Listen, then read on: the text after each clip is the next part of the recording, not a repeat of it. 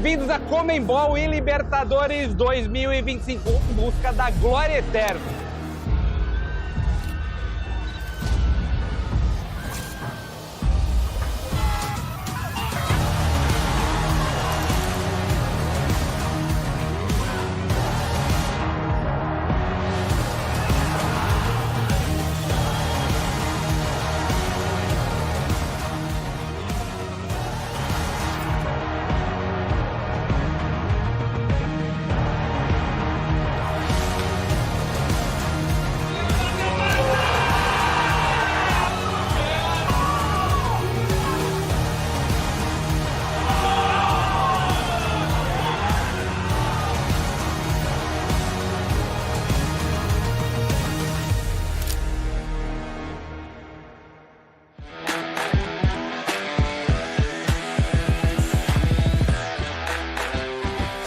Estar no segundo dia da CONMEBOL Libertadores é um sonho realizado. Hoje é meu aniversário, então acho que eu não tenho palavras para explicar o quanto estou feliz, quanto estou contente por estar aqui, por ter demonstrado nível alto, por ter conseguido passar de fase. É o melhor aniversário que eu já tive, com certeza. Bom, provavelmente vai ter um espaço curto para comemorar, mas pensando em amanhã, só a taça importa e a vaga para o Mundial. La verdad que entrar al top 8 de la CONMEBOL Libertadores es una felicidad enorme. El año pasado había perdido los 2 partidos en mi grupo y este año lo tomé como una revancha en ese sentido.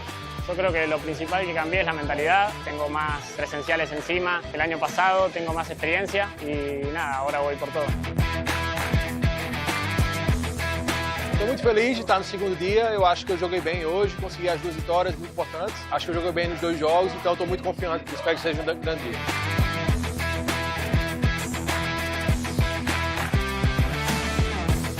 Perdí con Nico, la verdad no pude hacer nada. Yo creo que fui al tercer partido un poco negativo, yo creo que se notó en mi juego, pero pude sacarlo adelante, que es lo importante. Las decisiones que tengo son muy buenas, vine en busca de eso y pude lograr el primer objetivo.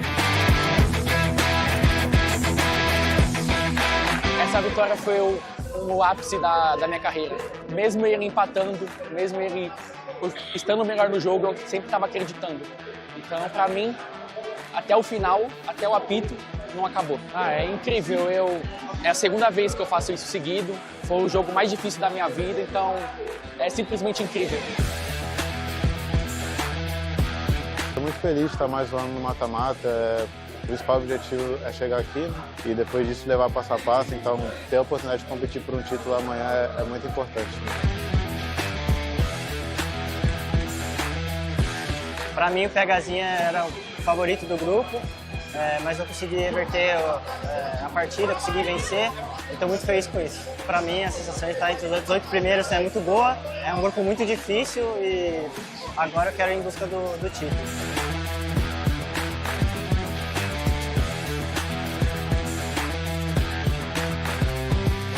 La sensación de clasificar al top 8 de la CONMEBOL Libertadores, la verdad que es bastante buena. Vengo con mucha confianza.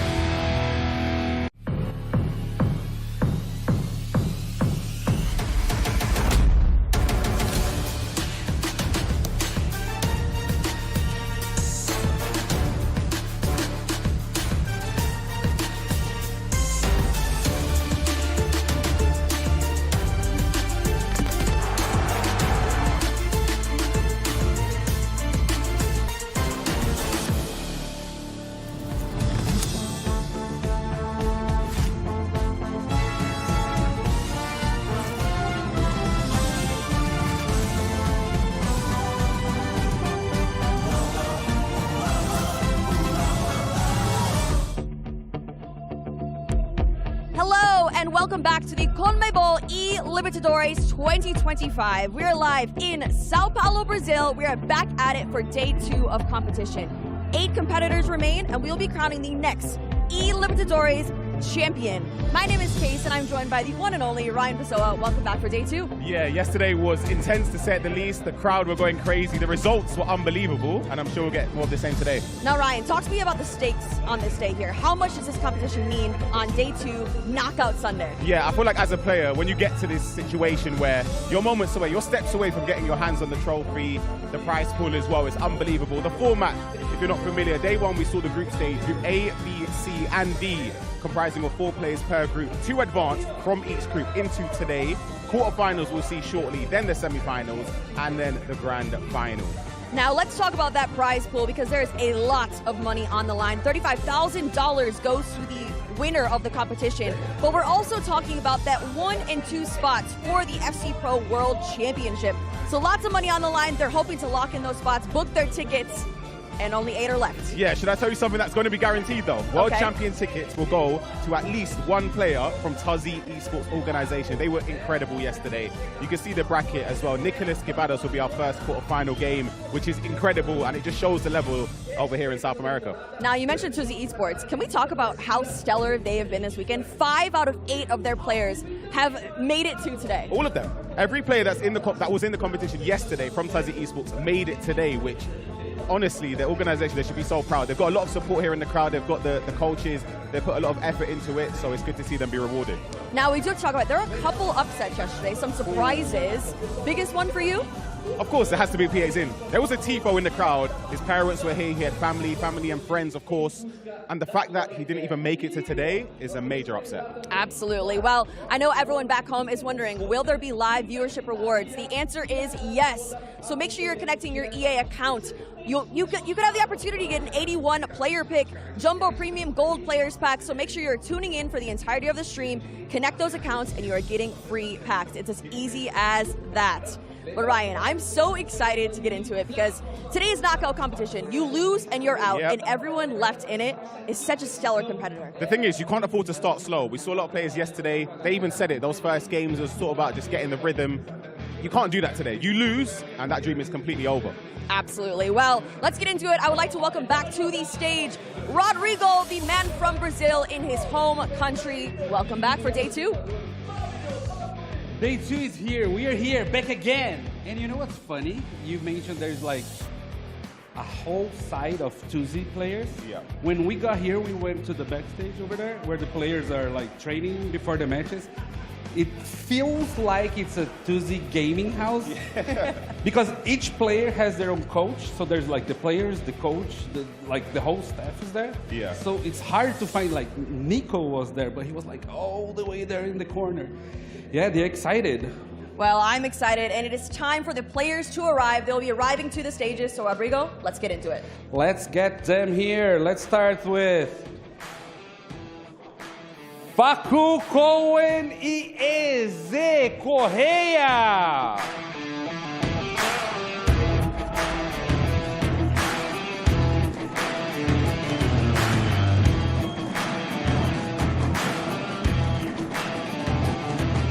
Next up, we have Rampazzo and Dorta. All the team. That's crazy. That's crazy.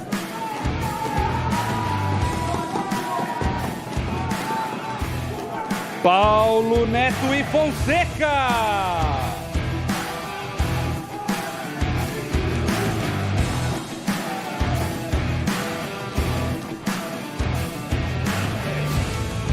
And last but not least, we have Nicholas, 99 FC, and Guy Boros.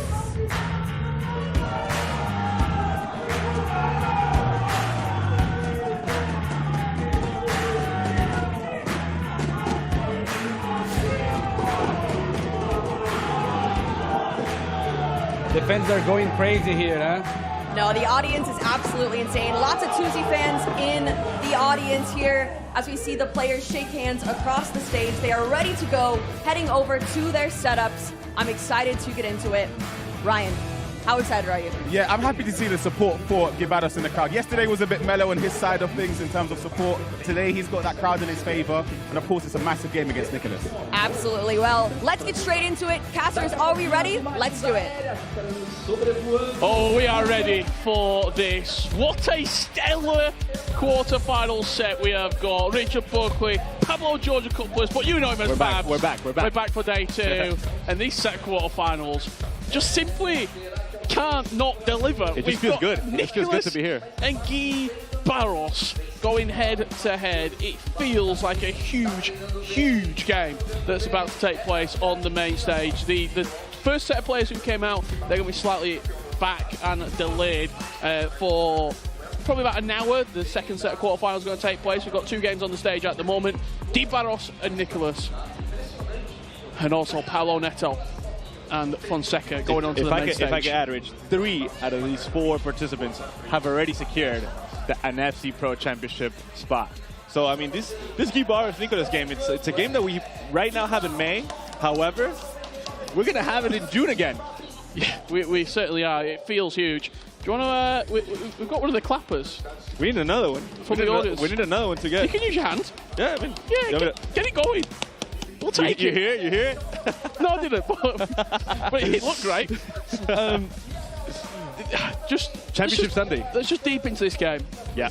2 players who have aspirations of winning this tournament. They're already at the FC Pro World Championships due to their league performances. Nicholas, you can see, he was an E-Champions League champion. He's a back-to-back FC Pro La Liga champion as well. He is truly a magnificent player. On the other side of the stage, though, Guy Barros. eLibertadores 2024, second place.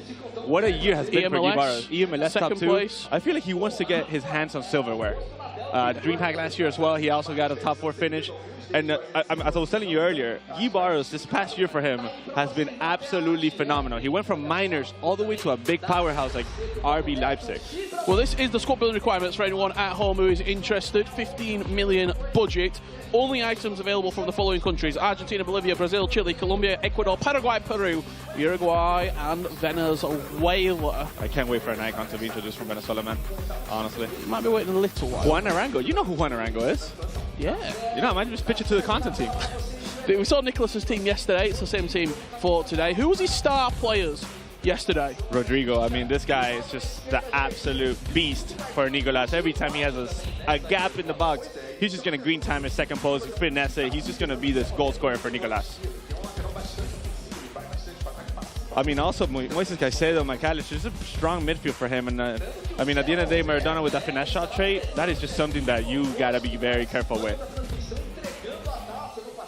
He's the type of player that's not using Pacho, actually. However, that back line is the same thing across the board for Guy Barros. One of the things that actually separates Guy Barros from the rest is Neymar. Yeah. We were talking a lot of crap about Neymar yesterday, and he also scored a brace and a hat-trick right away.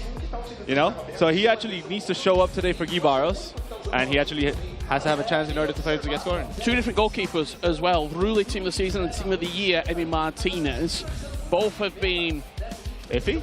Yeah, I think that's a good way of describing it. Yeah. To be honest. This CONMEBOL eLibertadores tournament isn't possible without the fantastic sponsors, so let's take a second to acknowledge Panini, PlayStation, and of course EA Sports FC, who make the CONMEBOL eLibertadores what it is. What a setting, what an environment that we're here in Sao Paulo, Brazil. I mean, Nicolas versus Guy Barros. This is something that, you know, at the end of the day, you were going to be able to see this in the final. You were able to see this now in the quarterfinals. So it just comes to tell you that CONMEBOL eLibertadores is absolutely stacked. They probably wouldn't have expected to be playing each other this early in the tournament, and that is because of Guy Barros' league phase performance in the knockout bracket. He won his first game against Patrick and then lost 5-4 against Facu Cohen. He then had to beat Patrick 6-4 in the final eliminator match. And that's why he's in this game now against Nico. That matchup between Facu Cohen and Guy Barros was nothing but exciting. I mean, it was a 5-4 matchup. It just comes to tell you that Guy Barros he needs to take that next step, right? He needs to get to that next level where at the end of the day, he goes up in goals early, but then he concedes a lot. So Nicolas is the type of player that if he goes up on the scoreboard, he's not going to give up a lead. Let me just put it into perspective. We're bigging up this game a lot. You might be thinking, if you're not that familiar, well, how good are these two? We've got a world rankings. The person who was joining us yesterday on commentary, Anders Vergang, he's number 1. Abu Maka, number 2. Who's number 3? Nicholas 99 FC. Number 4's in action later on today. That's Paulo Neto in the world, not just in South America, not just in Brazil. This is worldwide. Guy Barros, number 9. That just comes to tell you. This is a top 10 matchup. 9. This is a top 10 matchup Absolutely. in the CONMEBOL eLibertadores in Championship Sunday. Really doesn't get much bigger than this. The other game that's going to be taking place as well, a huge matchup when you look at FC Pro World Championship qualification as well, with Paulo Neto already having a spot, with Guy Barros and Nicholas all having already having a spot. Fonseca might be looking at himself and he's like, win this game and you're in. I might win this game and I'm in. Absolutely. And he also defeated PhD yesterday, which is an FC Pro Open champion in 2024. So now he has Paulo Neto, the number 4 player in the world, ahead of him. And he just has to stay cool, calm, and collected and not let Paulo Neto get the goal up at the back of his net. It feels a lot more tense than it did yesterday. I feel like yesterday it was quite jovial. Yeah, there was a lot of there was a lot of noise. Not necessarily more noise, but more. It's more tense now. It was a lot louder. Same amount of people here though, and I think when we start to see some goals going in, there will be emotion on the stage. Paulo Neto and Fonseca kicking off just before Guy Barros and Nicholas. It'll be Fonseca from right to left. Tuzzy badge and white shirts, or I say green shorts. And in the Atlanta United strip, from left to right, will be Paulo Neto. You're able to see that Fonseca started the game with a red time finesse with Maradona. Those are the nerves of being in the quarterfinals of the CONMEBOL eLibertadores, seeking eternal glory. Don't laugh already, man. What? This is the first time I said it today. What do you mean? I don't know what you mean. You're going to hear that from me a lot today, guys. Eternal glory is in play for all of these competitors across the board. Let's just have a quick look at this attack. It's not going to fall for him. Let's head over to game 1. It's the featured match, and it's Nicholas versus Guy Barros, and we are underway. And you hear the crowd getting excited because they know this plans to be a truly remarkable affair. Nicholas from left to right in that yellow and green strip, and from right to left in the RB Leipzig top and jersey will be Guy Barros.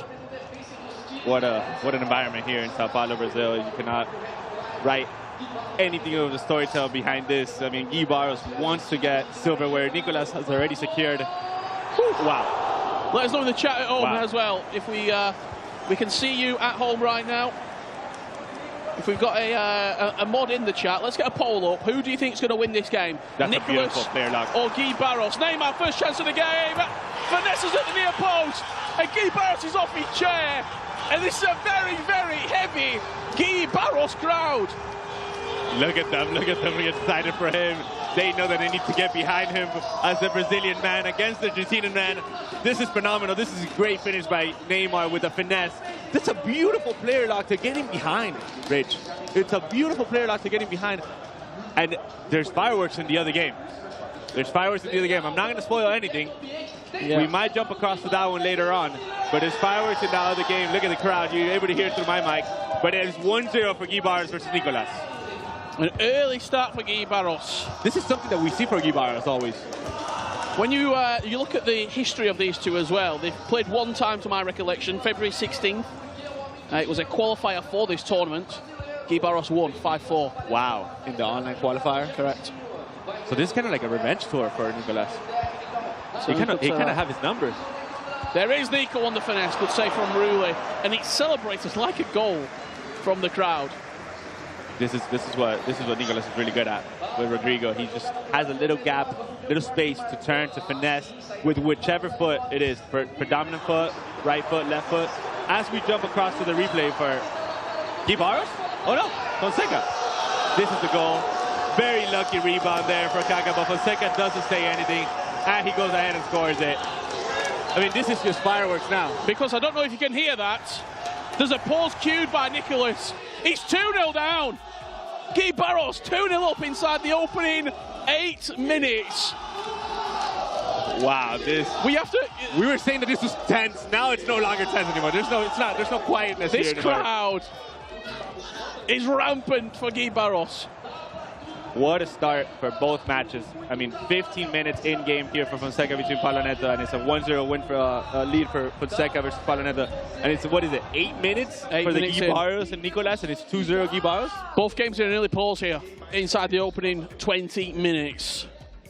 Let's just take a breather, and that's what we've just seen here. Guy Barros 2-0 up inside the opening 10. We saw that yesterday versus Patrick from Guy Barros. We saw a 2-0 lead very early by Guy Barros.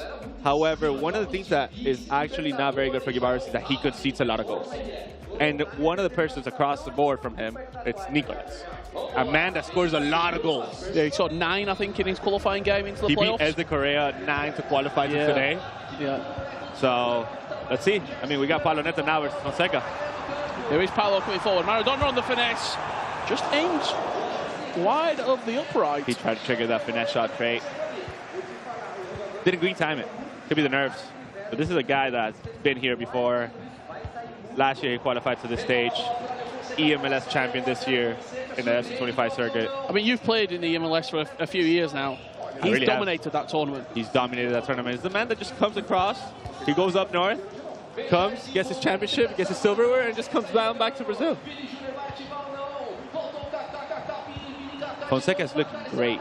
Yeah, let's just see if this chance falls for Fonseca before we go back to... this is a big win right now. This is a beautiful player now into Kaká. Nicolas and Guy Barros. Kaká coming forward, twisting, turning, but runs straight into Marquinhos. Let's head back to Nicolas and Guy Barros here in game one. And we can see how this match is unfolding after the pause came in.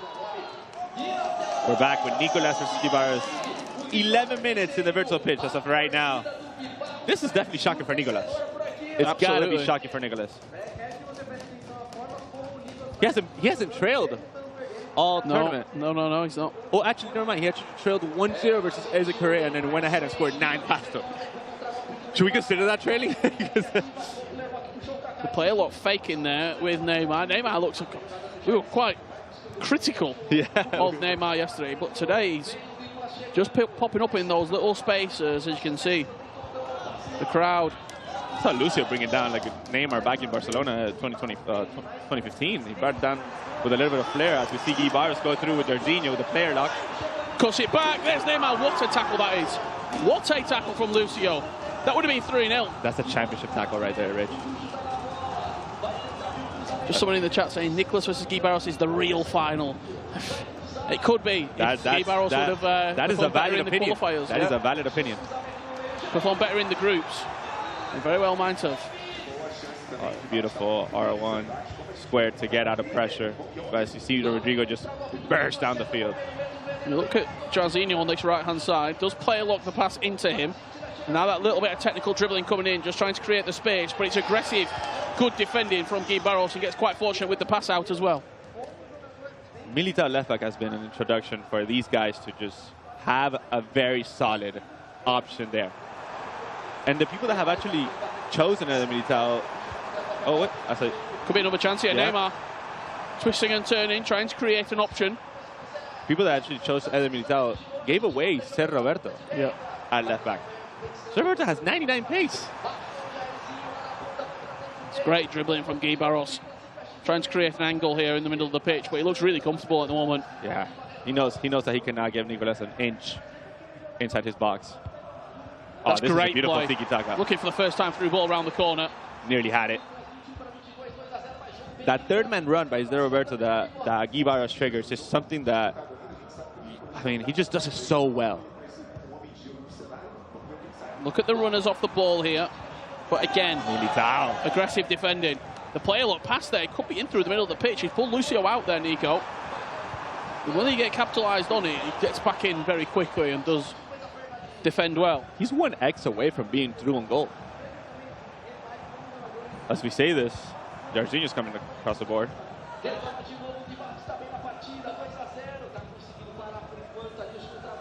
This is very exciting, Rich. I mean, these guys are playing for thousands of dollars. What a pass, just offside. This is playing for thousands of dollars and a position in the semi-final. Yeah, absolutely. Both players already wrapped up the FC Pro World Championship qualification already due to their league performances, but The difference between this game and a semi-final, $3,000 to 12. Wow. I mean, you quadruple your money. Yeah. Look at Rodrigo cooking. I mean, eLibertadores is very composed out of the back right now.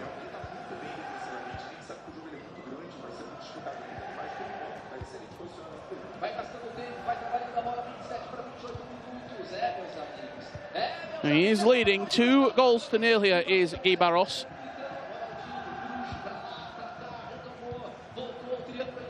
Quite comfortable at the moment is the Brazilian.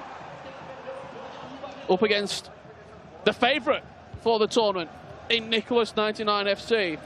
And as we say that, we've got a guest joining us, as Nico could have a chance here with Cafu. Comes up the thirds of the pitch, cuts it across the box, good defended. Anders Vergang is joining us in the commentary booth. How are you, my friend?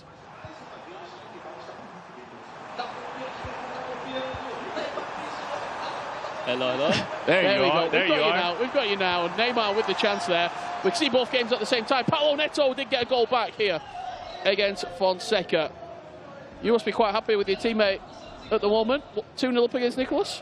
I said, like, yesterday he didn't play that well, but he managed to get through, and that's the most important thing. And now he got, like, probably the hardest game in the first game, so I also think you know how important it is. And like, if you go down against Nico, the game will always be hard, so it's very important, like, that he did with 2 goals already. Absolutely. Got any questions for Anders? Let us know in the chat, as Nicholas has a chance at the near post. Just teases the goalkeeper, went right and tucks it into the left. 2-1, and a big goal back. Silence in the crowd. That's a beautiful cutback with Maradona. And what we were saying earlier, right? An inch inside the box into a finesse of Maradona or Rodrigo. It's going to end in the back of the net unless eLibertadores does a beautiful goalie movement, but it was not the case. Is this something that you do often, Anders? Say it again? Is this something that you do often, the cutback into a finesse inside the box? Sometimes, like, I think Nico's...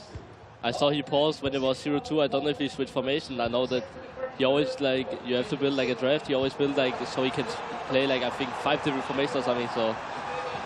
yeah, it's just so hard to play against because, like, you always have to be so quick to adapt, and now he's back in the game and you're never safe. We're approaching half-time here between Paulo Neto and Fonseca. 1-1 at the moment. Corner whipped into the box. Bicycle kick just wide. Tuzzy Esports, I don't know if you know this, they had 5 players come to this tournament. All 5 of them in the top 8. And they started with how many? 16 players? Like in the tournament? Yeah, 16 altogether. Yeah, okay, they had 5 representatives and all 5 are in the quarterfinals. That's crazy. I think I heard that, like, the winner of Dortmund against Rampasso is, like, safe qualified for the World Championship, right? Yeah. And, I actually think if Fonseca beats Paulo Neto there, because the other 3 players on this side of the bracket all have World Championships. So then he's also safe. I think so, yeah. He's playing for an FC Pro Championship spot in the quarterfinals of the CONMEBOL eLibertadores. Yeah, that's crazy. That's unreal. As we see Nicolas get one back, minute 35 in the virtual pitch. eLibertadores does not look like he has the momentum behind him now. 2-1 here. Nico with the goal, and he's just slowed the game down ever so slightly. There's Cafu coming forward from right back, and he's always going to get the better of Eder Militao in these pace exchanges. Is there a pass onto the edge of the box? There it is, Maradona. Caicedo intercepted. One of the things that I saw from Nicolas' draft is that he's not using Andre Santos. He's actually sticking with Moises Caicedo and McAllister, which is a strong midfield. Jarzinho, lovely cut back into Kaká. Could be a chance here for Gui Barros. Goalkeeper comes out. Trevella, great goal! Look at him. Look at him. What he means. And that crowd absolutely love him. It's a great goal, Anders. I don't know, Nico looks shaky, but again, like, you never can count him out, like, and I think both of them know that, like, this is, like, the most important game. I think in both of their heads, like, they think that their opponent is, like, probably the second best in the tournament, so I think they just want to win this game extremely much. Is it a little bit like you at the World Championships when you played Johnny? Where if you, in your mind, you think if I win this game, I'm all the way, the tournament opens up a little bit? I would say you can say so. Like, when you look at my bracket, like, I think knockout was Johnny, Jesus, Sharif and Yuval. So yeah, like Johnny was the best. Also, like in this game, he was extremely good and he had so much momentum. So I would also say, after I won it, I would say that I played extremely well. Chance for 4! Guy Barros is 4-1 up here against Nicholas. How has that got in? Nicholas actually done well there with the goalkeeper movement. But I think that the green time finish on I mean, I can't even concentrate with these guys here. This is phenomenal. Look at them. Look what it means. Yeah. Look what it means. If I'm Nicholas, I'm Why quite... they celebrate to me? Because of the RB Leipzig. I mean, this is your win too, Anders. You know, this is your teammate at the end of the day. Yeah, true. That's true. If I'm Nicholas, then I'm quite annoyed that my goalkeeper's not saved that. 100%, because he's done well. I need to see it done again, well. Team the Emi Martinez. Yeah. He's playing like the gold version in the early game. I promise you. I'd have Rulli on the bench just to make the sub. It's one of the things that you know. Rodrigo on the finesse, just over the bar. Do you think it looks a little bit shaky, Nicholas? Anders? I don't like. It doesn't look like him being down for one like already. Like, and like I feel like, okay, like the last goal he couldn't, like he did everything like in the end, but like the goal before was like just bad defending. It was way too easy for Guy, and I mean like he can always create chances, Nico, but still like 3 goals, and here again like missed. Look at those type of mistakes, right? Those are the type of mistakes that you don't see from Nicolas. The missed player lock there. Or that will do us for half time. Guy Barros 4, Nicholas 99 FC 1. Let's head over to Fonseca and Paulo Neto. This game 1-1, much tighter affair here. This is a FC Pro Championship spot on the line for Fonseca. And he beat PH in yesterday in the last minute, minute 92. And now he has a chance here. I mean, I need to see if he has some good corners here. Okay, he will cross it, I think, yeah. Oh, just wide. Close. You know, Anders, one of the things that I've seen you do really well is crossing them first time. Is that a thing that every pro needs to be doing at the competitive scene? Instead of playing them short? I would say, yeah, by far it's better to like do it like, yeah, cross, I would say it's better. And also like, I was the first one who like did this bicycle kick after they patched the headers, and after that like everyone like saw it and also used it, because like you can't hit anymore. Like I remember I crossed yesterday where there was a guy who like tried to hit, but like it's just not possible anymore because there is like not enough power. And yeah, I totally agree with you. Question coming in from Mateus, Mateus, Brazil. Anders, how do you keep composed and concentrated to come back in a game like this where you're 4-1 down at half time?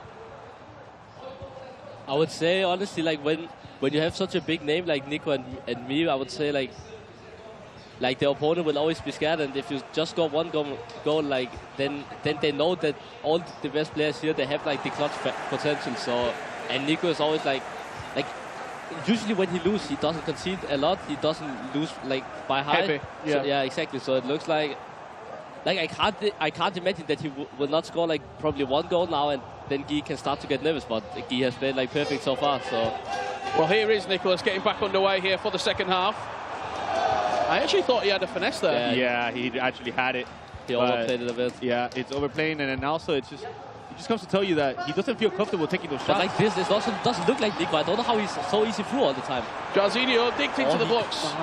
He should have finished. He should never cross. He should have finished there.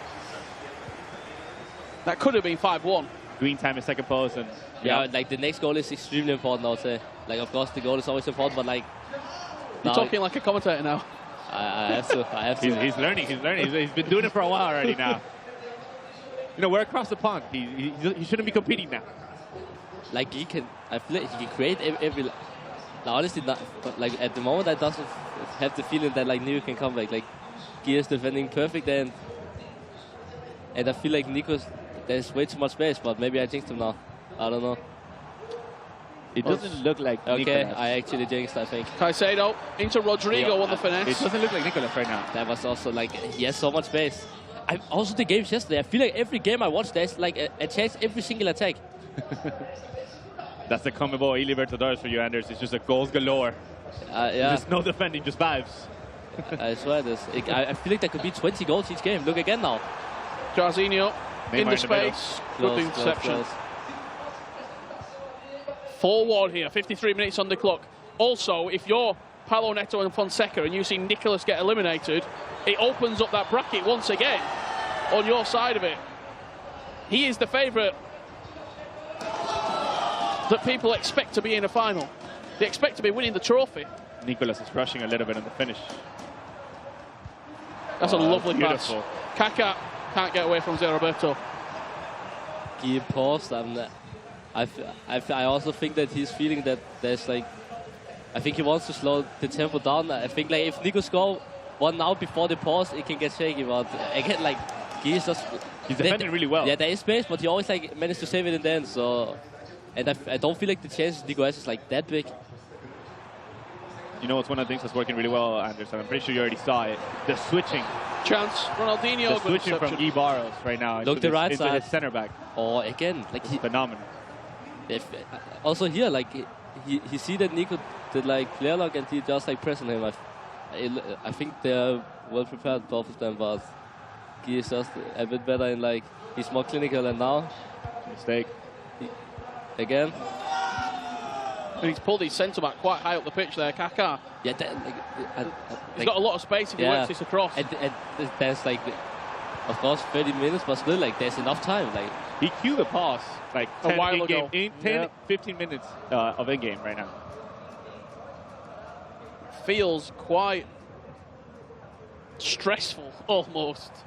Both players wasting opportunities. Here is Nicolas. Will he waste another one? It's going to bounce very fortunately, but he's offside, and their balls will come finally in. The pass, he says. Let's jump over to game 2, because we're in 74th minute here. And it's Paulo Neto 1, Fonseca 1.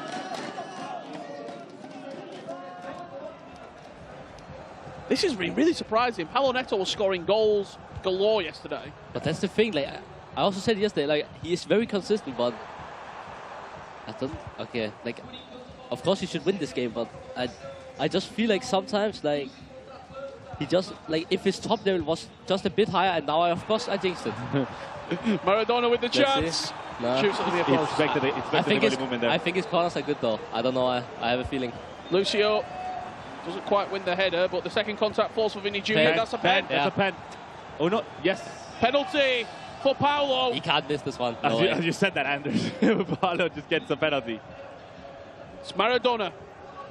It's not all the way perfect. It's powerful. It's straight down the middle. Clever. Paulo 2-1 up.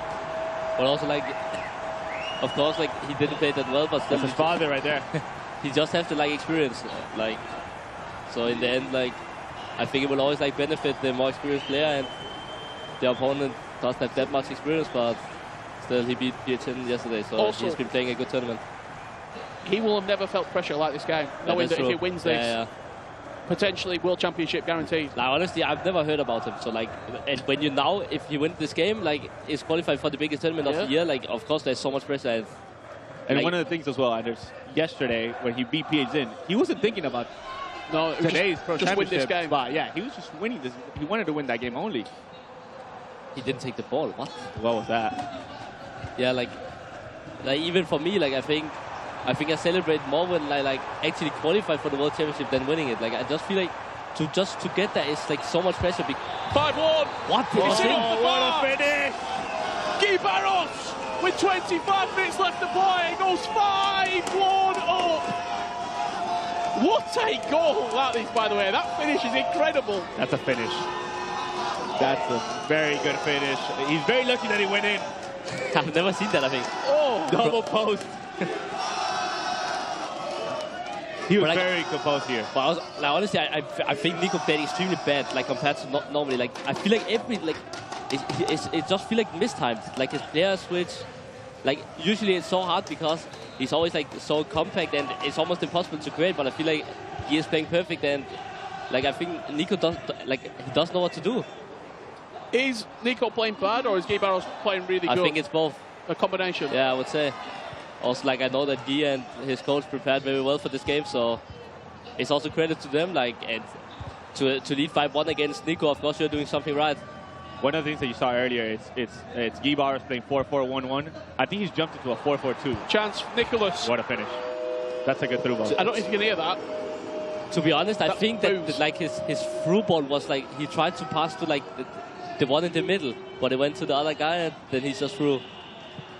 And still like this game's not over yet. It is not like because it is Nico, but still like it's 3 goals and I mean I feel like he can score every attack, but I also feel the same for Guy. So and if they always like switch goals, like it's over for him. And I'll tell you what's not over as well is the second match taking place on the stage. Paulo Neto and Fonseca. It's 2-2. Correct.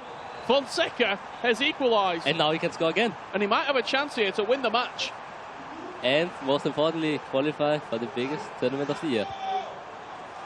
Maradona. Now also for shot cancel. Ooh. For Neto to go out here, I would also like. I think he would be extremely disappointed, to be honest. Yeah. Paulo coming forward. Maradona around the corner for Vinny Jr. With space. Chance for Paulo. Driving into the heart. Kaká finesse on the bar. Yeah, he wanted to finesse it. I think, yeah, he wants to shoot it right. But they corner again. Let's see if he gets a pen, if he scores. Lucio floated into the near post. Wins the head off the line. Wow, he's definitely practiced them. He's actually heading. Short. Now, honestly, now he could play last attack, but I'm not sure if he is going to do it. He could like play it back, recycle stuff, but yeah, he like can't lose it here. I think it's tough from him. He should do technical foul. Yeah. He needed that. But I still like. I feel like when he wants to do it short here, like if he will pass it in like straight, it's so hard because all his like defenders and his like players is not standing correctly. Like he could just recycle, and if he did like get the technical foul we saw yesterday that there was someone trying to do, but he couldn't catch him, then like it could have been over the game. The last chance is going to fall for Fonseca. He's going to score, I think. Maradona inside the box. Cuts it back. Kaká! No! He missed-aimed. He shot first post. No way. That's the game. That's the qualification. He connected it. Oh, I thought he was going to score again. And we're going to extra time. How has he missed? And that's crazy. That's a mistake by Paulo Neto to not play that into the corner and play it short and lose it there. That was unreal. You have to score. As we see Nico bring a lot of players forward. He has a lot of numbers going forward right now. Rodrigo can't quite squeeze that pass through, but he's getting pressed. Okay, he's stressed now a bit, Guy. Rivaldo into Jarzinho, back to McAllister, back to Jarzinho. He's got a nice touch, that could have been penalty. Not foul, what? Wow. He's lucky that he didn't fall down there. But I feel like, I just think the game is over. Like, I feel like the game has been like quite 50-50, but still like, he's Look just... at the XG there, did you see that? Yeah, 0.9. 2.3, 0.9. And he scored 5 goals. Stats. What do they say? 10 minutes People left. lie, stats don't lie. They do on this occasion. Maybe here. they do now. What would you want him to do here on both sides? Firstly, Guy, what advice would you be giving him? Like, I think he's gonna switch formation, and like I think both of them is gonna switch formation, but for Guy it's just like now the attack before he did like 3 like stress pass, and it is extremely easy, but not easy, but like it's easy to do these mistakes when you're leading and it's getting to the end. But now he will also like slow the game down, I'm sure. But with Nico's press, it can be hard. But still, like 10 minutes, and he needs to score 3 goals. Like if he's not like giving Nico the ball like high on the pitch, so we always have to like build up. I can't see him losing the game now, to be honest. Kaká into Vinny Jr. That's a finesse shot from deep, and that is an unbelievable goal. It was non-timed actually, I think. He didn't even time it. But that also comes from a missed player log, but from Paulo Neto. Forcing the ball into the middle, leads into a counter. Kaká double triangles it into Vinny, and then it's just a finesse. He's giving him that chance. That's an unbelievable goal by Yeah, unbelievable finish from Vinny. As of right now, Fonseca might be doing it and making it to the biggest tournament of the year. But there's a ton of game left. Yeah, it certainly is. Let's head back to game 1 here as Nicolas and Guy Barros have got 10 minutes left to play. Guy Barros 8 minutes away from making the semifinal once again. Rodrigo. In the CONMEBOL eLibertadores. Ibarbo, what a tackle. Big risk equal reward tackle there. Like this, I think I've never. Oh, Ibar was fresh. Ibar was fresh right now for Guy.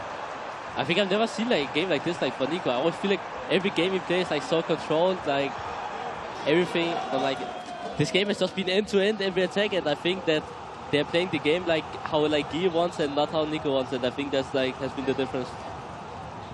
You play it short here.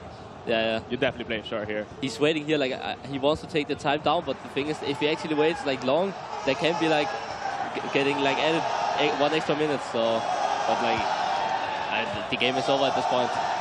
You can hear the crowd as well. They're giving him the oles. They're getting loud.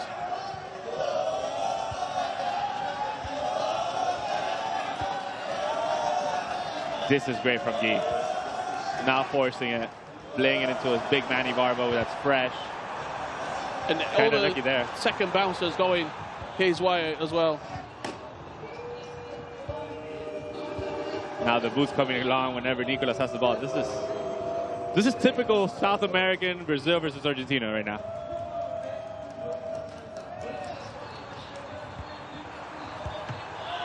Great save at the near post.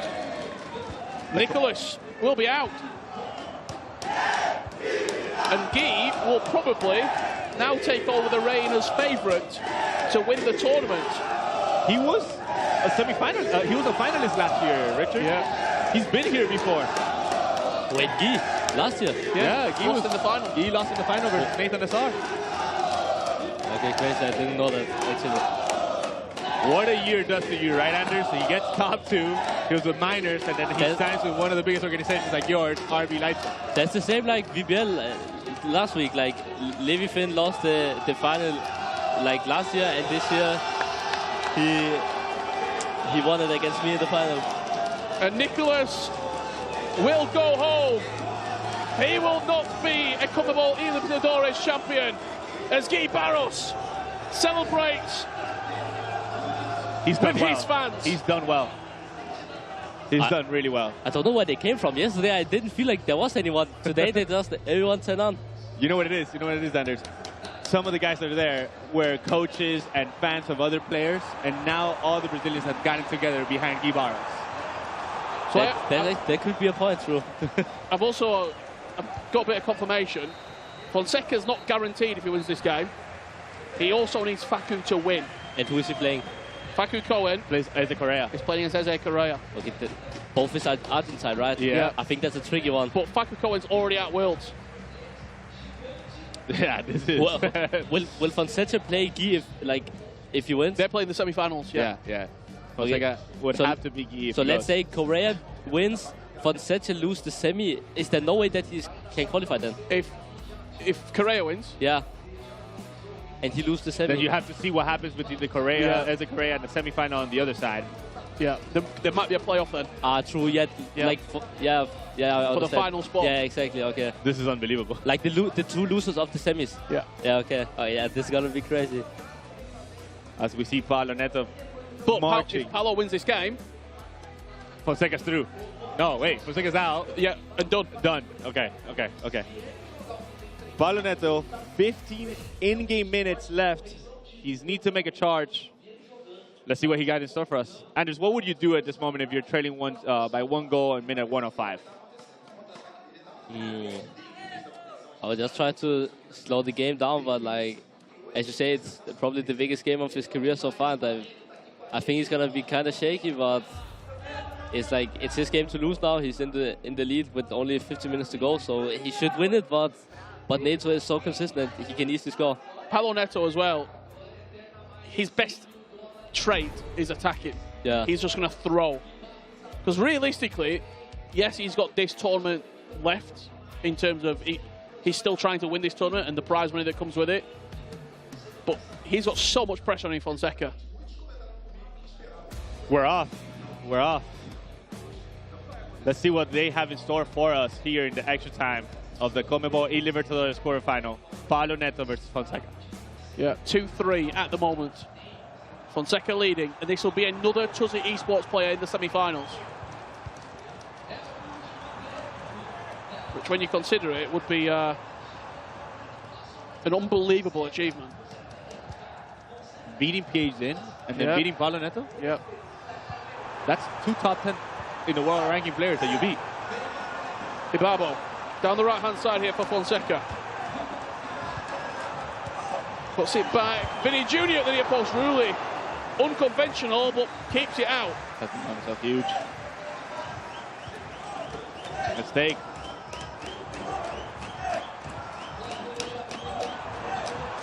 And there's a lot of Tozi Esports jerseys in this crowd as well. I'm just having a look out actually from our position.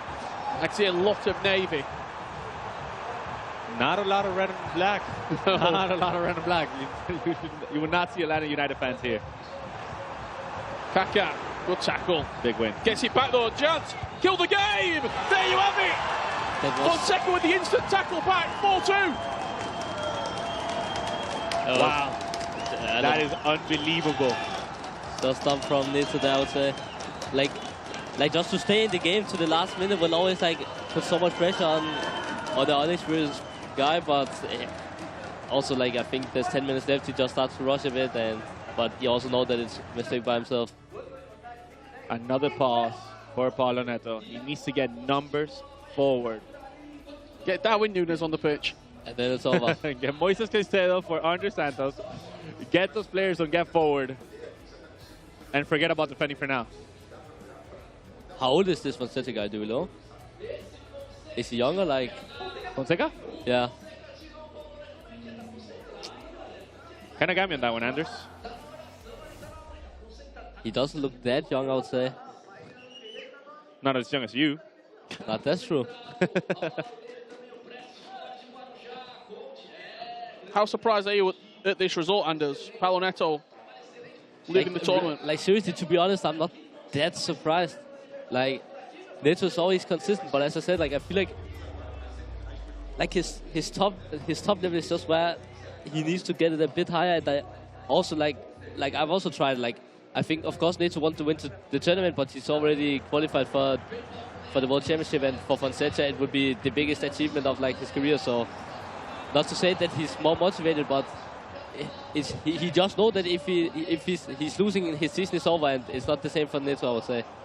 So like you can't judge them out of like this game. Neto is still a better player, but yeah, got one back. Okay, that's the goal. He's done well there. And now that was also what I said. Like the goal Neto like gives it to him before was like so unnecessary, because I mean you don't know that he would have scored now, but still like the chance that they're gonna score just one goal is so high that now he still needs one extra. But I'm sure he's gonna get the chance, and if he's clinical enough, he's gonna get a penalty shootout then. That was a nice flick by Paulo Neto with Kaká there to create the space to the simple legs inside, and then a low-driven finish from Maradona. The guy kind of lucky there to get the rebound, but he's done it, and now it's trailing by 1. I looked as well, Richard. I looked as well. We'll ask him after the game.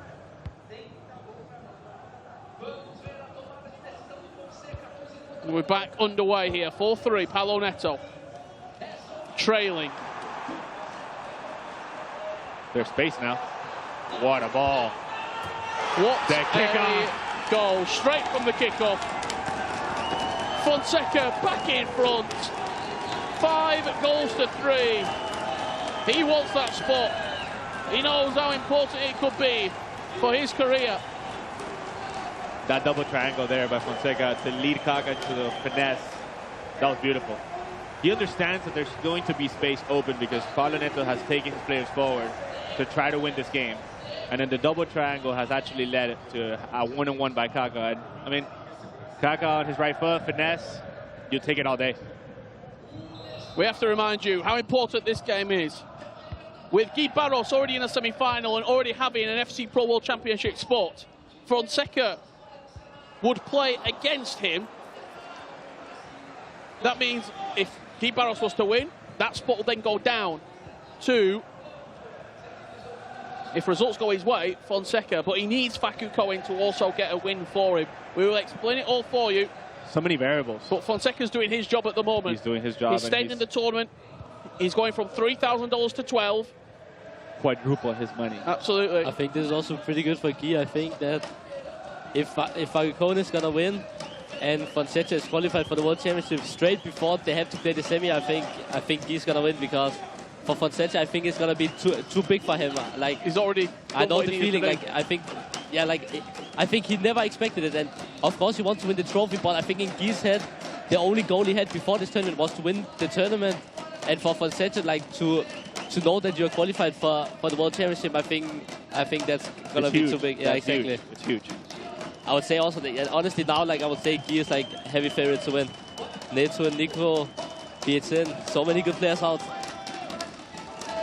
Well, there you have it. Fonseca, 5-3 victory. Tuzzi Esports, another player in a top 4. Absolutely incredible from this esports organisation here in Brazil. They have dominated the CONMEBOL eLibertadores. Paulo Neto out, eliminated as Fonseca runs past us here alongside his coach.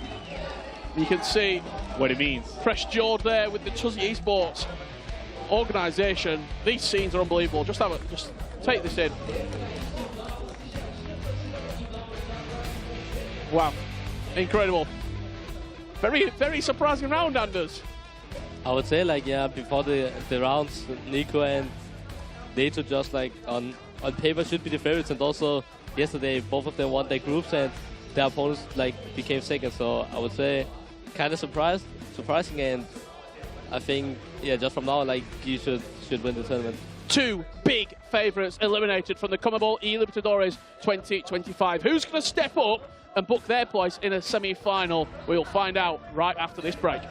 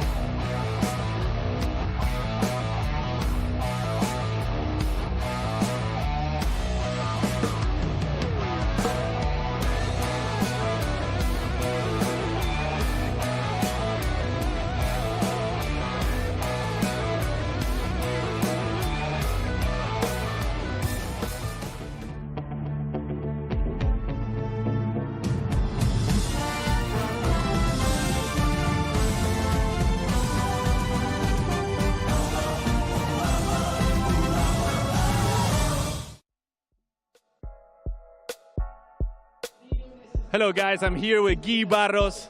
I mean, what a tournament that you're having right now, my friend. This is phenomenal. I'm going to be asking, Barbara is going to be translating, and Gui's going to be answering. Gui, how does it feel to be here in São Paulo, Brazil, in the semifinal of the CONMEBOL eLibertadores? Como você se sente disputando a semifinal aqui no Brasil, em São Paulo? Não, sentimento absurdo estar jogando no seu país, ainda mais jogando contra a Argentina, você sente a torcida toda apoiando. Então é um sentimento único, estou muito feliz. He's mentioned that it's a unique feeling. It's super special to be playing here in Brazil, especially beating Argentina here with the crowd cheering for him. This is a phenomenal tournament that you're having. Second but not least, you also are now, I guess, the favorite for the tournament because you just beat Nicolas. Now you have a target on your back. How does it feel to have a target on your back, and what are you expecting for the upcoming games? Como que você se sente com um alvo nas suas costas, chegando a segunda vez à final dessa competição? Eu acho que esse favoritismo não existe, mas se existir é um privilégio de ter. Estar reconhecido como favorito no campeonato é algo que a gente acha que todo mundo mira chegar nesse nível. Então, tratar com naturalidade, levar cada jogo um de cada vez e tentar fazer o melhor que eu sei fazer, que é jogar. Well, he thinks that this favoritism doesn't exist.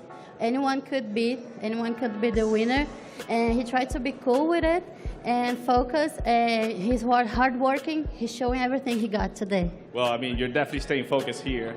One last question for you. This is your second semifinal in a row, the CONMEBOL eLibertadores. How are the nerves? Como é que você está se sentindo de estar a segunda vez consecutiva na final? Você está muito nervoso? Como é que tá? 2 anos seguidos na semifinal, acho que o sentimento não muda nada do ano passado, é só a felicidade por poder estar desempenhando o que eu treinei. E agora, não sei, tô nervoso, não tô nada, só quero chegar no próximo jogo e jogar de novo. He's been chill, he's trying to be focused. He's not different from the last year, but he's focusing to win this year. Tá bom. Thank you, Gui. Now we have Fonseca coming with us, another semi-finalist. These two guys are going to be playing against each other. Fonseca, parabéns.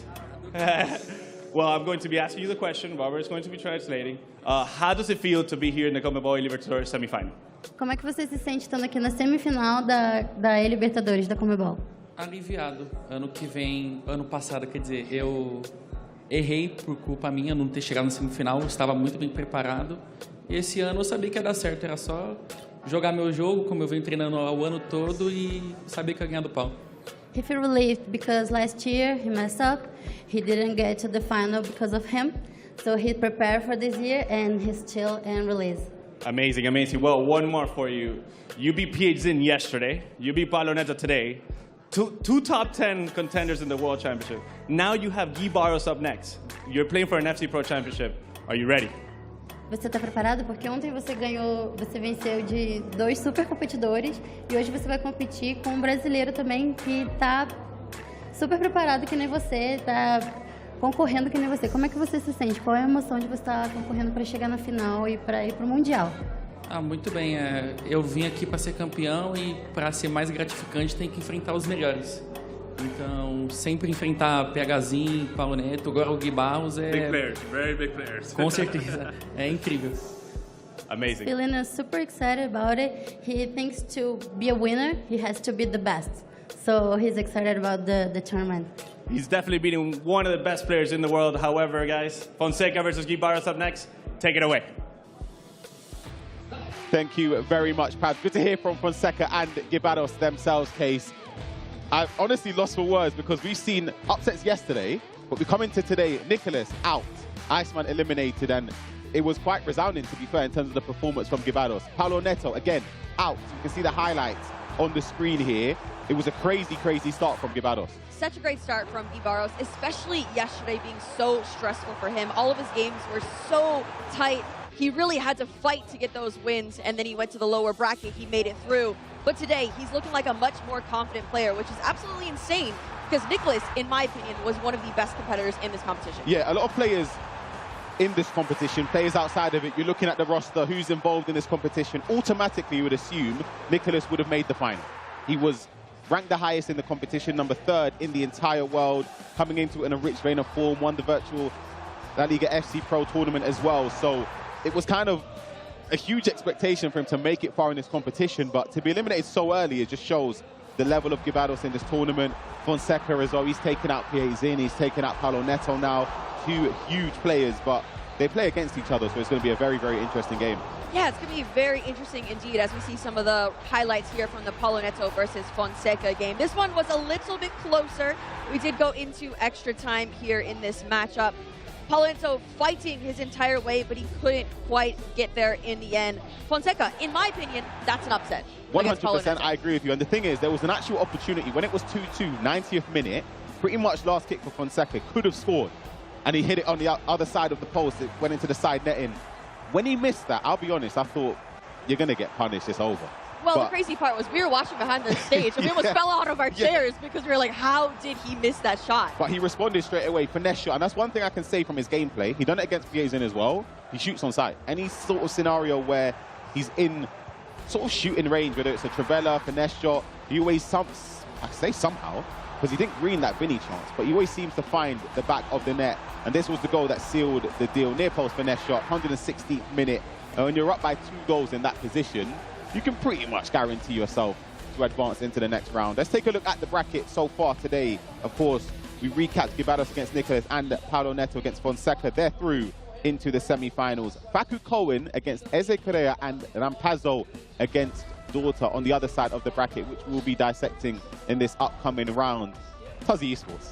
They're locked in. They have the entire side of the bracket, so they're guaranteed to go into the final. I know that there's a lot of blue in the sea of an audience here, and so I feel like it's going to be a very loud 100%. here. It'll be crazy. Let's take a look at our PlayStation play of the match before we prepare to get into the next game. It's going to fall in favor of Gibados. This was played back to Zé Roberto. This one here, I know he green timed it.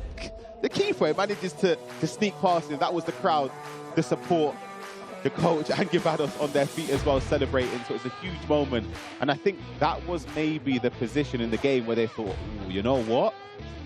A 3-goal lead is kind of comfortable. They ended up seeing it out, but it gives you that sort of satisfaction and belief that you can actually win the game. The thing is, Nicolas is one of those people that even if he's down by a couple goals, I always in the back of my head think that he could come back. He just didn't this time. This is one of those times he didn't do it. Yeah, and again, there were a couple of bounces that didn't fall in his favor, but I feel like the better player won on the day. In my opinion, Gibados deserved to win, but let's forget about that game. We've got the upcoming other quarterfinals to be kicked off. Eze Correa against Facu Cohen, who, another player, Facu Cohen, in my opinion, had a disaster last year, in my opinion anyway. I feel like he lost both his group games, got eliminated, didn't make it to day 2, so he's redeemed himself at the bare minimum.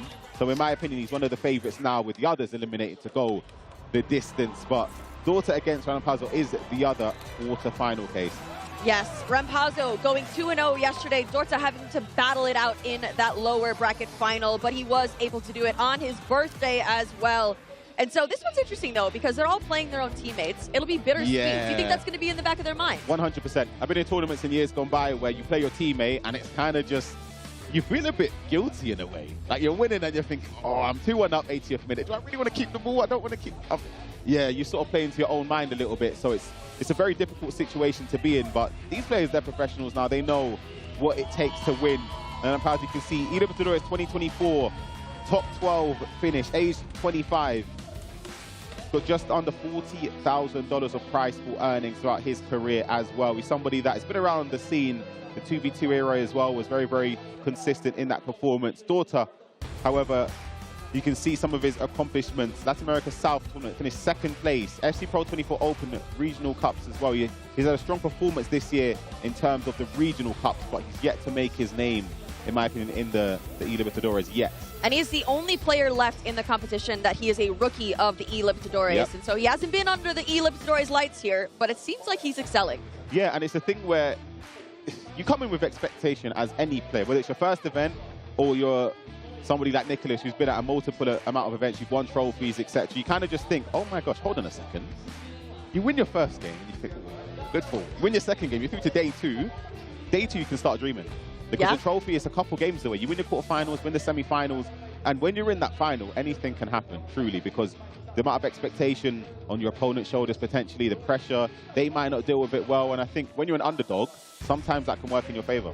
yeah, you get a chip on your shoulder, no one knows what to expect. And so I'm very, very proud of him coming in here and not caring who he's going up against. It doesn't seem like that really phases him in the competition. But literally, the trophy is so close to their grasp. It is in the building, ready to be crowned. Yeah, we've got some situations to dissect as well in terms of World Championship spots. We saw Fonseca eliminate Paulo Neto, which means he already had a spot. Yes. That spot is done now. Let's say Fonseca is in contention at the bare minimum to be in a playoff game for the World Championship spot. However, there's a situation where if Facu Cohen defeats Eze Correa, you can see the winner out of Rampazzo or Dorta secure themselves a World Championship spot, which would be absolutely insane. That would be insane. There's a lot of different ways that it could go, so we'll try to keep you guys updated as it comes about. But yeah, 2 spots on the line. It's interesting because a few players already have that spot. That's why it's making everything a bit more difficult to determine who gets those 2 tickets to the World Championship. But 2 will be leaving here today with those spots, and I know that they're looking at that, looking at the prize money, and obviously the eternal glory of being an eLibertadores champion. 100%. It's a huge jump as well in terms of the prize money for winning a game like this. You get closer to the grand prize as well. And I think for some players, I say some, I feel like every player would have this. You set goals in the tournament. You're thinking, all right, I want to get into day 2. You're there. All right, I want to get into at least contention to get a World Championship spot. You win this and you're there. And then you can start to look ahead. That's the way I would look at it anyway. But I know a lot of players, maybe they're more professional than me. They're looking straight ahead at the trophy to get their hands on it. Well, there's also different mindsets going into this because some of the players already have those opportunities to qualify. We saw Guy backstage, he goes 2 more, 2 more, because he wants that trophy. He has the pressure off. The thing is, we spoke about that yesterday. Last year, he was runner-up against his teammate as well, Nathan Assar, who's not even in this tournament. EMLS, earlier this season, lost the final. And I feel like he lost because his aim was to get the World Championship spot. Once he got it, he sort of subconsciously, you're naturally going to sort of fall back a little bit in terms of performance. But in this tournament, the only thing that there is for him to gain is winning the trophy, getting that experience of being a champion. So I feel like that's actually helped him quite a lot. Well, we've also seen him in those final opportunities, EMLS, eLibertadores last year, where it doesn't happen for him. And so maybe with a little less pressure, we might see him do that. But we do have a few rounds to go before we'll see him go up against Fonseca next up. But I'm excited for this next matchup. Facu Cohen, Eze Correa, Rampazzo versus Dorta. It's a 2Z derby all around. Yeah, literally. Facu Cohen against Eze is an interesting one. Eze Correa doesn't really have a lot of good track history recently anyway against fellow players from Argentina. Nicholas, he said yesterday, he performed poorly. He let the nerves and sort of, dare I say, he was sort of intimidated by Nicholas. He said that in the interview as well, that he sort of needs to prepare a little bit better and change his mindset coming into games. And there's no better time than now. You're up against, in my opinion, the 2nd or 3rd best Argentine player that we've seen this season, along with Matias Bonanno. He competed in the E-Premier League as well. So the stakes are high. And if he wants to make a statement to get into the World Championship, there's no better time than now. It takes opportunities like this. Coming here, you might see players like Nicholas, PH Zin, but you're making it to the exact same stage as them. In future competitions, your confidence is there. Yeah, absolutely. The feature game isn't started yet, but we're going to head on over to the 2nd game, as we mentioned, between Facu Cohen and Eze Correa. Facu Cohen kicking from left to right in the blue strip. Eze Correa from right to left.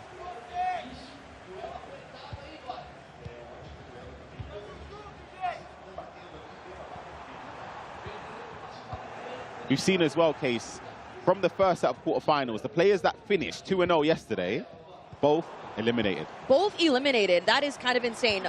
That's why we consider them both upsets. But expect the unexpected over here in Sao Paulo, Brazil at the eLibertadores, because people can come in, you don't expect them to win, and here we are looking at a different semifinal that we maybe would have thought. Yep, I've got an update as well, just to clarify things on the World Cup spots. If Facu Cohen loses, there'll be a tie-break game between the losers of the semifinals, which will happen off stream. And the winner of the 2nd semifinal will qualify. If Facu Cohen wins, there'll be no tie-break game needed because the 2 players who reached semifinals that don't have the spot will qualify. Very confusing, isn't it? It's a bit of, it's a bit of physics going on there, but yeah, it's very, very confusing. But in essence, Redlack's joined us. If you're a player, you just want to win your game anyway. Yeah, I think my prediction, I'm going out there, I'm going to say Facu Cohen and Fonseca, just because if it goes to them 3 players in the semi-final, how do you break it down? It's going to be, I think, 3 or 4 games played, 2 players left, and that's too hard to predict. So I'm going to go for Facu to win this match. It's going to be hard. Eze Correa has done a lot in the Argentinian scene, but yeah, I'm excited to be here. It's a pleasure to have you here. Let us know in the chat as well who you think will win this game. An attack from Faku, extra pass, couldn't find the corner there, straight down into Allison, who picks it up. What's your prediction, Case, actually? I didn't really get to ask you. For this one, I'm going to say Faku Cohen. Second one, I'm going to go Rampazzo. I think it's going to be opposite effect. The guys that went 2-0 are going to be winning today. Fair enough. I think Rampazzo wins that game as well. And speaking of that game, that is going to be underway right now. So let's head on over to it as we kick-start. Rampazzo up against Daughter. No coaches beside either player. So Diogo mentioned that in the chat. Little derby between the teams, of course. I just can't. 4 Tassie players, and one side of the bracket is ridiculous. It just goes to show how much they have invested here in South America and just really signed fantastic players in the scene. And I think that they're really leading the way in terms of this region and giving players fantastic opportunities to compete at the highest level. Yeah, but as well as being strong players, Case, there's so many of them. So they have so many chances to qualify for events like this. Did I get my prediction wrong? Was that possible for Fonseca? Fonseca already is through to the semifinal. As in to qualify? Oh, yes. That could happen. Yeah. Okay. I think I got it wrong somewhere, because I think the winner of this one might be Rampazzo. Just because that experience, I like Daughter a lot. I hope he can get it over the line, but I'm just excited to watch Case, you know? Yeah, we've got a player in Rampazzo that's competed in the eLibertadores. This is his 3rd time. And as Case mentioned, Daughter's first tournament, or first eLibertadores tournament. And everyone over there in the chat, we are able to see you guys over there. So if you have any questions for Red Lack as he is joining us here for this match, let us know, and we will make sure to get those questions in the stream. See if there's any space for Daughter to get through. Okay, look in behind, manages to get the ball down the line to Rivaldo. Pass inside, gets to Kaka, and keeper movement prevents the 1-goal lead.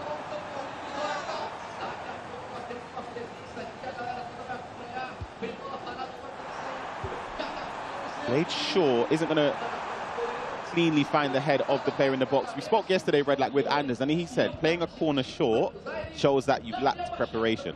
What do you think about that? Well, I think that's a bit of an own goal. It's ironic. He plays it short. I said that to him. I said, that was you last year. He said he's changed now. No, I don't believe that. At the end of last year, in the World Championships, he had a really good corner, but right now, I'm not sure. Great pass. Yeah.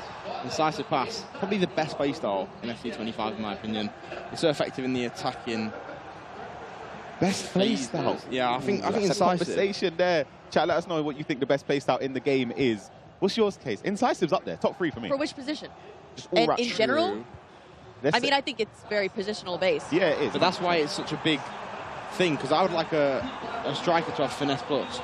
But then I think Incisive is just, it can work in any position. Yeah. Maybe not in the defence as much, but fullbacks it can. Fullbacks is fine. Definitely. Yeah. Whipton gets past the first players at the near post.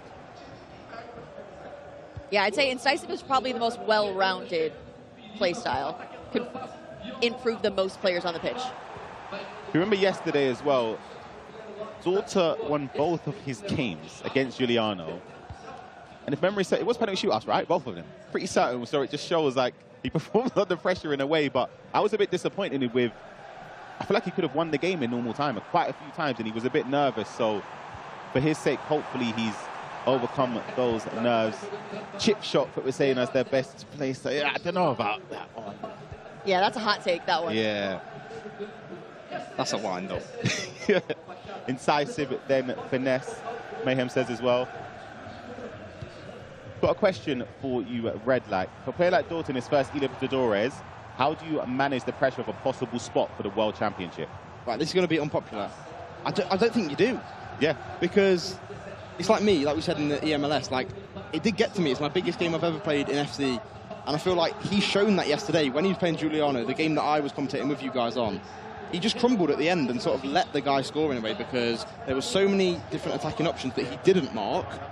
And it ended up punishing him. He did win in the end, so got away with it. Maybe that game will be the difference in today's action, because he's learned his lesson now, and he might be a bit more aggressive. Yeah, an update in the corner, you can see there, top right of your screen. Faku Cohen is 2-0 up against Eze Correa. I can give you actually my own experience. I remember my very first tournament to qualify for the World Championship. It's my, as I say, first tournament. The other players in the competition, they've been playing for years. And I remember there was a little poll in the chat who's going to win. It was like 97% against me to win. Wow. I ended up winning. But to be honest, I think I played awfully, because you're so nervous But like, yeah, I feel like it's very difficult to manage the nerves for a lot of players, and you sort of just kind of hope the game falls in your lap in a way. For someone like me, I feel like it takes time to learn. You can't just do it in the first tournament. It takes time and experiences to make you sort of better in them scenarios. Ryan, I've got a question. Who was that against? It was against Maestro. Okay. Long time ago.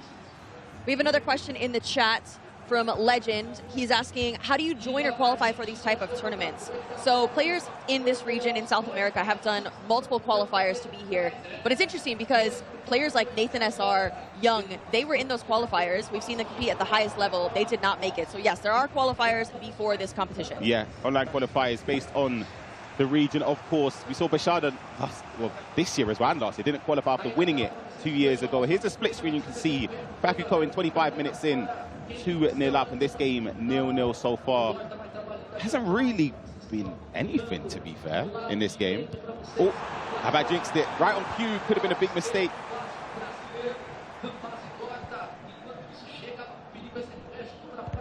I think when it's your first event, you make that many mistakes that you sort of have to compromise, and you have to be even better ability-wise.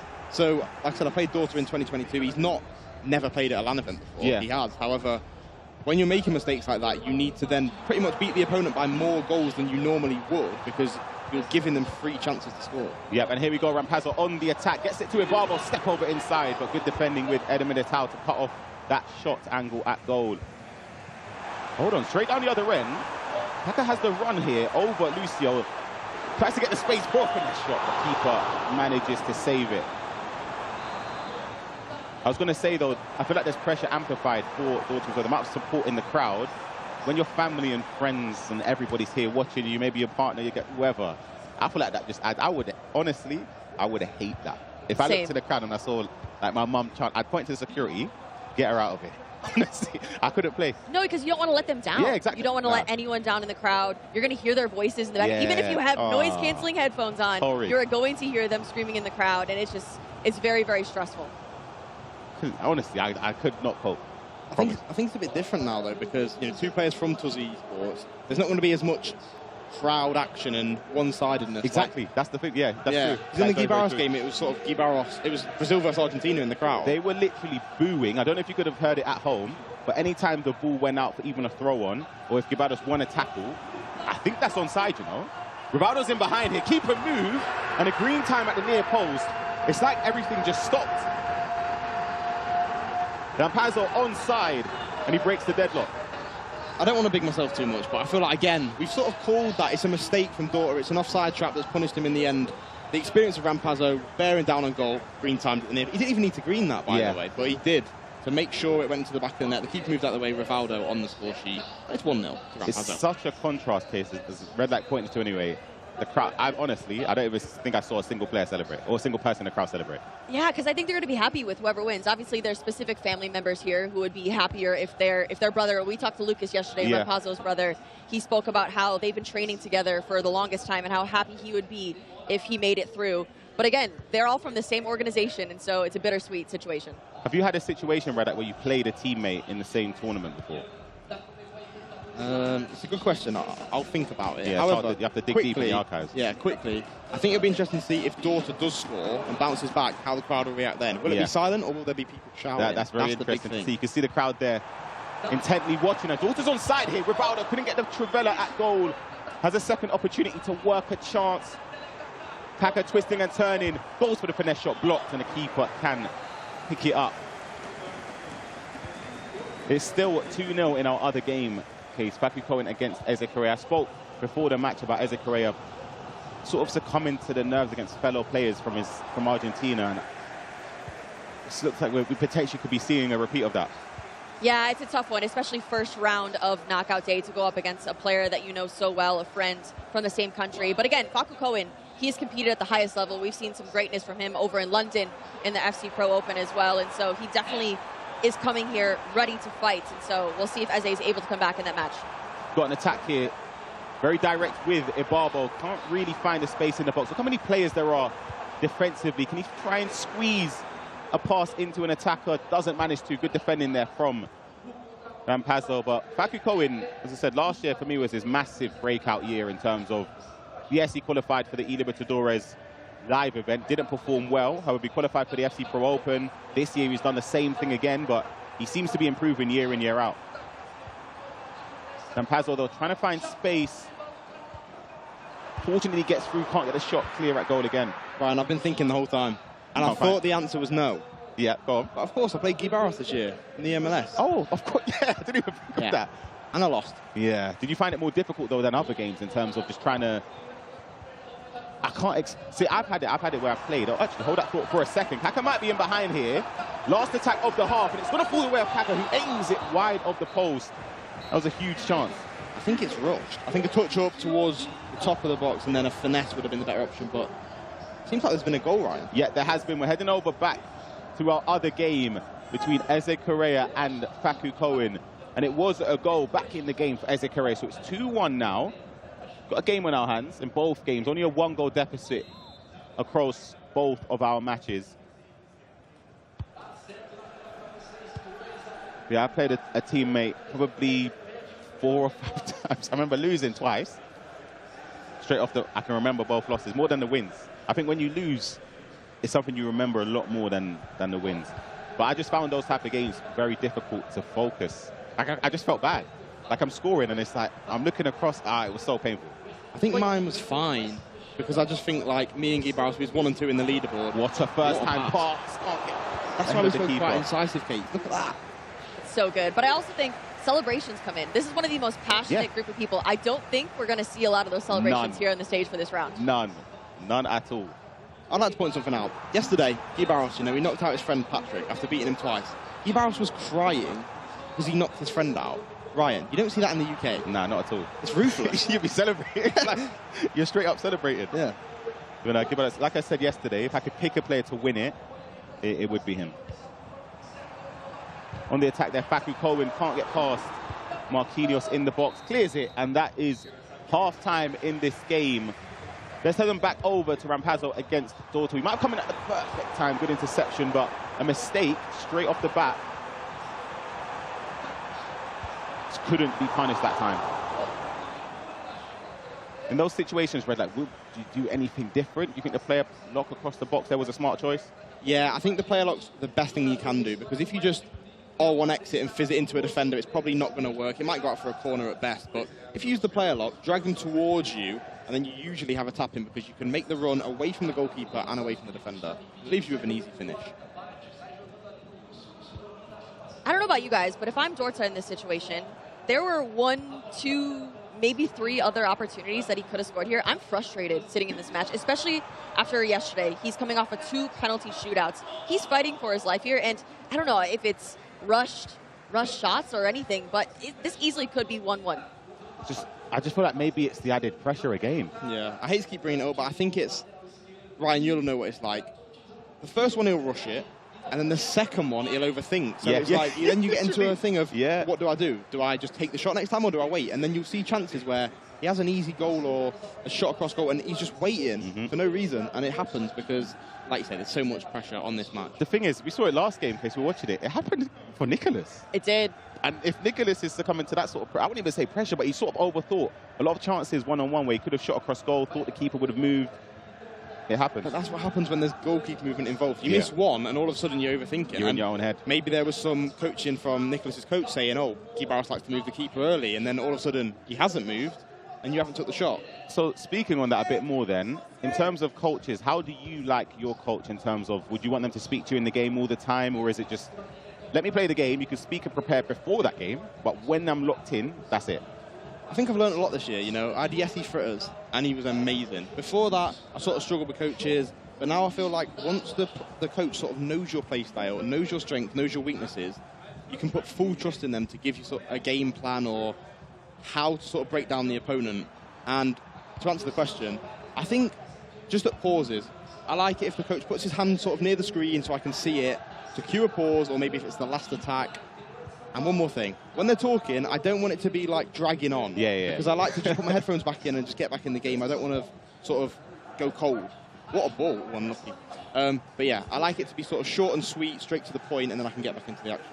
What about outside of the competition? Is there a lot of one-on-one opportunities with the coach leading into it, a lot of practice? What does that look like? Yeah, again, it's sort of the first time for me, but me and Yessi went into the call every day for a week, and I learnt a new skill move, Case, and it's what got me through a big, big game. So, like I said, I just learnt a lot this year, and I have so much more respect for coaches now because they're not actually playing, but they're doing so much effort just to make you better, and it's like, it should be respected more. I could assume that the pressure on the coaches during these games is very high as well, because it's out of their hands at that point, but they want to win so badly. Yeah, I think watching, you get more nervous. Yeah. In 2022 and 2021, I had a sort of instance where I'd finished the tournaments online and I was in a position where I needed other players in Europe to perform well so I could get a spot at the playoffs. Yeah. Watching them was one of the worst experiences of my life because all of a sudden, your Levy de Weirds of the world, your Fumas, they don't look good anymore because you're just criticising what they're doing when you need them to win. And like you say, because you're not playing, there's so much more pressure because you can't do anything about it. I remember that skill you're talking about, though, the roulette, right? Yeah. Was it advanced roulette? Is that the correct? Yeah. I literally learned it 5 days before, and then I pulled it out in the biggest moment. That's one thing I'll give myself. I think anything that I'm told, I can utilise it in a game without any sort of thought. Yeah. I'm happy to try sort of new things. I remember playing your friend Scholes, and I'd done like a rainbow flick power shot in the last minute. It didn't work, but he just messaged me like, you're crazy. That takes a lot of confidence, though, to pull out a new skill move, because I feel like in the highest pressure moments, you revert back to what you're used to, 100%. what you're comfortable with. But I think my instincts, they try to fight what's normal, Case, and it's probably a bad thing, to be honest. But for example, if you think, oh, don't try and score another goal, I'm thinking, no, we're going to score another goal and we're going to end the game, and it's a bad thing. Still one goal only in this game, 71 minutes in. Rampazzo with the experience, a player who can slow it down. Daughter done really well to get to this stage, though. I don't think many people would have expected that after not qualifying before.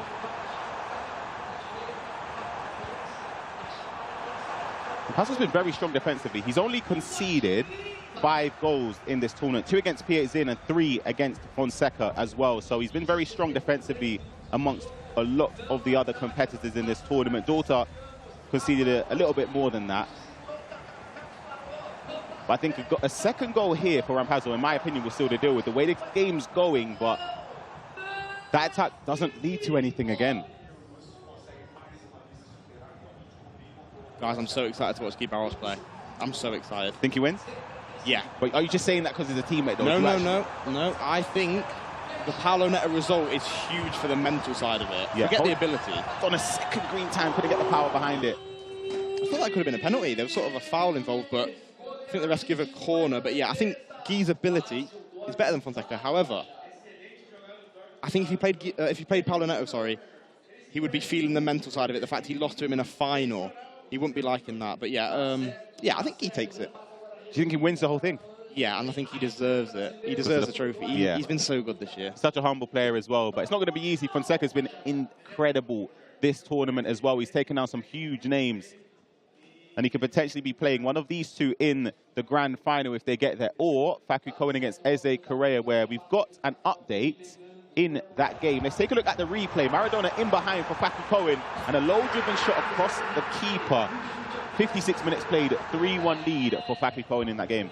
Facu Cohen coming out strong. It did seem like Eze Correa was coming back in there, but we'll see if he's able to hold him off. They're 58 minutes into that matchup. Plenty of time left. We'll see how it ends up between the two Z players. He's going to hope that he can sort of get back to his form. In 2023, they played actually in the ELPF group stages where he beat Facu Cohen at 7-3. So he's going to need that sort of performance again in this second half to try and get back into the game. I believe, correct me if I'm wrong, they are both Argentine champions. Yes. 2023 Eze, Facu this year. Yes, correct. Yeah, I was praising Facu yesterday, and it looks like he's heading into a semi-final unless... Hold on a second. Extra pass and the composure to go near post. Commentator's curse, Ryan. Yeah, it is. Extreme amounts of composure there from Eze Correa to go to the near post after the keeper moved. Naturally, once you cut inside, you kind of look for that finesse shot to the far post, but he went to the near post in case he finds a way back into the game. He is somehow back in it. There's plenty of time left to go. We mentioned it is difficult to go up against his Argentine friend, but it doesn't seem to be affecting him because he's still hanging on in this matchup. missed the goal in this update. Of course, you can see it live right now, 1-1 in this game. Honestly, normally we know when the goal goes in because you can hear it from the crowd. Nothing. Nothing. Not a single thing. I heard a shout, Vamos daughter, but I thought he got a yellow card. I didn't see any goals. But Keeper coming out, finds it across the box, and he's missed an open goal. I don't know if it would have been blocked if it was slightly a bit more on target there, but that is a huge opportunity for Rampazzo to respond straight away.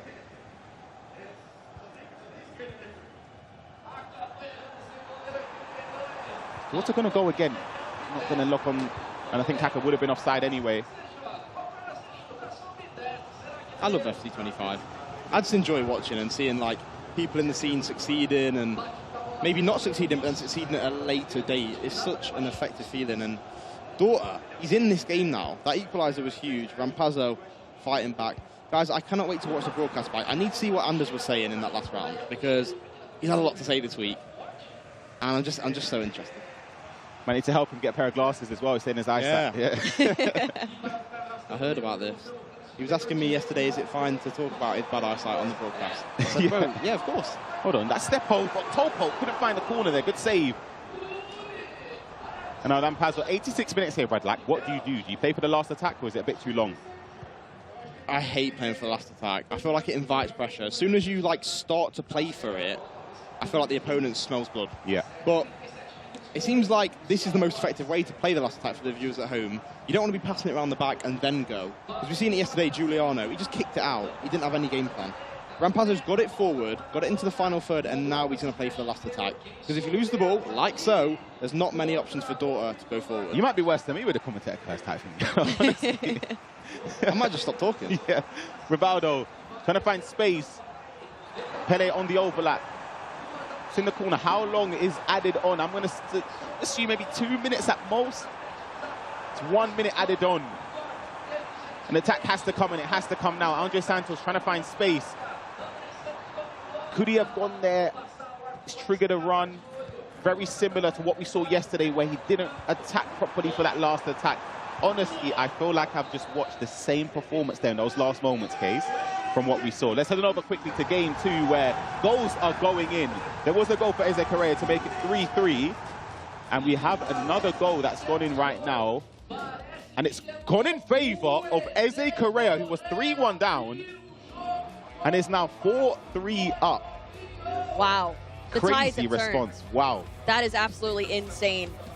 We didn't get to watch the beginning of that match, but it did seem like Eze had a slow start in there, but it seems like he's coming into his own. Momentum is switching his way. Do you know who will be just as annoyed at conceding there for Facu Cohen? More than Facu Cohen, I would say. Fonseca. True. If Facu Cohen wins that game, Fonseca's in the World Championship. If Eze Correa manages to see that game out, be very interesting how the... Hold on a second, Rampazzo a bit fortunate. Keeper doesn't move, he went near post, greened it, but he expected a keeper movement there. It still is in Fonseca's hands, though. He does have the game to play. He's playing, yeah, absolutely. But as an outsider, I thought it was done. I thought after the win against Paolo, it was done, and I just thought, you know, that could have been me. But now, he has to do more. He has to beat Gui Barros, another Brazilian, to get his place in the World Championship. Red Light, question for you. You've been at multiple leagues this year, North America, you've been in London, you've seen all of it. In terms of play styles here in South America, do you see any differences? Yeah, I think South Americans play slower. They play safer and they find the guaranteed goal instead of just like sort of taking a risk. Now, it's really good, especially against like Europeans, because when we're taking risks and losing the ball quite a lot, they punish you. But I don't like to play against the play style, if that was the question, because yeah, it can get slightly boring. Not boring, but you know what it's like. It frustrates you, and you start putting a player out. It takes its toll, and that's why it's so effective. Well, I also feel like you get so used to playing the same people in your region, which is why the World Championships is so exciting, because we have different regions coming together, different play styles. You might be going up against some you've never heard of, and so that competition is really fun to watch. Absolutely. A corner played short by Rampazzo doesn't really lead to anything directly so far. Players running back to their positions. Great little cross there across the box. Player lock, couldn't get past Cafu. This has been a very tense game. You can tell these are players that have practiced before. You have to remember the same organization, same region. They play in these same tournaments, the same online regional cups as well. So they would have had a lot of reps against each other, practice for the tournaments, even this tournament. Through ball in behind, or the play lock for Daughter tries to get the double tap pass in. After what we've seen yesterday, Ryan, I think I'd have just shot that. Same. I thought he was with Pele. I would have Trevelled it. Hit it, yeah. Overlap there. And it's going to fall the way of Ronaldo. Can't get the keeper. He'll pass the keeper, and the shot is blocked off the line there again.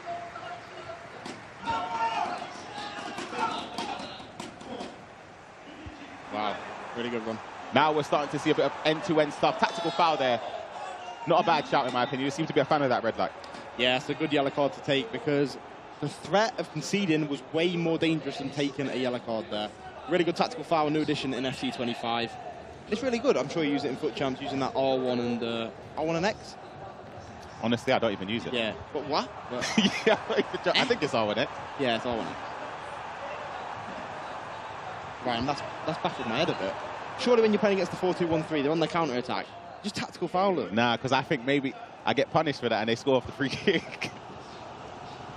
Last attack is going to fall in favour of Rampazzo. We can get past the halfway line here. A little player look down the line, and the strength of Ibarbo just muscles off the player for a throw. And then, of course, half-time in extra time. Let's head over to this game now. No pauses remain. If you can see in the top corner, I'm pretty sure Faku Cohen tried to pause or cue a pause there, and he's got corner. Lucio couldn't get a firm connection on that. What a turnaround this would be from Ezekere. He was 2-0 down, 3-1 down. What happened? I commentate his curse here. Yep. It was 3-2. We come away, we come back, it's 4-3. Crazy turnaround. 9-minute halves. You have the time to do it. You always have the time to do it.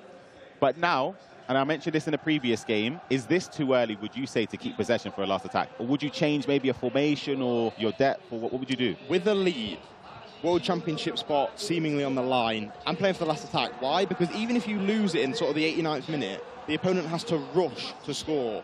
And they'll make mistakes, maybe pass it straight to you rather than building a proper attack and making a real chance. So yeah, I think last would be good, especially now. Oh, it's fortunate. It's fortunate, and it's fallen the way of Kaka, and he's managed to get it into the corner. 86 minutes in, 4-4. That's a painful goal to concede for Ezekere. It was a bit fortunate we saw there with the tackle just leading straight in behind the defensive line, but he made it count. He did make it count. Lucky situation, it did fall right back to his foot, but he was able to finish that opportunity. And we are right back where we started. A lot of close score lines today, the closest we've seen. Looking like we're going into extra time again. What would that be? 3 out of the 4 games already, yes. Extra time.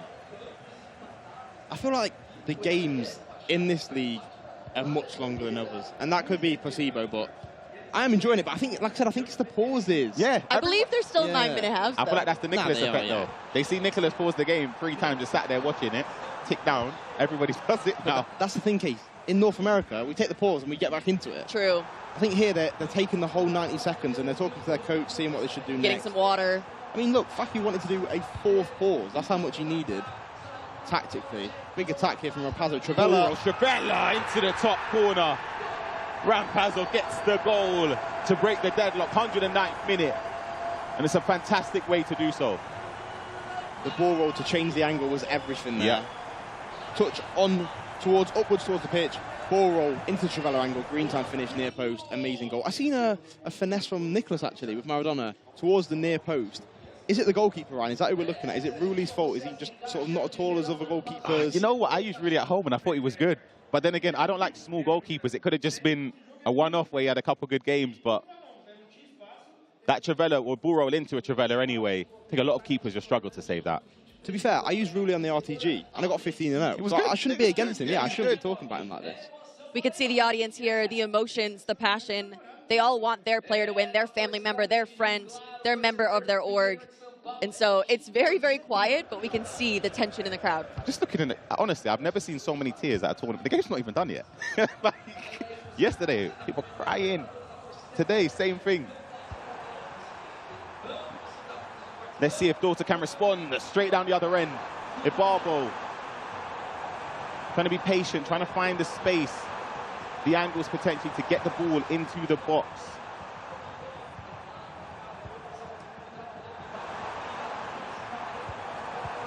That's smart. Gets the driven pass into Kafu. Couldn't really find it, and it falls back to him, of course, in an offside position.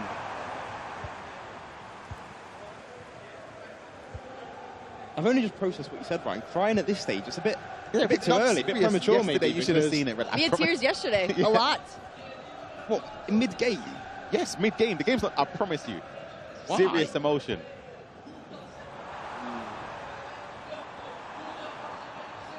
Oh my gosh, hold on a second. He's going to get there ahead of the goalkeeper. And Rampazzo looks like he sealed his spot into the semi-finals of the CONMEBOL eLibertadores 2025. It felt like time stopped there when the ball was in the air, just going across the box. You thought, is the keeper going to get their case ahead of Vinny Jr.? We could see Rampazzo's family in the audience there. They are one happy group of people as he is going up here. It's important to note, he went 2-0 yesterday, and so after this, he would be still undefeated in this competition, and so he's definitely excelling here in the eLibertadores. That goal, by the way, amazing. Yeah. Initiated the player lock, dragged the defender towards him, cancelled the player Cancelled lock. Yep. Then, Daughter decided, you know, we need to get the ball, we need to score. Come towards him again, player lock, cross, goal. Oh, he's fluffed it. He's fluffed it. There was a chance potentially to maybe see a dramatic last 4 or so moments in the game. Militao, not the person you want in that position. And remember we said yesterday about having a left-footed left back. You kind of would, if that was Zé Roberto, you'd feel way more comfortable in scoring. Well, if it was Zé Roberto, yeah, I think you could just hit it across goal, Yeah. maybe into the near post. But it looks like he went for the Trivela with Militao. It didn't sort of come off. He has one more chance here. A goal would be needed ASAP if there's any chance of scoring another. I just don't see a comeback, I'll be completely honest. You never know, though, unless... But even here, these extra passes, they're wasting his time. Because Yeah. the kick-off, you waste a bit more time, game over. Rampazzo knows he is moments away from a semi-final. And then he can look over his shoulder and what's the final moments of the Facuco and Eze Correa game, because that could determine a spot at the SC Pro World Championships later this year if Facuco wins that game. Rampazzo, undefeated yesterday, performed extremely well, and he's done the same today. 3-1 lead, or 3-1 win, I should say, against Daughter. Massive performance between the two Tuzzy players. You see his family and his partner in the crowd showing their support for him, as well as his brother. Massive congratulations to Rampazzo. Commiserations, of course, to Daughter, whose tournament comes to a close right now. But we're not done yet. Let's head on over to game 2. Facuco against Eze Correa, 98th minute in extra time. Absolutely. And I'd just like to note that we should say a massive congratulations and almost an opportunity there. Job well done to Dorta, because this is his first time here at the eLibertadores. I know it's his birthday weekend as well, and he fought through that Rampazzo game, and so he should be very, very proud about how he did this weekend. 100%. Very patient player, I can say that.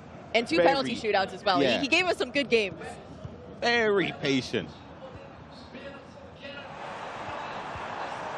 Can Eze Correa get the lead again? That's like it's offside. Maybe it wasn't. Advantage was for the free kick.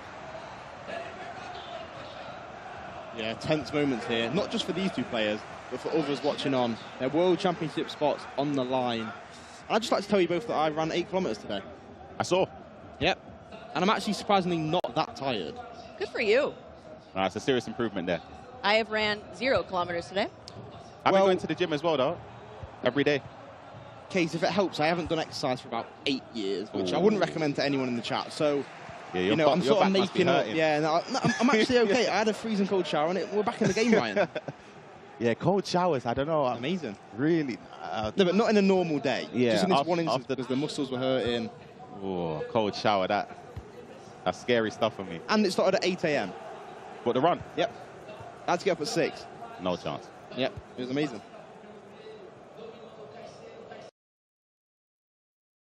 Ask in the chat about the SC Pro League items.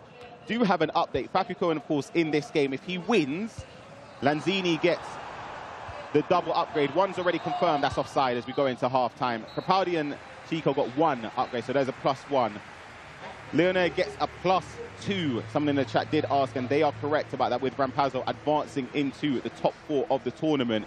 And Eze Correa right now representing Funes Mori in game. If he wins, he will confirm the +2 for Funes Mori. So at least one of the 2 players in this game will guarantee an upgrade, whether it's for Lanzini or for Funes Mori in game. See, that's looking really good for me. I completed Leonai and Lanzini. So we'll see how Facu does here, but it's looking pretty good for my SBC choices. Yeah, it's been a long time now, Ryan, since you called it, but for the viewers at home, the referee didn't just blow the whistle when he was one-on-one with the keeper. That means it was offside. Yeah. Because of the free kick was so deep in the player's half, the ref just calls it time there.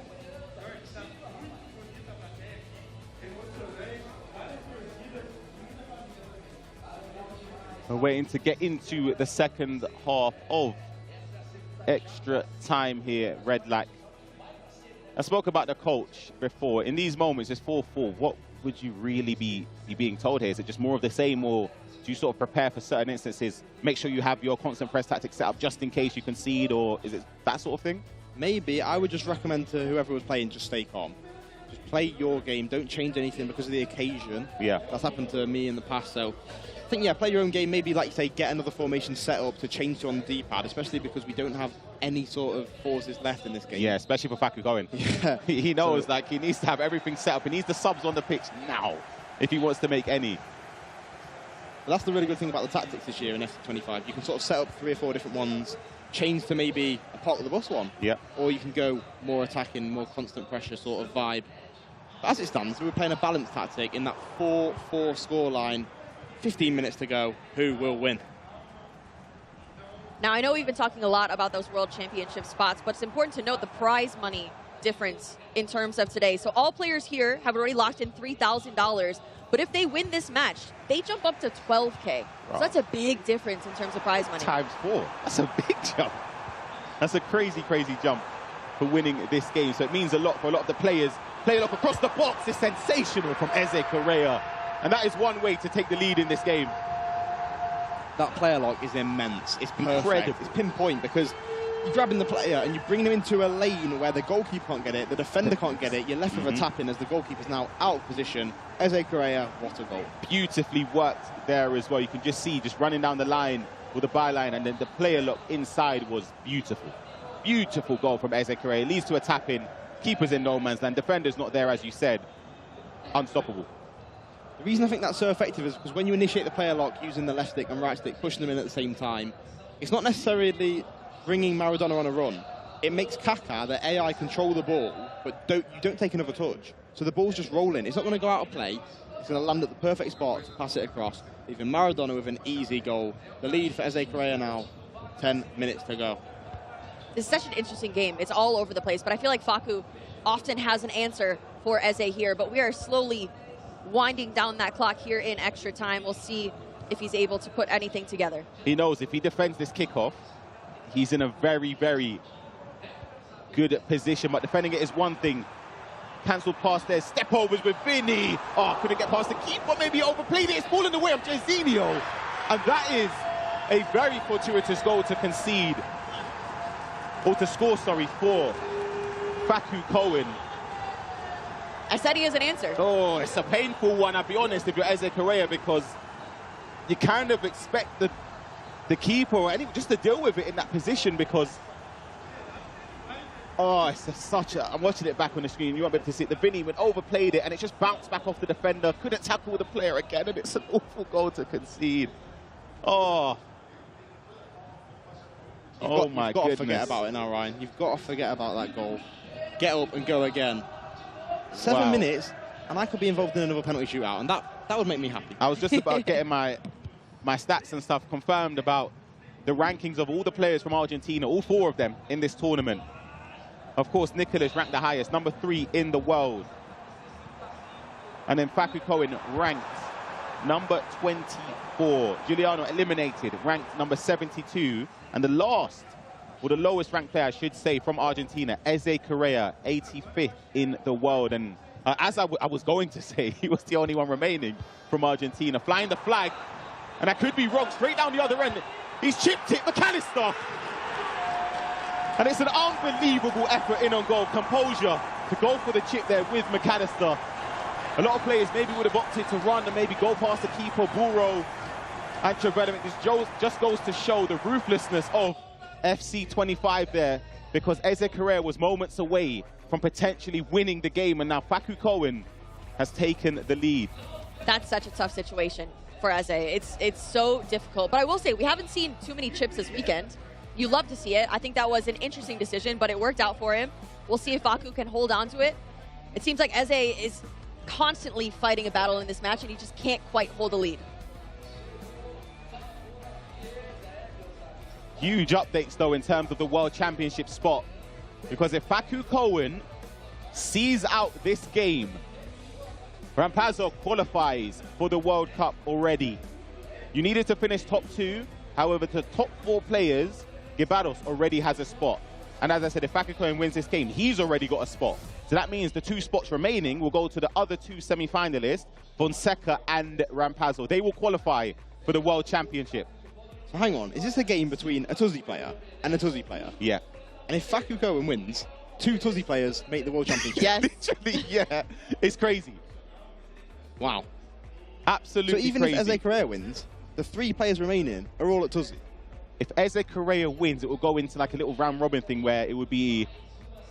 Oh no, it depends on the... Yeah. It depends but on if we assume that Gibaros wins and Facu wins, then all 3 players... Or no matter what, it will be a Tuzzi player. Yeah, no matter what. Yeah. Let's deal with what we have right now. As it stands, Rampazzo and Fonseca qualify for the World Championships by reaching the semi-finals. That is crazy.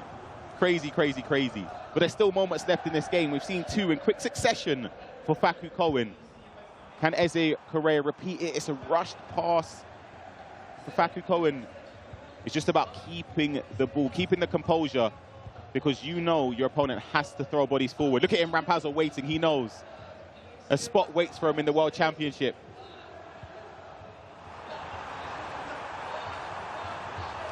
It's Vinny Jr. I thought he was going to go to the corner flag. He's played it across. Kaká on the finesse. And Facu Cohen has sealed the deal. And a spot for the World Championship falls in favor of Rampazzo. You can see the tears, the emotion. He's worked his whole career for this moment right here. And albeit not directly in his hands, he's performed an incredible tournament so far. And to qualify for the World Championship, a step before he would have anticipated, is an incredible, incredible feeling. The pressure's off now. All he has to do is continue on. He has the potential to win this entire tournament, but he's already done one thing off the checklist. He has that World Championship spot as he celebrates with his family, because this means everything to them. It's a last-minute goal, Eze Correa. Consolation, I will say. Just imagine. Just imagine. Listen, I'm going to say it's consolation. If it's not, because by the time the replay finishes, and obviously the kickoff, etc., there won't be any much. They've seen the goal go in, but they know it's... imagine. I don't think... Nah, it's job done. It's job done. Unless Facu Cohen turns around and kicks the ball in his own net. There is no way Eze Correa will manage to get a goal back and score. And you can see, I'm looking at Eze Correa over my shoulder. You can't see it at home, but he's got his shirt over his head in his hands. He knows it was moments away. And it's a very, very painful loss, in tears as well. The emotions in full flow. That's crazy though, Ryan. The tears have suddenly stopped, because it might, I don't think it will, but the happiness is sort of gone. But let's see, the referee may just blow the whistle. You just wait. If you're Facu Cohen, you just wait. You see the time in the top left, yeah? You've got 25 seconds. Back to the goalkeeper. You go back to the keeper. You don't even need to. You can just walk it out. And then launch it out for a throw-on. And that will be it. Facu Cohen defeats Eze Correa. And by doing so, gets Rampazzo a spot in the World Championships later this season, as well as Fonseca. Absolutely incredible from Tuzzi Esports. Never give up is the slogan. Of course, commiserations for Eze Correa. He walks off as his tournament ends, and it's a painful one because he was moments away, as I said, Red. Like, if he managed to defend that kickoff, you never know what would have happened. It could have been completely different, but wow. An absolutely entertaining second set of quarterfinals. I can't quite believe it. Talk me through it, Case. I mean, we had both games go into extra time. It was very, very end-to-end. We've locked in a World Championship spot. We now know that both spots are going to go to a Tuzzi Esports athlete, one of them being Rampazzo. The other one's still up in the air, though, because these semifinals are about to be intense.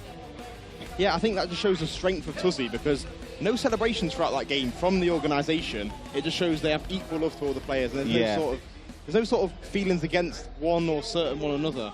There's just love for every player, and congrats to them. They've done really well. Yeah, it shows the professionalism as well for Faku Cohen, because he would have been feeling some level of guilt, and he still will be right now, because he's knocked out Eze Correa from the tournament, and not only that, stopped him getting a qualification for the World Championships. But that is the quarterfinals summed up. Rampazzo and Faku Cohen winning their games. Guibaros and Fonseca in the semi-finals, which we'll head on to very, very shortly after this break.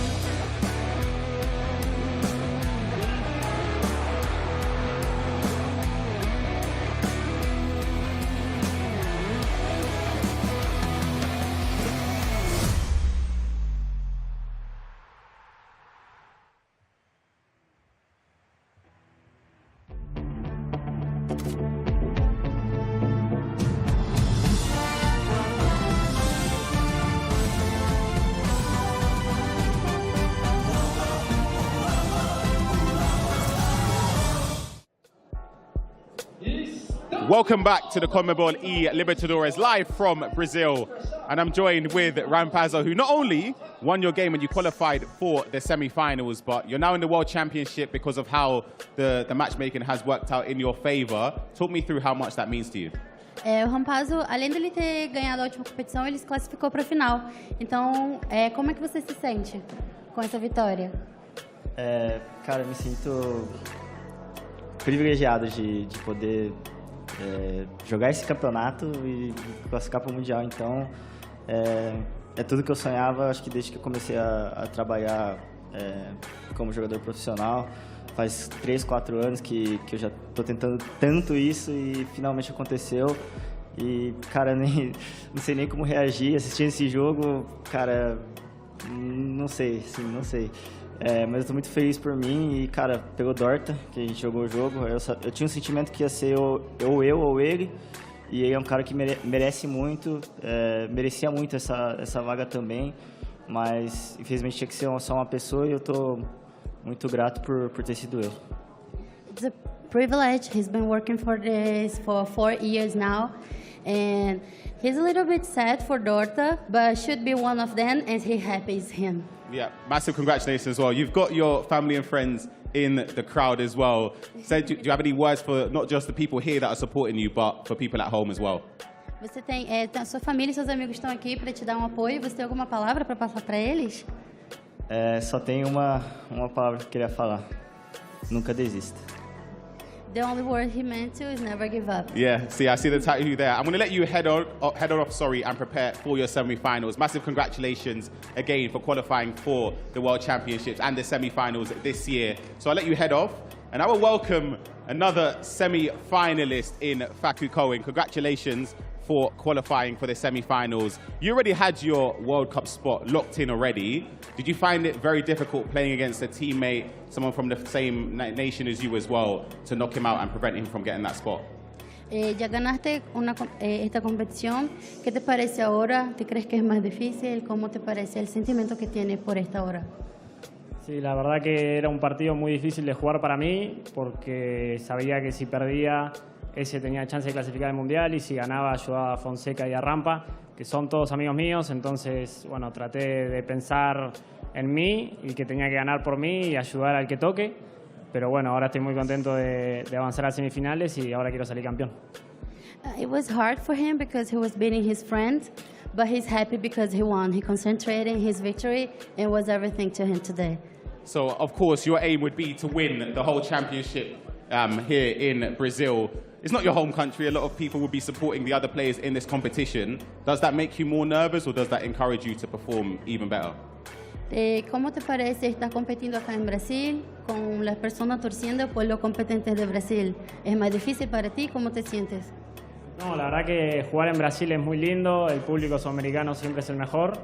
Y ser argentino, ser el único argentino en competencia, la verdad que tiene un sabor especial y quiero salir campeón en Brasil, aunque los quiero a los brasileños. It's for him. It's beautiful to play here in Brazil. He loves it. The Latin America is always cheering him up, but it's a little bit hard for him to compete here in Brazil. But it's special for him to be competing with his friends here. It's a little bit hard, but he's trying his best because he wants to win. Well, you've done absolutely incredible to reach this stage. I'll let you head on off and prepare for your semi-final. I'm going to toss it over to the casters so we can get ready for the next game. Thank you very much, Ryan. Yeah, great to hear from both of our semi-finalists there. World Championship sports wrapped up. We know who's going to be qualifying through the CONMEBOL eLibertadores, but now we've got to find out which player is going to have one step closer to eternal glory. This is how the quarterfinals. We were watching it backstage. What did you make of these games? Rampazzo is just cool, calm, and collected, and he's actually shown that his player locks are just immaculate. That third goal to separate him from Dorta was phenomenal, and I'm pretty sure, Casey, you were here commentating it, and it was nerve-wracking. Absolutely. I think that the stakes are high at this stage of the competition, but Rampazzo has just been so dominant. I mean, he's undefeated coming into today. He went 2-0 yesterday, that so he's continuing on. with absolute brilliance. And obviously, unfortunately, he had to take out a teammate, as in Dorta. But yeah, he is flying through this stage. Well, you look who's left. Three out of the 4 semi-finalists, all with Tuzi as well. Guy Barros, the sole non-Tuzi representative left with RB Leipzig. And what that also does for the World Championships, Brazil as a nation was tied with the Netherlands on 4 representatives. They've now got 6 guaranteed representatives before we even get to the play-ins, which obviously is coming up later on in the year. They'll be the most represented nation, you would imagine, at those World Championships. And I think this tournament has just gone to show how much quality there really is outside of PHC and Paulo Neto. It's the names that are coming through which are really sort of taking this nation forward. 100%, 100%. I mean, Rampazzo was here last year. He's competed at the highest level, and now just securing an FC Pro Championship. I mean, we saw it earlier in the screen. It means so much to him. Absolutely. And also, Fonseca beating Paulo Neto and PH Zin to be able to make it to Worlds, I feel like he deserves it. I feel like he deserves it, Casey. That's the thing. We see some of these players come in here a little bit unknown. Sometimes it's their first time. Maybe it's their second eLibertadores, but they're taking out players like Nicholas, like Paulo Neto. So they're showing that they're here in South America, ready to go, and they deserve a spot in that World Championship. Got a little bit hairy at the end of the game. Me and Paz were actually stood off behind the scenes where Fonseca was, and that performance made sure that he went through. This is how the bracket lines up as we get into the semi-finals. Guy Barros taking on Fonseca, and coming up later on today, Facu Cohen and Rampazzo. Guaranteed one Tuzi esports player in the grand final, but who will be joining them? That's what we're about to find out. Guy Barros and Fonseca coming to the stage. Let's head on over. Before we get there, we've got our PlayStation Play of the Match to bring to you. I'm getting a little bit excited. I want to get to the games, but we've got to get the PlayStation Play of the Match out of the way with very quickly, and this was it, Pat. This is a chip. I mean, this is the first time through by Maradona, and then we were backstage, Rich, and we don't see a lot of players chipping. No. I mean, it's a phenomenal technique to be able to finish and get the back inside the goal. Got the what, pitching wedge out? I mean, it's just a small pitching wedge, 125 yards out, you know what I mean? Up and over. Up and over. McAllister definitely did that, and he punched Facu Cohen's ticket to the final. Yeah, I can't wait to see what is going to happen. Well, before we get there, we've got a couple of walkouts to bring your way. Let's head on over to Ryan and Rodrigo to bring the players to the stage.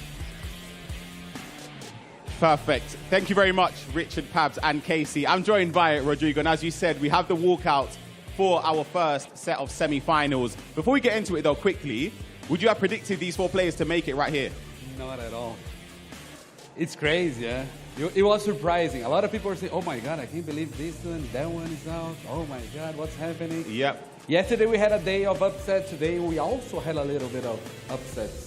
Yeah, absolutely. I keep saying, though, it just goes to show the level in South America is very, very high. Some of the best players eliminated, but not by anybody. It's by the best players this year. Let's go into it, though, and let's start walking out with some of the players. All right, I'm going to do this in Portuguese, okay? Go ahead, yep. All right.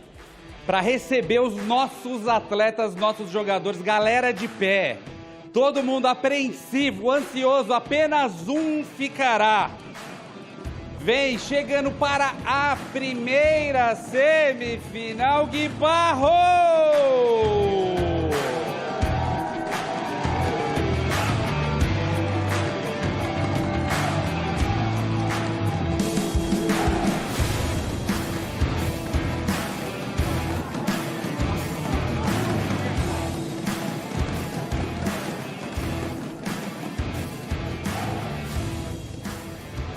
And welcoming the second semi-finalist, Fonseca.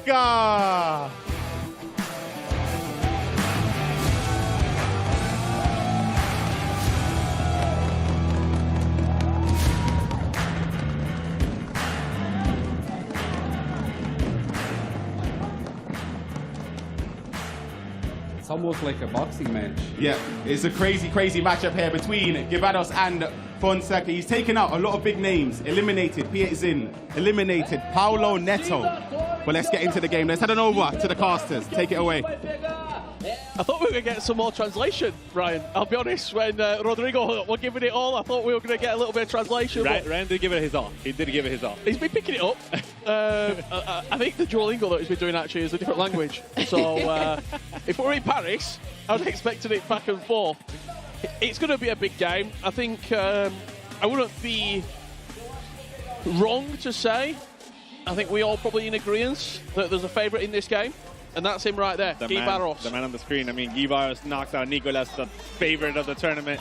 And now he has a target on his back. I'm pretty sure Fonseca comes from beating Paulo Neto, PH in to qualify to today.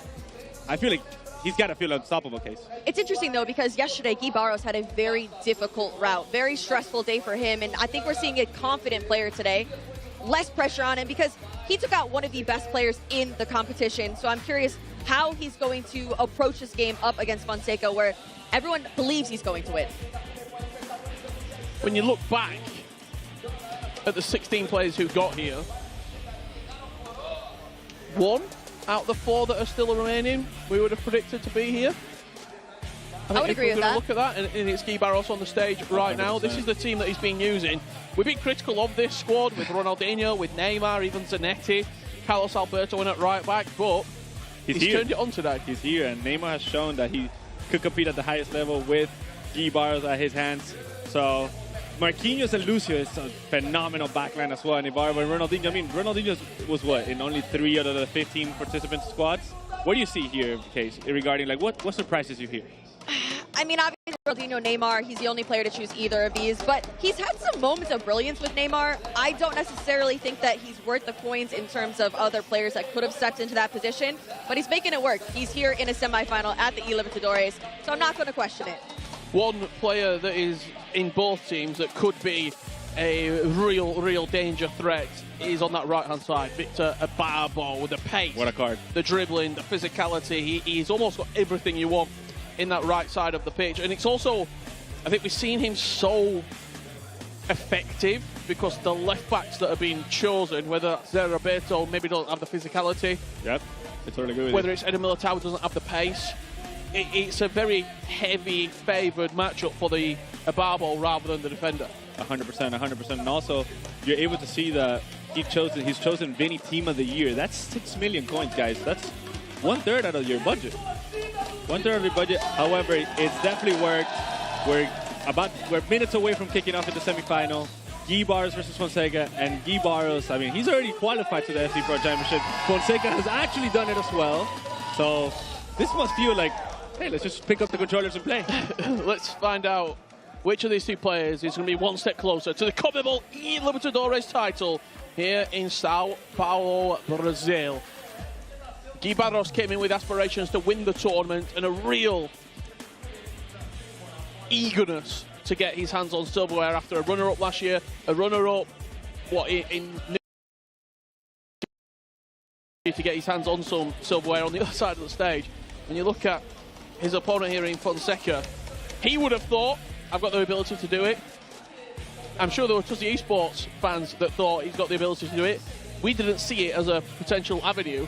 If he wins this game, he's one step away and he'll be playing against a teammate in the final in which he probably fancies his chances. I think so. I mean, if you make it to this stage, people didn't expect it. You've already locked in that World Championship spot. The pressure is off, but it's also important to note the prize money is changing this round. Yep. They've already locked in $12,000. If they win this, $25,000. Oh, and how often do we say in South America that's life-changing amounts of money? Yep. For these players. Let us know in the chat who you think is going to win this game. Will it be Guy Barros?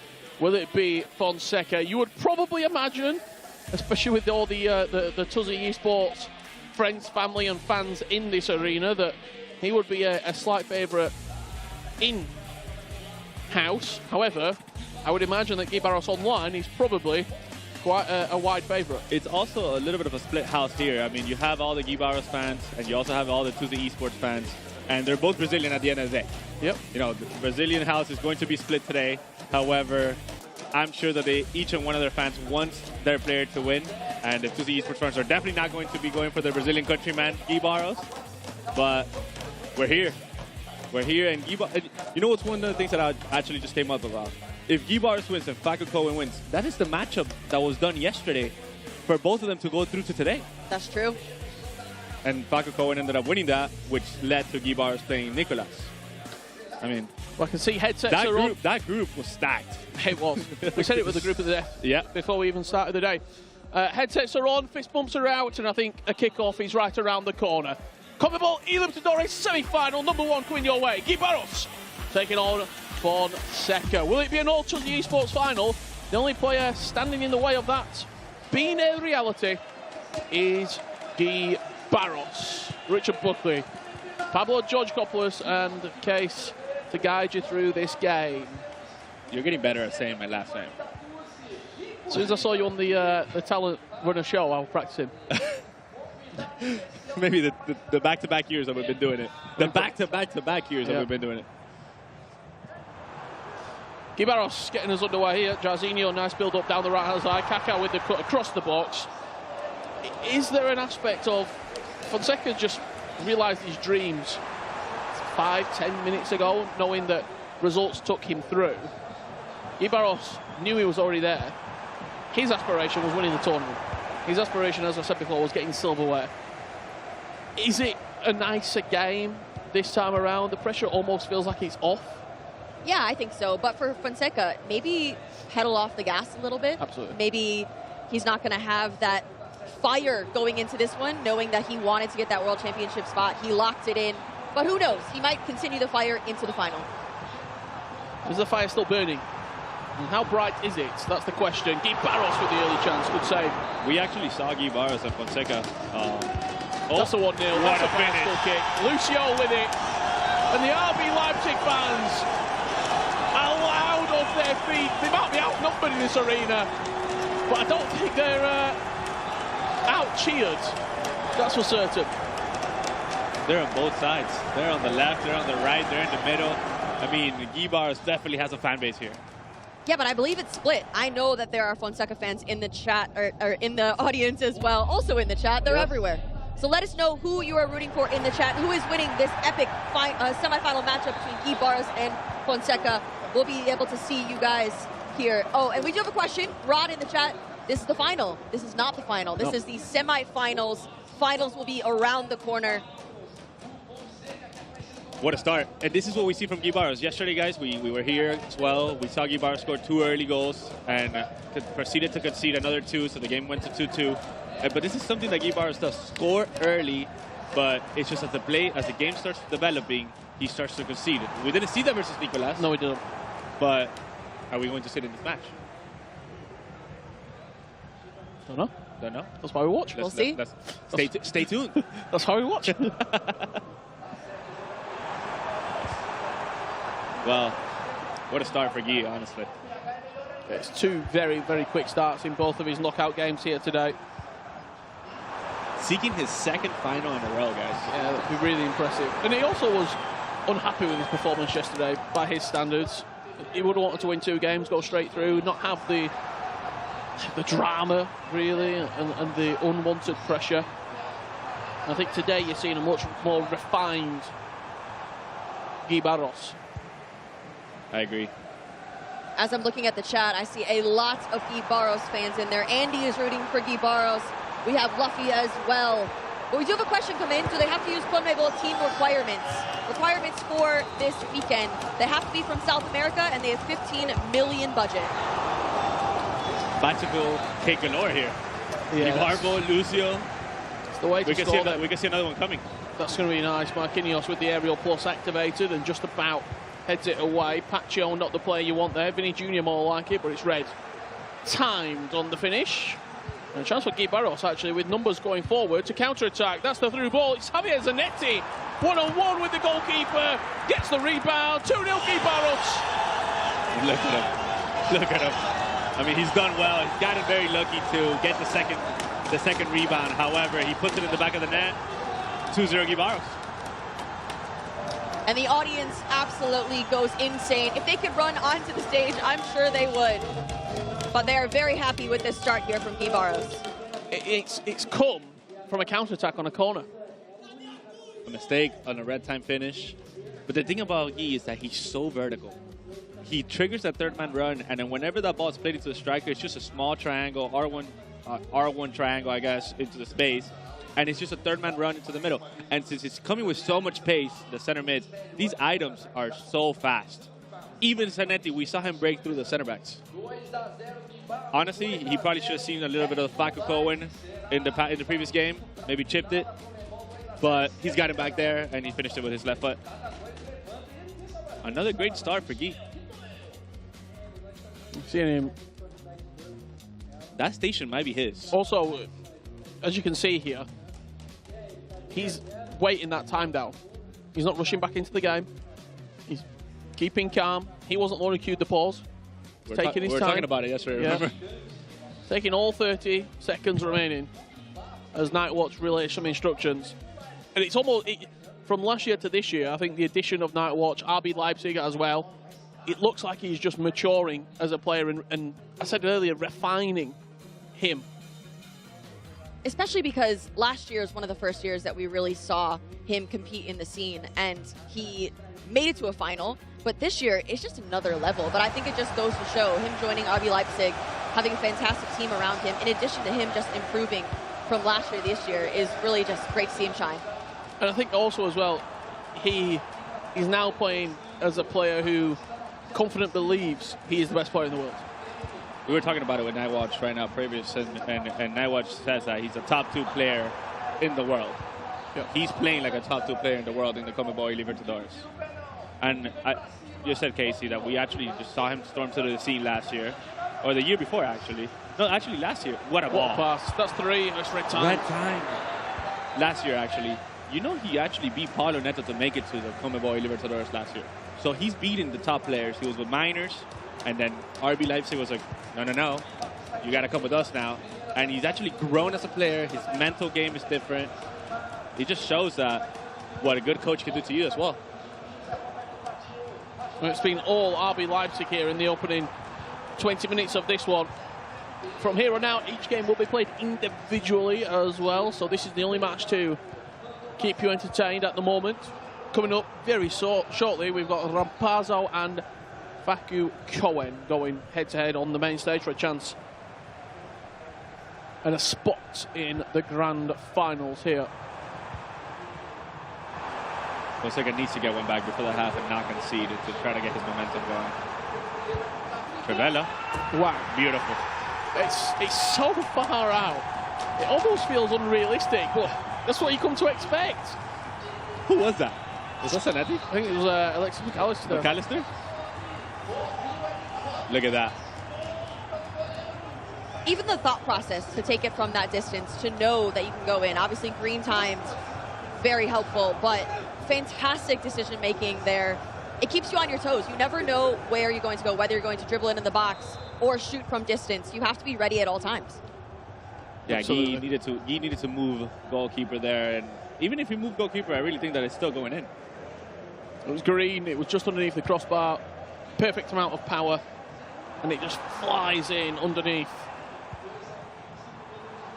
and out of the reach of the goalkeeper. Zé Roberto, player lock into the box. That's comfortable for Alisson, and he will happily collect that and potentially look to get a counter-attack moving here for Fonseca. You mentioned it, Pablo. Fonseca has to get a goal here in order to get him back into the game. That's exactly what he needed. I wanted you guys to say it, but I didn't want to say it myself. You called it. That was so clutch right there. It was literally like, I actually was just talking to him. Just kind of getting the second bounce back there. Not going to rush this forward, but just can't quite escape. Look at Zé Roberto, the third man run again. One of the things that we've seen from Guy Barros do is different, is that Zé Roberto is actually playing center mid for him. We've seen Zé Roberto play left back for a bunch of participants across the board. It seems to be working that Zé Roberto's a center mid. Nice step forwards, ping pass into Neymar, but that pass around the corner forces a grimace from Nightwatch as it just can't quite open up the defence. This is great. Isolating Vinny, 1v1. We'll have to recycle. Kaká, dangerous, great dribbling inside the box. Good defending. One of your favorite players, right? In case, Carlos Alberto? He is. We met him previously, so It's great to see him here on the pitch, also in real life. Slight flex. Richard flexed the other day that he met some people. When did you meet Carlos Alberto? I met him at an EA event. Wow. Look at that. And Ronaldinho. My invite must have got lost in the Not phone. to, Look at that. not My to flex invitation there. must have gotten lost in the mail.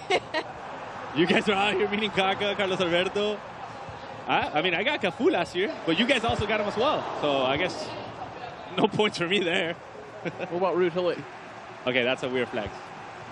Can't get all the way over there. Can't get across the pond. Here is Cafu.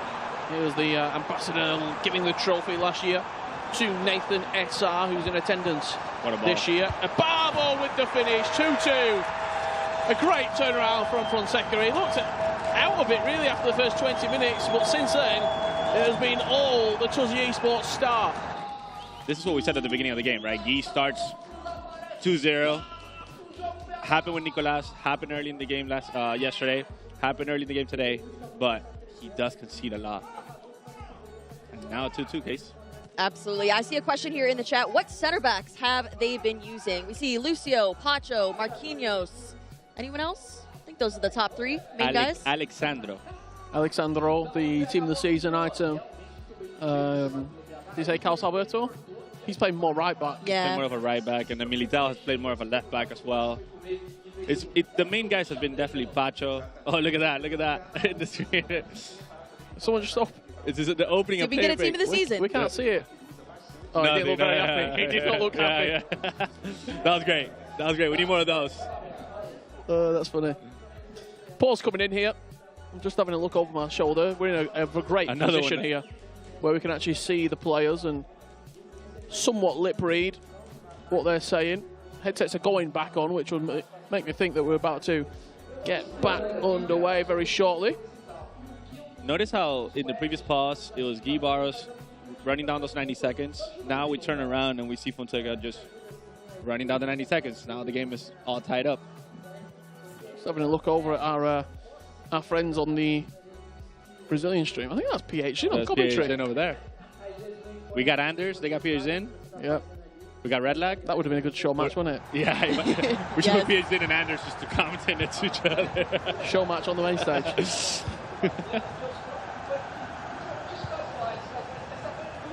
If you are wondering why PhD is commentating on the Brazilian broadcast, he actually got eliminated from the tournament in the group stage. By Fonseca. Correct. Minute 92, Trevella with Maradona. I was setting you up. I was teeing you up. Yeah, it's a little layup. Just a little layup. I just had to dunk it. But we were playing a scramble. I have a clue what that is. We were playing a scramble in golf. I'll be honest, I thought you said Scrabble. No, that's a very different freed me up. You freed me up on the green. You made the putt. This is Jarzinho. The constant changing of pace, whether it's you can see actually the perfect example of it when the rapid pulse activates, he's tapping R2 just to get away, then he's technical dribbling to create the space. That is a really, really fantastic goal. The dribbling, the composure, keeping it very tight to him, and then the ping pass. They actually just said in the chat, why is PhD not playing? You answered it. You weren't even reading the chat. That was just so impressive from Ibarros. I think the best part of that entire play was the dribbling, the patience, waiting for that exact moment to hit that shot as we see the celebrations come in. But yeah, very, very impressive all around. He's very patient there. I mean, with Jarzinho just dribbling down the right side, up and down, triggering the play styles plus, and then just with Rivaldo just went ahead of Zanetti actually. He went ahead and played into Ronaldinho, and I mean, what other man did you want on top of the box right there, just slotting it? He's the only one with Ronaldinho as well. That's unbelievable, actually, and that just comes to tell you that these guys with $50 million budget, well, with 50 million coins budget in the FC market, they just decide to choose what suits them, you know. So that's just the way that they feel comfortable. He likes Ronaldinho. He likes what he brings to the table. Oh, we can see a scramble here. That's the thing. Sometimes we question their drafts. We saw the Neymar, we saw the Ronaldinho, but if it's going to work, it's going to work. And he is in a semifinal here, and so the draft is perfect for him. This is a ball if it works, but I doubt it. Yeah, Cafu has another idea to do there. Well, that will do us for half-time. Guy Barros leading 3-2 here. Fonseca got lots of time for thinking as we go into the half-time break. Let's head on over to Orion Pessoa, who's joining someone in the crowd. Thank you very much, Richard, Pabs and Casey. Fantastic as always. I'm joined by Rosada. We're here at, of course, the eLibertadores finals. That game's been very entertaining so far. Who do you think's going to win? I think Barros is a very, very good contender. I think he's going to win it. Yeah, I'll be honest, I thought, well, if I could pick someone, I would have chosen Guibarros as well. Of course, there's been a lot of upsets in this tournament. Pietzin, Nicolas eliminated, Paulo Neto as well. Has that come to a big surprise to you as well? Yes, of course. I mean, Pietzin is one of the best in the world. I also thought he was going to be in the semifinals at least. So it's a big surprise. Thank you for your input. I'm going to head on straight back over to the casters so we can get ready for the second half. Thank you very much, Ryan. Yeah, great to hear from the audience here as you join us back in the commentary booth. This is what happens when we're actually commentating. We sit down. We're a little bit more relaxed when we commentate. They don't want to standing there. But this is more comfortable. It absolutely is, yeah. And if I stand, I've got to lean forward over the desk then to see the monitor. It's like if you're playing the game. Now I can get locked in. I can get nice and close. Just having a look over my shoulder. It looks to be... Well, joking and laughing on the stage, actually. They're talking to each other. Let's have a look at what's been happening in this first half. Talk me through what we might have missed, Case. Absolutely. Guy Barros starting off with an absolute bang here from this corner opportunity. And I think that we just saw that confidence coming off of that win from Nicolas, bringing him into the semifinal. And we just see a much different player from Guy than we saw yesterday. Well, wait, what? Okay, This is live. We're back underway. We're back. Okay, I was like, wait, what happened here? I was like, we're looking still at replays, but now we're back. We're not. 46 minutes have gone by in the virtual pitch. Fonseca now needs one more to get back into this game. That's where we join it. That's a Travella from D. No reason to take that shot on whatsoever. No reason to move the goalkeeper, and he's absolutely buried it in the top corner. I mean, we've seen a McAllister, Travella.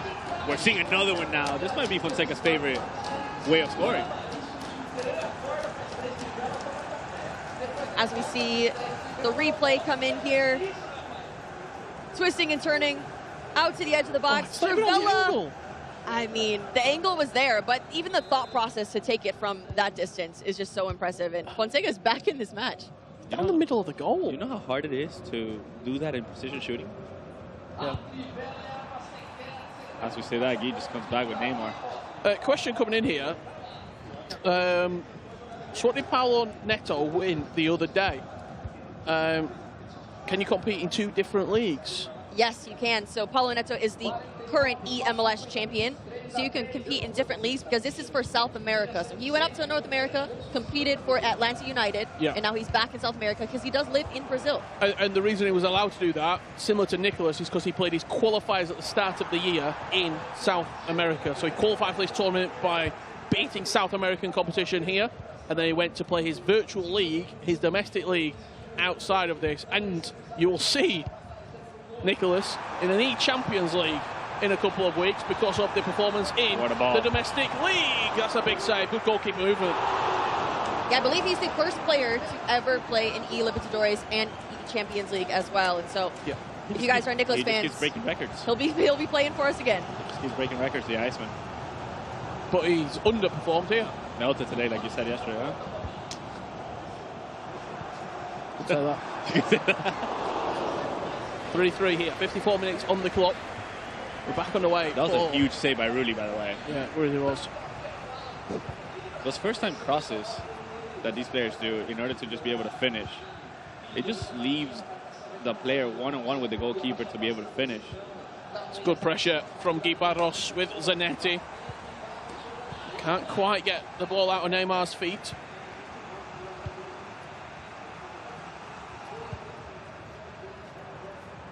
This is unbelievable by Tuzi Esports, by the way, guys. 3 out of the 4 semifinalists. Yeah. Real solid performance. They're doing it well over there. They also didn't come in with 9 or 10 qualified players. They came in with 5. And 5 went through. You want to start doing math again?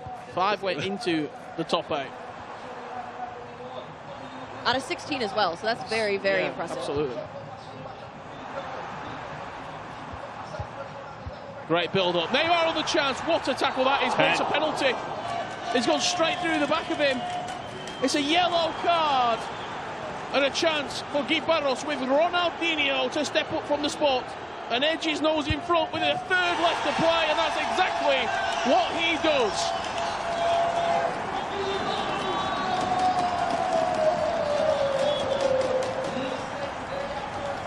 That was a great pen. Goalkeeper dove the other way. Gui Barros finished it. It's kind of, I feel like it was a penalty because Pacho kind of just dove in from the back. However, if you let him take that shot, you do the goalie movement into the first post, you might have a chance of saving it. Gui Barros going up in this semifinal matchup. We'll see if he can hang on to this lead.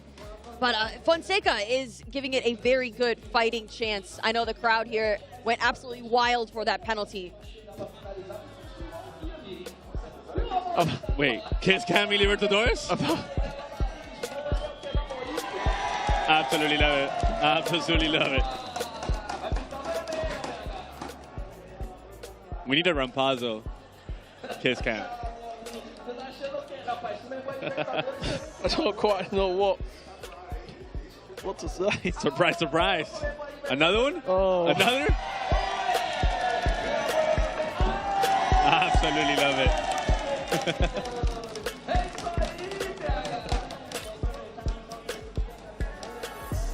I mean, we're back. Now we're here. Now we're here. We didn't know that was coming, by the way, so that was a shock to all of us. Whatever you do not put that kiss cam up right now. There will be serious words when I get back there. Don't you worry about that. Not a chance. Not a chance.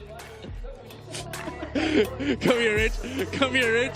Get back to the game. They're kicking off. Go back to the game. Go back to the game. They're back in. Get us in. Get us in. Go back to the game right now. Well, that's a first for me. I mean, what do you think? I've never seen that in an FC competition. You only see it in South America, honestly. You only see it in the CONMEBOL eLibertadores. They're not going to be doing that in the Champions League, I bet. You put that on Brandon and there will be problems. Back underway. Fonseca trailing. 4 goals to 3 after the penalty. Found its way into the top corner. Look at that outside run by Cafu. Rankus was in the chat. They just said, this is unreal. You feel the same? Can we get that on Richard Ryan? Look at Rampazzo. Ryan, we're about to see you again. We're literally about to see you again. Yellow card coming in here for Gui Barros and Maradona. I'm seeing Pablo Cetina say, pasen la repe del penal, seguro que no fue. That means put the replay of the penalty, because for sure it wasn't. The virtual pitch referee has other ideas for you, man. Gui Barros with a chance to go 5-3 up here.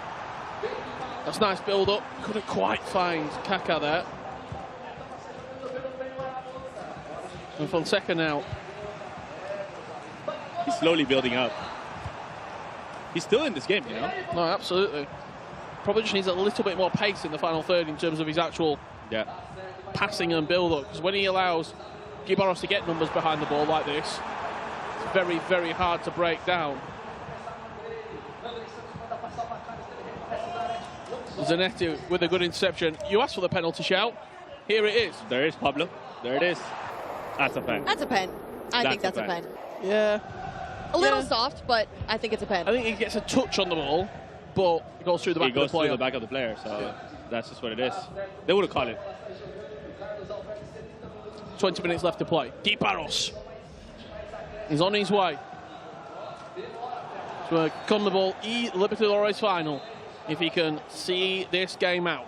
This is where we see Guy queue up a pass soon and sub out Jarzinho and put Ibarbo in. Not saying that I saw the future, but there might be a possibility because Jairzinho's on a yellow, getting eaten by Zanetti on the left as a left back. Ibarbo would absolutely body them. Maradona's got pace, and he's probably got enough to get past Carlos Alberto. There's Vinny Jr. Tugged back. That's a pen. He pulled him back. You saw that little bit of a shirt pull, and the referee goes straight to the penalty spot. Slams it in the top corner. 2 penalties have tied up this game. What a pen. I mean, top corner by Maradona. I was wondering why he turned the other direction, why he cut back, but it did work in his favor. 2 pens have made this game level. And I'll be honest, we've got to see it again. We have to see that foul. Because in the moment, you saw a very, very short, small shirt pull, but it looked like he tapped the circle button and then quickly came off it. Yeah, 100%. I mean, it's a little heartbreaking for Guy there, but if the referee said it's a pen, then it's a pen. No Ibarbo yet for Guy. 4-4. 15 minutes left to play. We've gone to extra time a lot today. Could be on the cards once again here. It looks like the momentum is now in Fonseca's side. Maradona dropping really deep there to build up these attacks. Nice player lock there into Ibarbo, but just elects to recycle.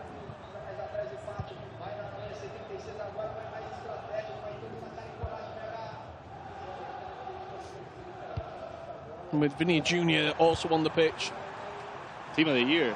For Fonseca. FC item. Probably the most expensive on the pitch. A lot of pace and a lot of quality on this pitch. That's a through ball. It's going to bounce nicely for him. It's unfortunate. It's heartbreaking for Guy Barros. But it is absolute pandemonium for the Tuskegee sports fans. Absolutely unfortunate for Guy Barros there. His goalkeeper couldn't quite get a handle on it, and he was able to have the easy tap in. Yeah, that's a tough one for Guy, but Fonseca is absolutely taking it.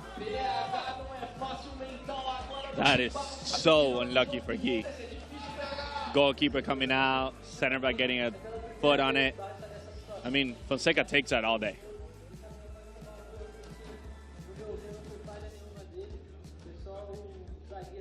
Fonseca leading. I want to say for the first time in this game. Believe so. Yeah. Will he see this game out? Momentum shift. It was a real unfortunate goal to concede for Guy Barros. The through ball just edged its way towards the goalkeeper. This was the goal to put him in front. The keeper came out. I think it's Marquinhos, intercept plus activated. He got a touch on it, but then him and the goalkeeper collided with each other. There was just not a shout between the goalkeeper and the center back there.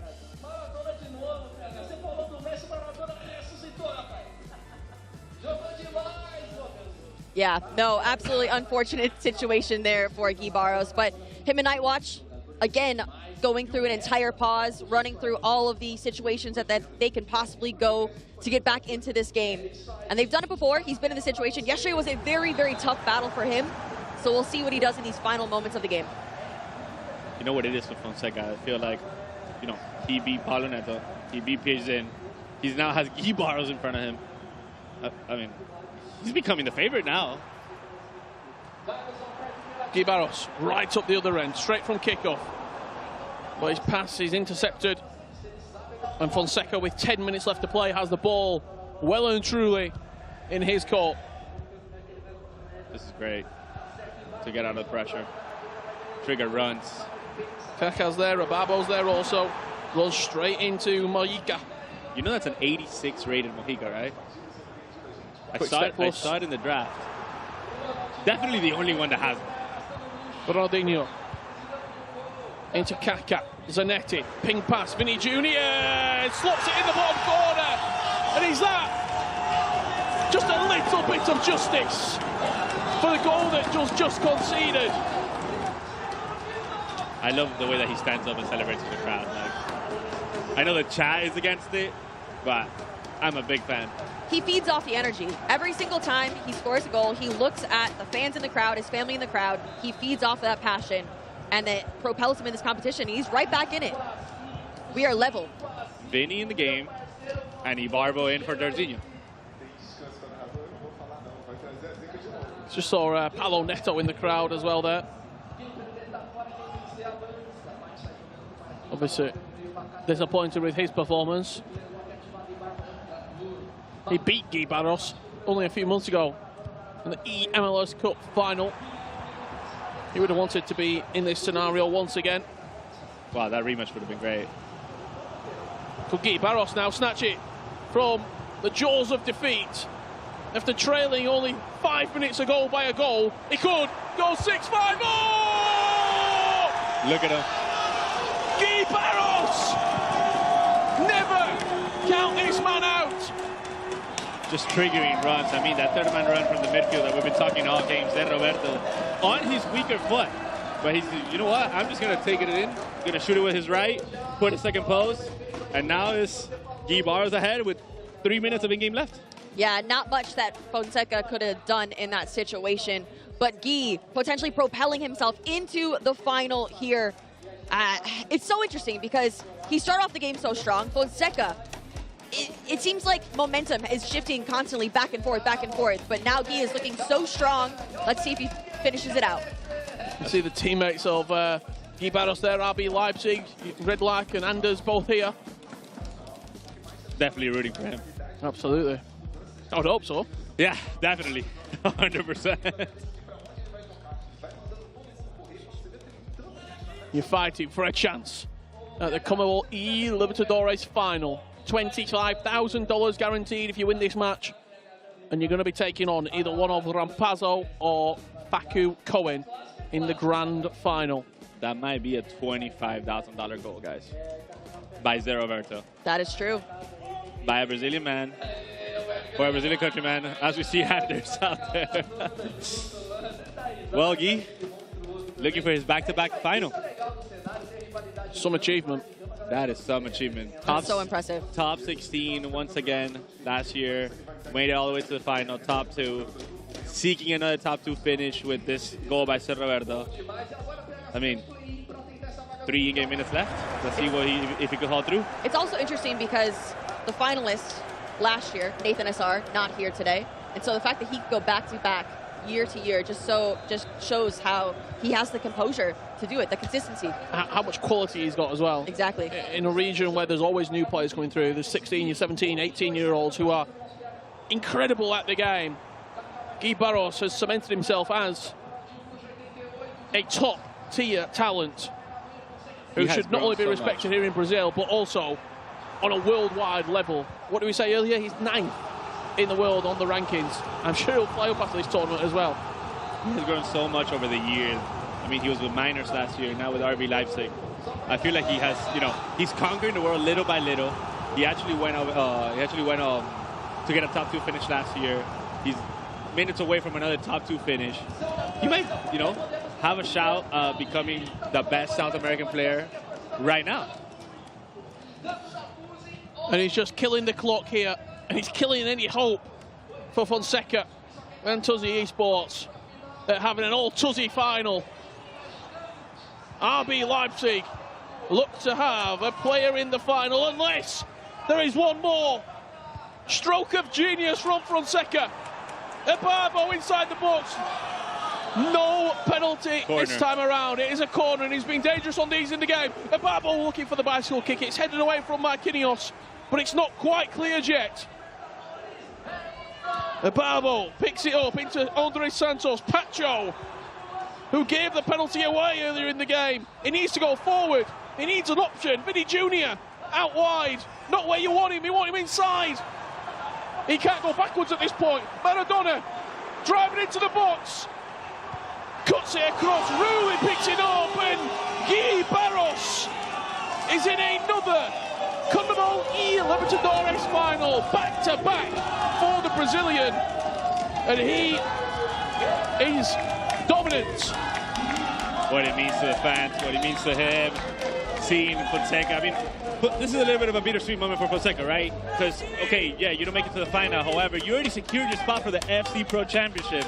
And I'm sure that whenever he started the tournament, that was his ultimate goal. That was definitely his ultimate goal, was to see Guy Barros go to his fans. Chase, I mean, look what it means. It means everything. The passion is there. They've been celebrating with him this entire competition.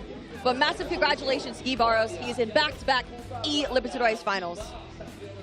There you have it. Guy Barros is one of your finalists here in Sao Paulo, Brazil.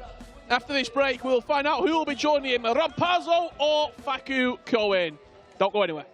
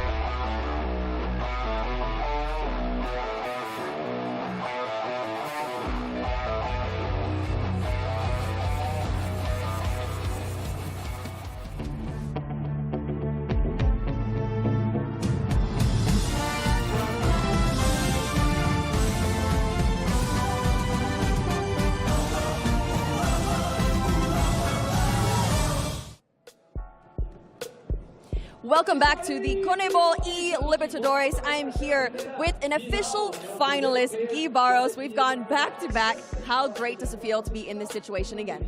Como que você se sente estar finalista novamente? Como que é a sensação para você? É muito boa a sensação. Eu estou muito feliz de poder ter chegado na final de novo. Acho que só de ter outra oportunidade para levantar o troféu já estou feliz demais e agora tentar fazer melhor do que da última vez.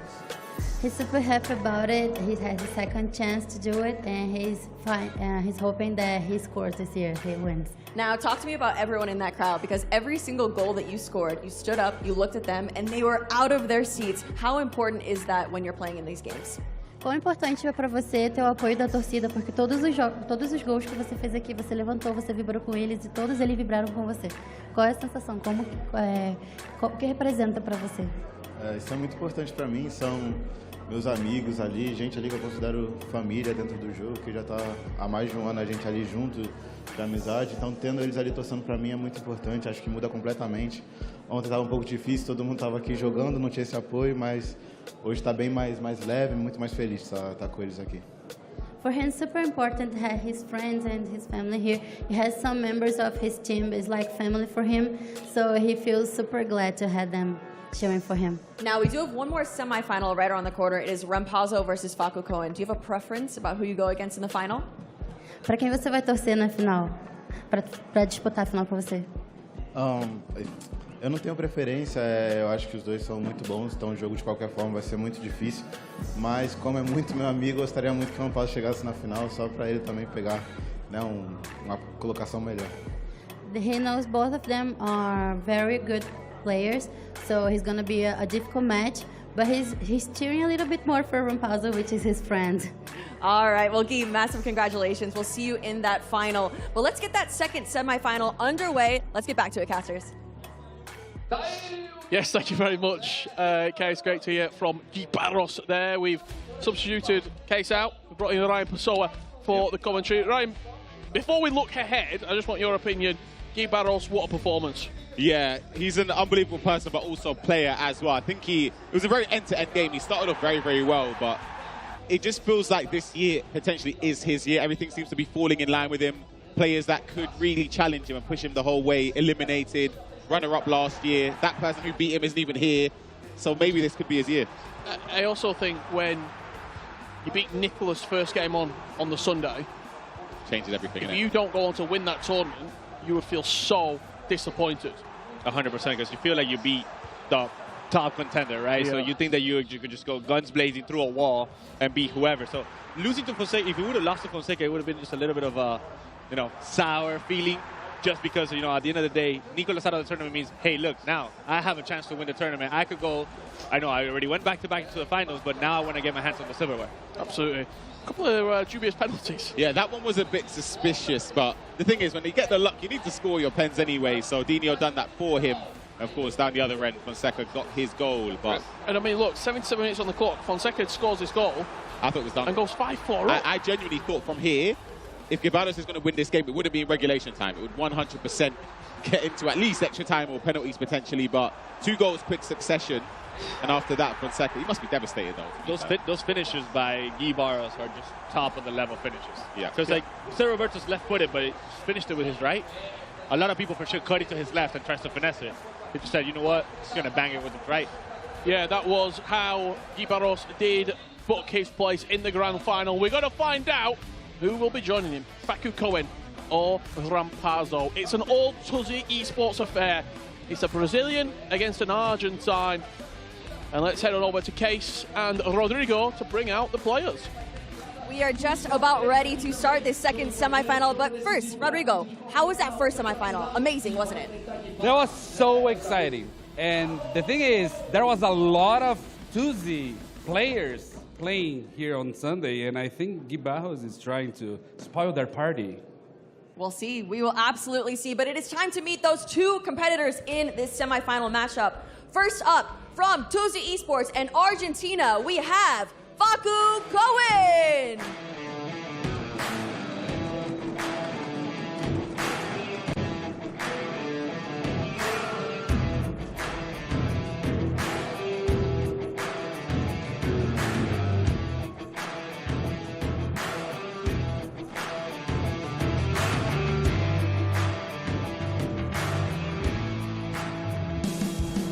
De Rio Claro para o mundo, Rampazo representando o Brasil.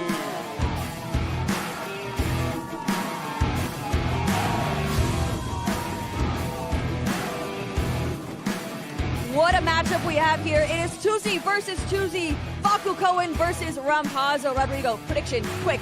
Argentina versus Brazil. I go with Brazil. Always. Brazil. We will see. All right, casters, let's get into it. Semifinal 2 is underway. Thank you very much, guys. Yeah, no surprise to hear that Rodrigo is going for Brazil. Going for Brazil. Should we give our thoughts and predictions here? I'm ready to go. Are you guys ready? Go for it. You go first. Go on then. Faku Cohen. Same here. Yeah, it's a clean sweep. I tell you what, we'll keep that very low. Yeah. The thing is, though, we've watched him a lot this year. We were big fans. We spoke privately about Faku Cohen. He's so good. Seen him since the beginning of the season, and he's actually progressed as a player. Incredible. To become probably a CONMEBOL eLibertadores finalist. The thing is, he seems so confident as well, and obviously up against Rampazo, who you could argue has sort of peaked in terms of expectation. Like, he's got the World Championship spot, so maybe that could play a factor. And Riso in the chat asking, why did he cry when he found out he was matching Faku Cohen? It was crying just because he found out he qualified for the World Championship. Life-changing amounts of money and the opportunity as well. I mean, this is unbelievable. You know, at the end of the day, this match right here, this FC Pro match, it's worth $25,000. Crazy. I mean, Faku and Rampazo, phenomenal players, but only one can make it to the final. Gene asking, where is Paulo Neto? Well, I saw him. He's in the crowd. About 5 minutes ago, front row. He's been eliminated. He got knocked out earlier on today, so it was another shock that the eLibertadores 2025 brought to us. He got knocked out by Fonseca. That actually just got knocked out by Guevara. Yeah. So I've looked into the archives. Go on. They've matched one time, to my recollection, these two. The FC Pro 24 Open regional qualifiers. Faku Cohen 4, Rampazo 7. But who got the last laugh? Faku Cohen, because he made the Pro Open. Yeah, absolutely. Rampazo did not. I feel like Rampazo has been a name that has been in the scene. He's been about there for a long time. He was at my last tournament, I remember. Saudi Arabia, we were there. It was a 2v2 tournament, though, different groups, but he was playing, I remember. And it just feels like he needed that break 1v1. 2v2, great. And this 1v1, this is it, exactly. I mean, they're just 90 in-game minutes from seeking eternal glory, for real. Rich, why are we laughing every time, man? What do you mean? Do you know what it is? It's the way that you just casually slip in Eternal Glory. I love it. I love it. I'm a big fan of that. Just having a look over my shoulder here, and I can see... Going through the settings. Yeah. Just getting comfortable on the stage, both Rampazo and Tuzi. Seeing Brett in the chat saying he packed 96 rice out of the 81 player pick from watching the stream. So make sure you have your Twitch accounts linked. Team of the season, perfect time. I don't know if you saw someone in the crowd. Yeah, go on, I didn't see it. Opened up a pick, I think it was. No. Yeah. Who did they get? They went like this. They showed the phone to the camera. Yeah. And then they went... Oh, devastating. I've got to ask you, you must have played, Ryan, at some point during your illustrious career. Too long. Against a teammate? I'm thinking hashtag, did you ever play? About 5 times, maybe more. How is this now? So I remember the first time, I remember winning by quite some margin, and I felt bad. Who was that against? It was against Harry. I felt really bad. And then I played Shuri. 2018? It would have been, yeah, playoffs. So I played Harry then, and then I played Shuri, won, but I played him again, and I lost. And then lost again after that. So I think I'm 2 for 2 in terms of playing a teammate. But what's it like? It's difficult because I feel bad. Like when I'm winning, normally I kind of just like to look at my opponent to see. I'm looking and they're looking at me, and it's like, what are we doing here? What are we doing here? I wish you're playing someone else, but yeah. One of the things that I am able to see here, though, it's a Brazilian versus an Argentinian. I don't know how many friendlies these guys get along. Yeah, they don't. Let me tell you that the crowd, 100%, will be all in favor of games that they're playing. The distance. People think Brazil-Argentina is super close. Yep. I was talking to Rodrigo, and he was telling me it's the distance between like the top of Brazil and then sort of Buenos Aires, where these players might be playing from. I seem to recall it's the same distance between London and Kuwait. Unbelievable. Wow. Unbelievable, yeah? Yeah, I believe it. It's that big of a region, South America. Connection issues galore. Absolutely. So in person, it's different. it's different. Those regional qualifiers, as you said, same region, but it's different right here.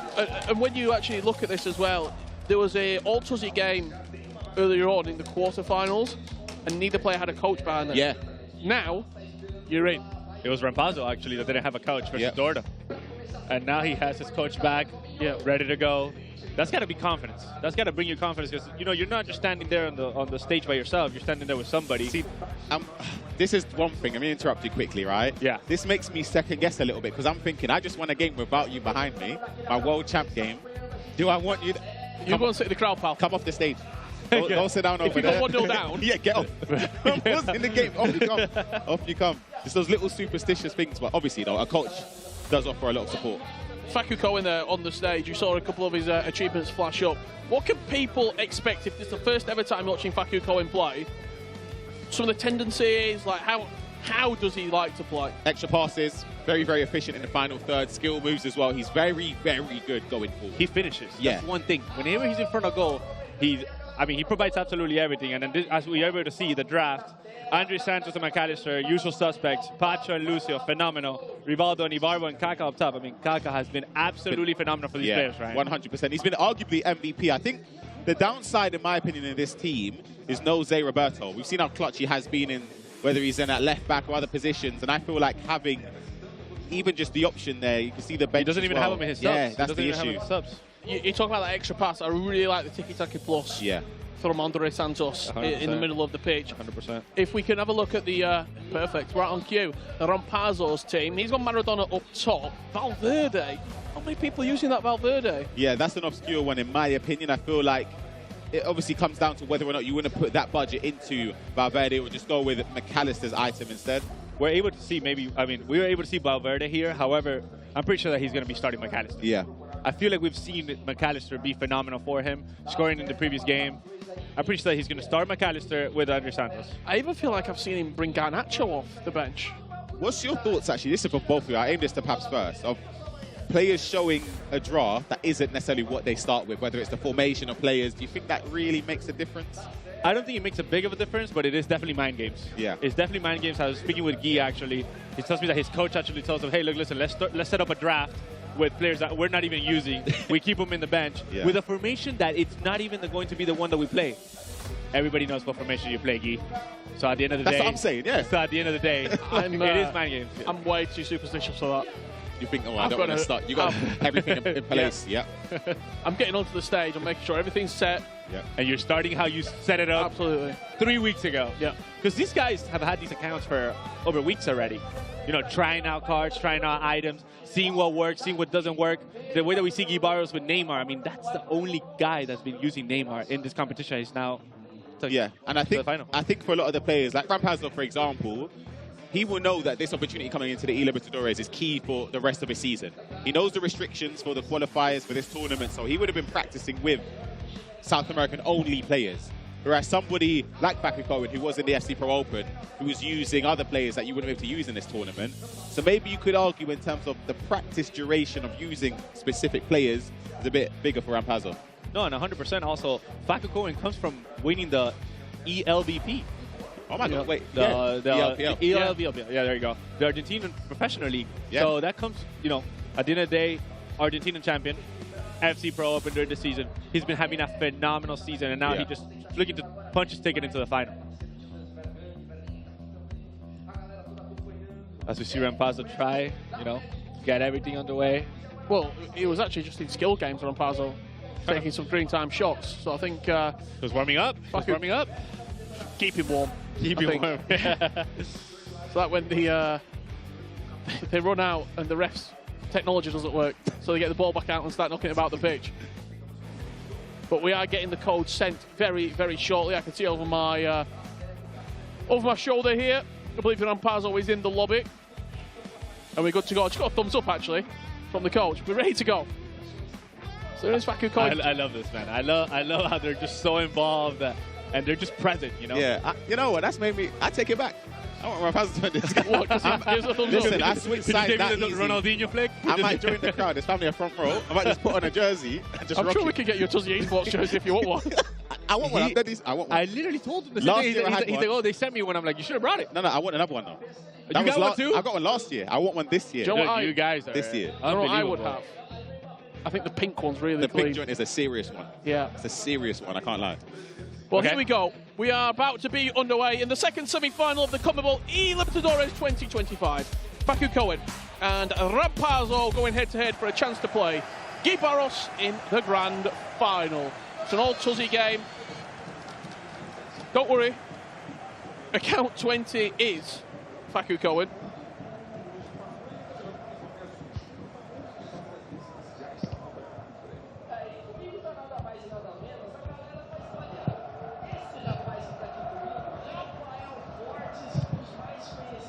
And we're on. We are underway. It's going to be Facu Cohen from left to right.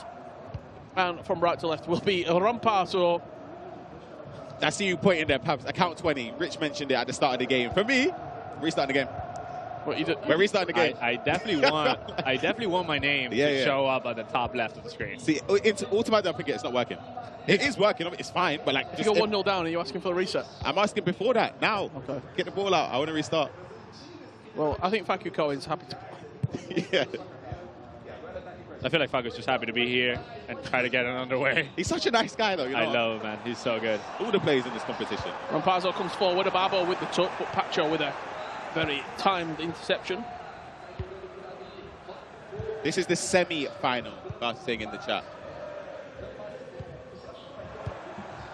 As we're able to see, we were talking about Rampazzo, right, with Valverde? Yep. McAllister. Yep. Wait. Was he? Is that McAllister? No, number 7. Valverde. That's Valverde. That's Valverde. I was looking at the blue Tuzi Esports. It's been a long day. Yeah. Good effort. And that's Di Roberto running out of play, but does get the foul brought back. It's McAllister, guys. It is. It is McAllister. I hold my hands up. Oh, there you go. Wasting my money on laser eye surgery. I can see it.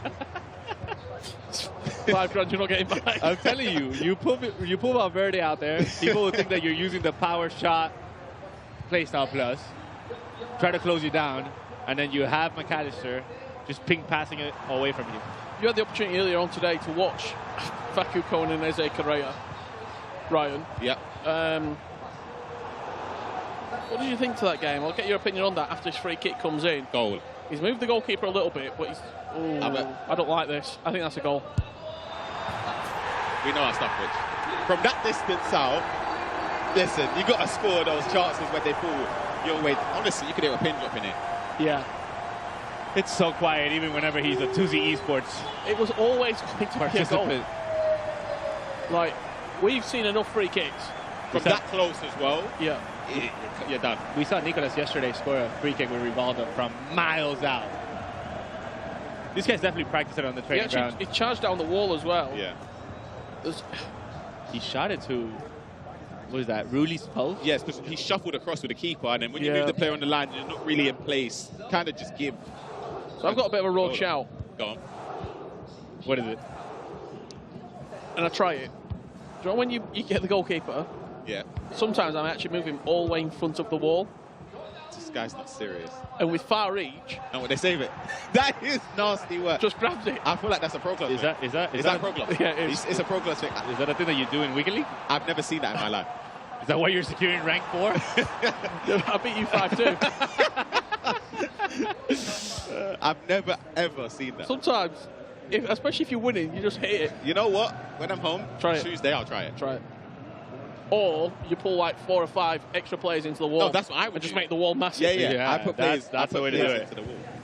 Also, with the goalie movement, it's good work. Yeah. But it also benefits the attacking player so much more this year. Yeah. Like we've seen a lot of free kicks in and around the box where it's almost as good as the penalty. Yeah. Definitely better than a corner, but a corner is very close. Those first-time through balls, Ryan. We've been seeing them since the introduction. I mean, in NA, There we go. That's it on the floor. Kaka in behind. Keeper's moved, and he's gone that Rebound. side. Rebound. 2-0. Account 20. He's flying. 2-0 up.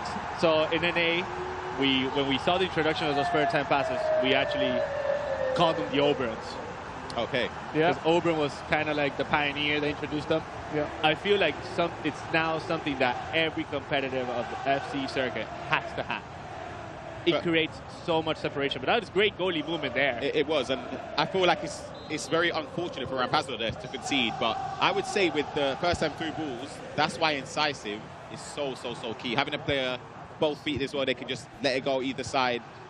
You're in on goal. Just great from Facu to stay composed. As we see Rampazzo cue the pass. Yeah, Rampazzo's not happy at the moment. And part of me just does think, when you've already had the, I'm going to say adrenaline dump, I think that's the best way to describe it, of qualifying for the World Championships, and then you have to get back up and you've got to play. I think it's a real tough ask. You know, it's happened to me in the past where, as we see this play develop, it's happened to me in the past back in the 21 circuit. I remember we had the broadcast, you know, in the online qualifiers. Yeah. I made it all the way to the final. Chance. That's beautiful. Good goal. That's a great goal. That's really a beautiful goal. To get back into the game. As I was saying, made it all the way to the final top 3. I played against Louis 11, but I had already made the broadcast. So I played that game. Okay, you kind of just, it's not like people say this, we're saying that the player doesn't care or like they give up. It's you kind of just like, You have so much like weight on your shoulders to make it to the broadcast. And once you do, pressure's off in a way. A couple of players there who know about winning, Young and Nathan SR, ex-champion. Yep. I just find it crazy that neither of them are here. Like in this tournament, that just shows like, wow. I was saying earlier, I don't know if you caught it, the World Championships, right around the corner. Brazil had 4 representatives joint with Netherlands. They got 6 now. And you know what's crazy is the fact that this is their only direct way to get players from there. They've qualified from other tournaments. We see Young, he was in Portugal, won that league as well. Paulo Neto, EMLS. Gibaros, EMLS. And would have got it here. Exactly. It's crazy. I'm forgetting one. Resende, of course. FC Pro La Liga. Yep, final. Unbelievable standard. What a legend Resende, right? And the thing is as well, we'll probably see P8 Zin come back as well. He's got the play-ins. He has the play-ins. Yep. Which is a phenomenal pool of players. Like me and Rich were looking at it yesterday. It might be the most stacked play-ins roster. Play-ins isn't like last year. I feel like last year was a bit, it's harsh to say weak in terms of the players in that tournament, in my opinion anyway. I feel like this year, the play-ins, that's a serious gauntlet. Like, that's not a joke. I mean, just a few names for the play-ins. I'll just reel them off for you. Dulla Mike, Aliham, Jesus, Manu Bachore, Umut, Chris, Yuval, Tuga, Yaskow. Lamps. They're just a few. Mark 11, who are going to be in the playoff. I love how you say Chris and Lamps. My NA boys. My NA boys. Big fans of both of them. 100%. Facu Cohen getting us back underway after he did just concede to go 2-1, but that's the extra pass we're talking about. The shot cancel. If the animation was better, you remember that back in the day, if you shot cancel there, the defender got animated. Yeah, that was, you would have absolutely sent the defender. You would have absolutely cooked the defender. You know, I never mastered it. Did you ever master it? Later on in the year, but it was too late. It was too late. It was too late. It's like the player lock. Like, the player lock is one thing that, you know, I was doing it often, but not as often as Rampazzo now. Yeah, absolutely. I see because you're asking in the chat, can you explain what SBC players will receive the upgrades? I'll answer that after this attack. I think you've got time. I think the goalkeeper's going to collect. Keeper's going to collect that. Facu Cohen and Lanzini, of course, both upgrades. Capaldi with Chico gets 1 upgrade, so +1. Rampazzo gets Leone up with a +2. And Eze Correa a +1 with Funes Mori. There you go. Kaká driving forward into the box. Player looks into Maradona quite unconventionally. I don't think he wanted that. But he's been given the ball back. In a very dangerous area here. McAllister does have a pinged pass in his locker. Kaká just offside. You know what's one of the things we've been seeing from these players? Whenever they get outside and they have a runner into the box, it's the borrow inside into a cross. Yeah. It's so effective to just lead off that mistake. I feel like that ball roll is essential. You do it normally, and I just don't trust it. But with the ball roll, for some, it just opens up the angle a little bit more. It opens up the angle. But it's one of them ones where you need to put a little bit more power than you expect to put on it. To whip it in Yeah, there. yeah. Just a tiny bit more. Not too much, obviously, but It's a very, very important aspect of the game. 100%. And I mean, if you're here, you have everything in your locker. You know. That's offside. Yeah. You have the flare locks. You have the crosses with the borrow. You have the low-driven finishes. You have the green times. You have the finesses. You have the travellas. It's just so many ways of scoring in FC25.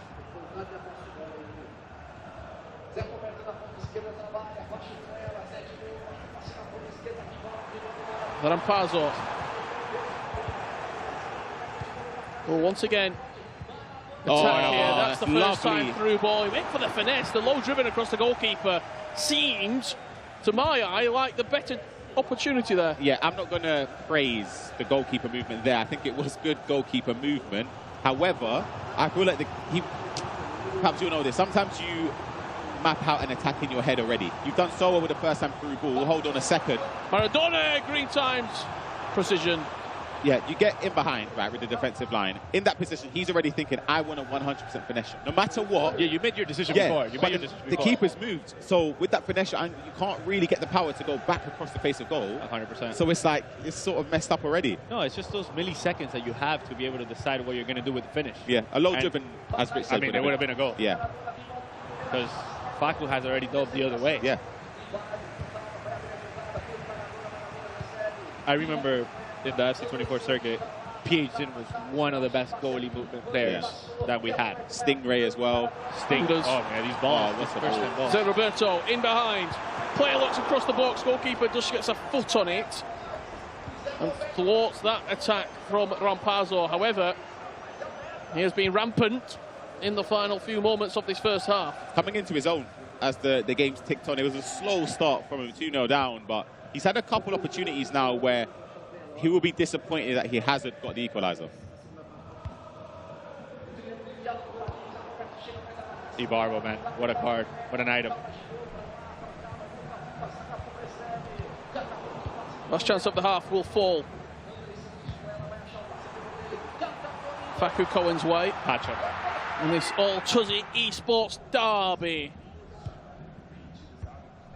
Well, here we go for the first half. That will do us. And as we take a very short break, let's head on over to Case, who's with someone in the crowd. Yes, I'm here with a member from the audience. He is a content creator and also coach for Union Esports. Obviously, Barreto unfortunately went out in the competition yesterday, but you've been watching everything from the last 2 days. What have you made of the competition? Yes, the level is very high. Everyone wants the Gloria Eterna for Libertadores. So we have to watch what's going to be in the final. Now, I have to ask, this specific matchup, who do you think is going to win, Facu Cohen or Rampazzo? Well, I wish Rampazzo win, but also Facu is a great player. We have to see, but for the final, I think it's Ibarro's time. All right, well, we'll have to see. Leo, thank you so much. I'll let you get back to watching the epic competition. Send it back to the casters. Thank you so much. As we get into the halftime highlights here, that was the actual POV from Facu Cohen as he put that in the top corner. That was phenomenal. That was great. Like, what a way to kick a free kick, right? Maradona asking for real.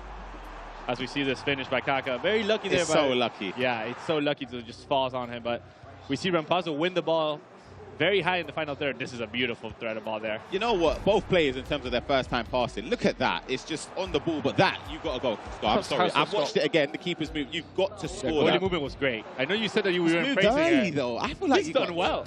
No. I feel like, you agree with me, right? That's the attacking being poor rather than the goalkeeper movement being right. I feel like everything up until that moment. All right, guys. Ibarro scores. Ibarro scores. Yep. You score as well. Correct. Because I know as soon as I go through there, I've got a low-driven shot plus player. Or a finesse. I'm always hitting the low-driven. No, but you've got to wait. I would wait that to the very last second. Like, literally, you have to wait. Like, if keepers moved early for me. The keepers moved early. Supporting the crowd in favor of both. Well, I say both. Mainly for Rampazzo. We're not seeing a Facu Cohen celebration at all. No, certainly not. But Rampazzo scored and this place went crazy. 2-1 when we left it. Yeah. You know, it's one of the things I see from Facu Cohen. It's just he stays cool, calm, and collected when he scores. Yeah. As from Guy, as an example, he scores and he just celebrates. What sort of player were you when you scored? Oh, I'll go crazy. I'll go crazy. Really? Yeah, 100%. 100%. Literally. I remember in 22 MLS Cup, I played against Jockson in penalties. unbelievable. Ended up winning. Love it. Ryan? Opposite. I remember I celebrated once, and it wasn't even to win the game. I was so annoyed. The player was keeping the ball for a very long portion of the game. Equalized, got into extra time, he scored straight after kickoff. I never celebrated Who again. was it? Janos. Janos. You can't be angry at Janos. Nah, we're good friends. No. We had a lot of battles over our time. Same group in the World Championship years ago. Janos might be the nicest He was so nice. player. No, we got on. But at that moment, I was thinking he had like 78% possession. Dude, that's Come the on, thing. man. That's the thing. What are we doing here? We're not even playing the game. Joe, the best thing is, he does that against you. Then he comes and goes, hey, That's GG, man, yeah. great game. I'm looking at him, I'm like, oh. I gotta now shake your hand. Yeah, it's like you step on a dog's paw, and he's like, I'm thinking, I feel so bad. I feel so bad. I felt terrible. Yeah, no, I definitely was the type of player that showed my emotions a lot. Yeah. I had a saying that all of my friends ended up catching on. It's called Sakala. Sakala means I get it out of the net. Okay.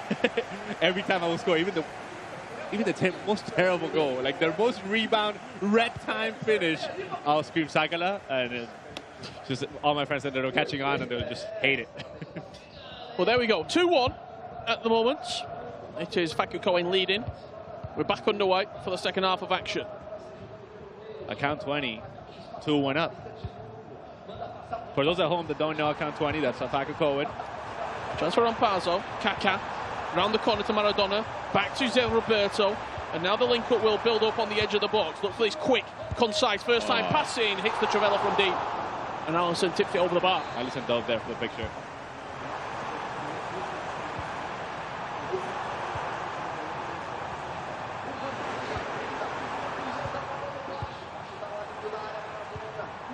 Short corner being played. Maradona with the play a lot there, and Kaká could be in behind. With the build-up. Blocked.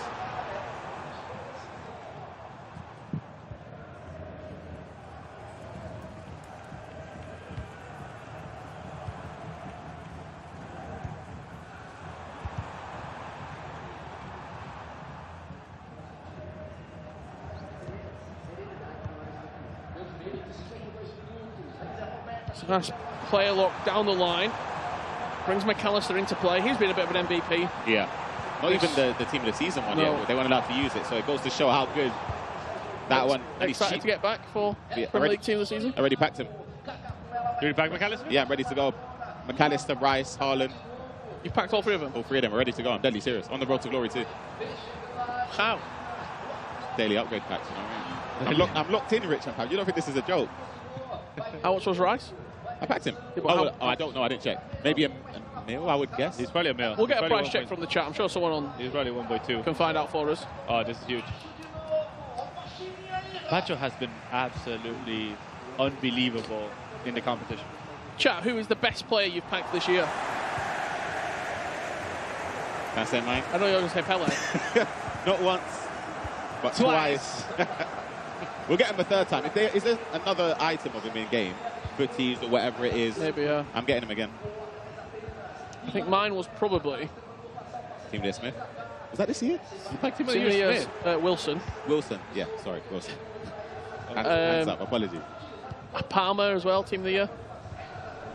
Class. From an 83 by 15. No wonder you sing his praise so much. I was wondering, there was something with it. I get it now. He's played 500 games for me. Oh, this is great. Nice build up, that double tap pass can't quite get there. Lucio goes to ground and does pick up the pieces.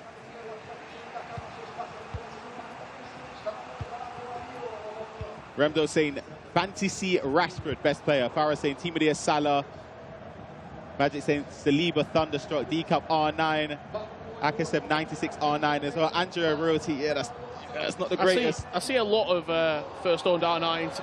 What's happened there in the box? And I wonder who packs them all. They're all in this chat. Yeah. CJ saying Team of the Season VVD. We were there for that, Rich. I saw that live. We saw it live. Really? Yeah, we actually saw it live. You had just left. Wow. Post-gym. What a through ball. King CJ grabbed. CJ, you deserve it. Barbo inside the box. Breezes past Zanetti. Gets the byline, but he doesn't have an option. It's drastic on the line. Do you know what I thought was going to happen there? A little throwback, a little Lacroquette cancel into the shot. I mean, we've also seen just a tap near post from those angles as well. We've seen them go in. A high and hope. I would like to see, if there's not a pass there, more players shooting there, because you might get something at the near post, and you're also guaranteed a corner. Yeah, and the thing is, prior to the patch earlier this year, they used to just fly in. Yeah, they did. Cafu driving into the box. You can see the friends and family there of Rampazzo.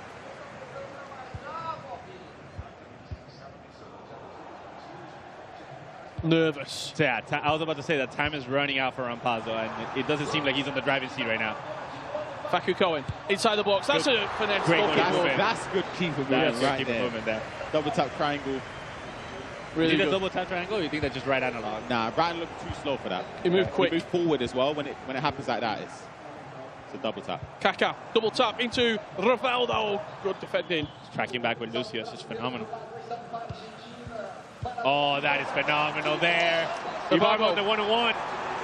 Goes around the goalkeeper. What are you doing? Oh! Doesn't go to ground. Can't get near him. Ibarbo too strong, too powerful, too quick.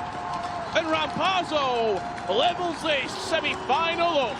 Did he shot cancel to take on the keeper there? I don't know. I need to see it again. I don't understand. The keeper got to go to ground there, no? I feel like that was just a left analog around the goalkeeper. Yeah, Ibarbo was in behind. It wasn't a shot cancel. I feel like I got questions to the keeper. Yeah, definitely. 100%. But that just brings Rampazzo back to this game. And now, it's just fireworks for the rest of the game. Yep, you mentioned he needed to get back into it. Time was ticking. For Facu Kono, it was 2-0 up. The nerves will start to mount up now. It's a thing from Facu Kono. I feel like he was doing the same thing against Eze Correa. Eze Correa comes back and leads instead of ends up winning. He was doing that. It happened with Guy Barros yesterday, and now it's happening again. So the Arsenal reps in the crowd there. You're a big fan. Of course, man. That's the team. Let's have a look at that goal that just was scored. You want another look at it. First time through ball. Catches him completely, all ends up. Let's see. Not a shot cancel around the keeper. No, keeper's got to do better. Cool, man. Absolutely nothing. He didn't do anything. He didn't do anything. He just left walks analog. around on the side of the keeper. That is. Shall I tell you who does do better there? Who? Emi Martinez, team of the year. Rush out, quick. Have you packed him? Correct. Oh, you see what I'm saying? You see it? You see it right there. I'll tell you who else is really good. He's not available to be used here. Yeah. Team of the season, Rabiot. Oh my gosh. If you got him at home, make sure you pick him up. About 15k. Stunked by Rich. Well, game on. Yeah, you were talking about Facu Cohen being in these close games and letting people back into the game. But the one factor wins them is he's come out on top of all of them. Hold on. Is he on? That looks goalkeeper don't fancy that. He's got round the keeper. The keeper is nowhere to be seen. It was like he was towing a train as he ran out. Rampazzo runs through. Rampazzo goes 3-2 up. And this crowd is jubilant. Wow. Perhaps you said it. He can't seem to hold on to a lead. And if you remember the Eze Correa game, we were watching it. He was 3-1 up. We went away, came back, and it was 4-3 down. He conceded in 3 goals in like 5 minutes. And in this one, 2 goals in 2 minutes. You don't need to pull the goalie there. At all. At all.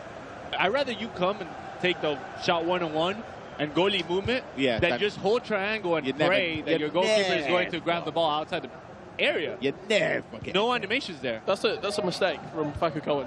Yeah, definitely. And it's also the second ball that he gets caught with the first time through ball. Yeah. Over both of them have been over the top. So you got to start tracking back. You got to start players switching into your center back and track back. Not gonna lie, it's really hard to track back with center backs whenever they play the ball over the top. But here we are. Facu Cohen, lovely build-up. Player lock into the box. That is an outstanding goal. I gotta stand up to for get that himself back into the game. That's a great goal. That was great from Facu. It's a great goal. The player lock, beautiful. Did you wink at the camera as well? Say it again? I think he just winked at the camera. He did. I didn't see it. Remember the video I showed you guys earlier? Yeah. Yesterday, after beating Guy Barros, he went ahead and sent a kiss to the camera. Facu's definitely feeling that himself. pass there to Andre Santos and then the player. That's a beautiful goal. I'm not gonna lie. Yeah, that's great. Tiki-taka plus. Andre Santos. 20k coins in the FC market. Pick him up. There was a wink.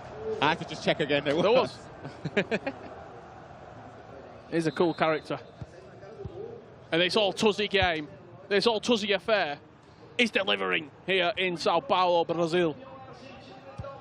You know what it is? It's that I feel like Facu has developed throughout the season. in that Super Open, I'm not sure he was winking at the camera, but he's here in Brazil. Yeah, his personality is starting to come out a lot more over the course of his... Offside. Yeah, his rise in the scene over the last 2 years. Definitely. And it would also be a, I would go out and say, quite a unpopular winner, with it being an Argentine player. However, it is Tuzzi, so they will be supporting him in the grand final against Guy Barros. 100%, 100%. And also, he already won his domestic league, you know? So he's gotten to finals and he's gotten the silverware, so he knows what this means. Facu Cohen, couple of step-overs with the barbell, trying to force that down the goal line into the back post area. It's a foul. Got away with one. If I'm Rampazzo here, I'm queuing the pass and letting the 90 seconds go by. For those at home, why would you do that, though? It's just, you know, at the end of the day, it looks like the momentum is on Facu Cohen's side after getting that third goal. Look at, he's winning the ball so high up on the pitch. Yeah, he is. There's only going to be one winner of this game, and it's going to be Facu Cohen! Rivaldo at the back post! The double square cross. Yeah. That we've seen time after time. A lot of players are not using them. Facu has everything in his locker. That's a beautiful goal again. 2 for 2. He wins the ball high up. He plays the ball from Maradona over to Kaká. Just that little time to get it over to Ibarbo. The double tap cross is sensation. The way he triggers Ibarbo to make that run and plays it right at the right time for him to be able to get there. Yeah, sensational. It's just phenomenal. That's a beautiful cross. Silence. He looked out of this game 10 in-game minutes ago. Yeah. And now, I almost feel as though he's just stepped up the pitch. 10, 15 yards. Literally. He's been a lot more aggressive in the press. He's been a lot more aggressive in the tactics. And it's working for him. Winning the ball so high up on the pitch. Do you stay like that now? You've got the lead with 5 minutes left to play. Or do you go back to sitting a little bit deeper? That's the old age question. Do you stick or twist? I would say in this moment, I think you stick. You stick for kickoff. Yep. And once you win the ball back, you change. Yeah. That's what I would So you have the suggest. preset ready? Yeah, because it's obviously different now with all the stuff in terms of changing formation. But before, remember you used to change, your players would just run all over the place and they're out of position from kickoffs. So for now, I actually think Rampazzo's not going to play for last attack right now. It's too early. I think he's going to try and get at least one attack. 100%. So I think you stick just for a little bit. 100%. And the way that whatever Facu's doing right now, letting those 90 seconds go by, now that the momentum is on his side, Rampazzo is eager to start this game again. He wants to get one back. So Facu's just staying composed. I mean, as we're able to see the long faces in the crowd. Yeah, we're on course for a potential rematch as well with Ibarra and Facu Cohen. Facu Cohen won 5-4 against him, and he's in about extra time. In extra time. Yeah, he's about to get into a final here. That was Group C, right? That was Group C? Group D. Group D. Yeah. That group was absolutely stacked. For Group D. Clever. And he defended the kickoff. I would change now for me. You know what's one of the things that I saw Facu struggle with? Holding the ball against Guibarra. You've just mentioned it. Here he is. He gives it straight away. Back to Rampazzo. See, I think it was a bad idea to not play a switch to Cafu to win the ball. He does well there in terms of Lucio wins it in the end, but I think a player switch would have also won him the ball. But Paredes, too slow on the ball there, Facu Cohen. And he's allowing Rampazzo. See what I mean, though? One chance left in this game. What an interception from Facu Cohen and Pacho. You see what I'm saying when not switching? You drag Cafu out or drag Lucio out from centre-back. You leave that gaping hole. Cafu's not going to be able to cover it. And then it's pain. That's nice. That's great.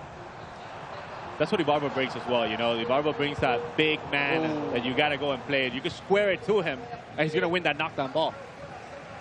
One final chance. Good step. Yeah, that was great player switch. Lucio. He doesn't want to go back to the goalkeeper too early, though. You don't know how many seconds or how many minutes are going to add. At least 2. Facu Cohen's playing with fire here. Yep.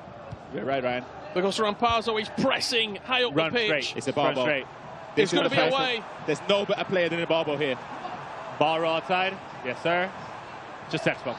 Facu Cohen playing the clock like a true professional here. And he looks to set up a rematch and a grand final. Argentina v Brazil here in Sao Paulo. Facu Cohen goes through and he will play Guy Barros in the grand final. Incredible game. An all-Tuzzi game, and it delivered on the main stage. The two players that, well, the two players out of the four that had the World Championship spot beforehand ended up making the finals here. The two players that got it in the previous round, we spoke about that being a mental factor. You sort of drop off a little bit in level, both eliminated. Perhaps thoughts on that game? Phenomenal game from Facu. I mean, it was just momentum shift after momentum shift. Rampazzo had his time, then Facu had it. Just Facu had the last laugh. It was an end-to-end game. End-to-end game, honestly. True to a semi-final. It was like 6 minutes from Facu Cohen that clutched up in the end. He's not got long to get ready for the grand final. He'll be taking on RB Leipzig's Guy Barros, your CONMEBOL eLibertadores 2025 final, coming up right after this break.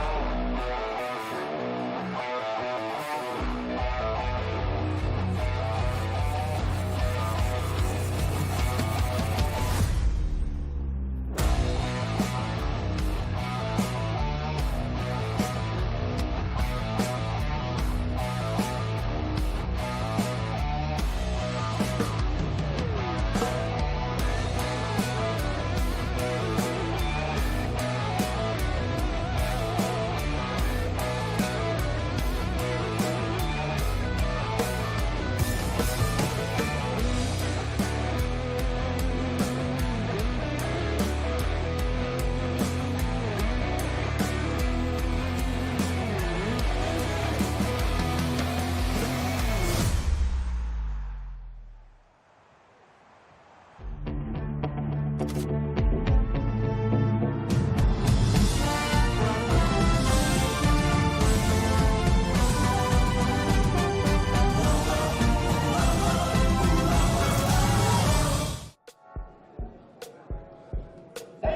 guys, I'm here with Facu Cohen, the finalist of the CONMEBOL eLibertadores. I'm just going to be asking you a couple questions.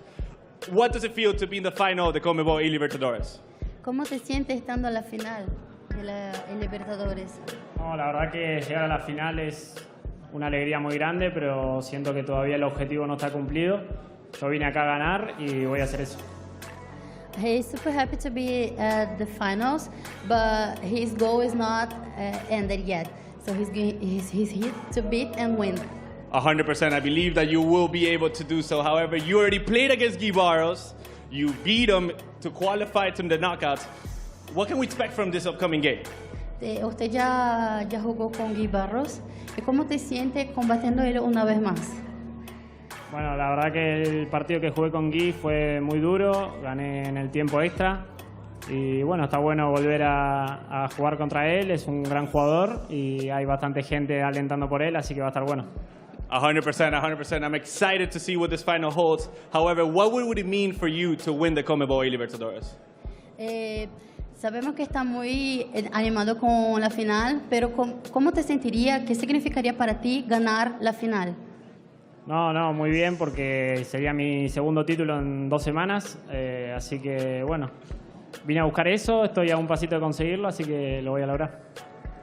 It would be his second title in 2 weeks. Pretty amazing, but he's super excited about it. He's here to win. Well, guys, you guys heard it from Facu Cohen, the finalist. Second title that he's looking for in 2 weeks. Take it away, casters. 2 titles in 2 weeks. It's not a bad return, is it? Richard Buckley, Case and Ryan to guide you through the grand final that's coming your way. We do have a little bit of pageantry before we get there. Yep. We've got a special guest coming out, but before we get there, let's find out how Facu Cohen made it to the grand final. He kicked off with a beautiful free kick. Yeah, started off well in the game, and it was a free kick we expect to score from that distance. Both of us were saying it's in shooting territory, but then the first time through ball in behind. Very fortunate that the rebound fell in his favour, but he won't care. Certainly won't.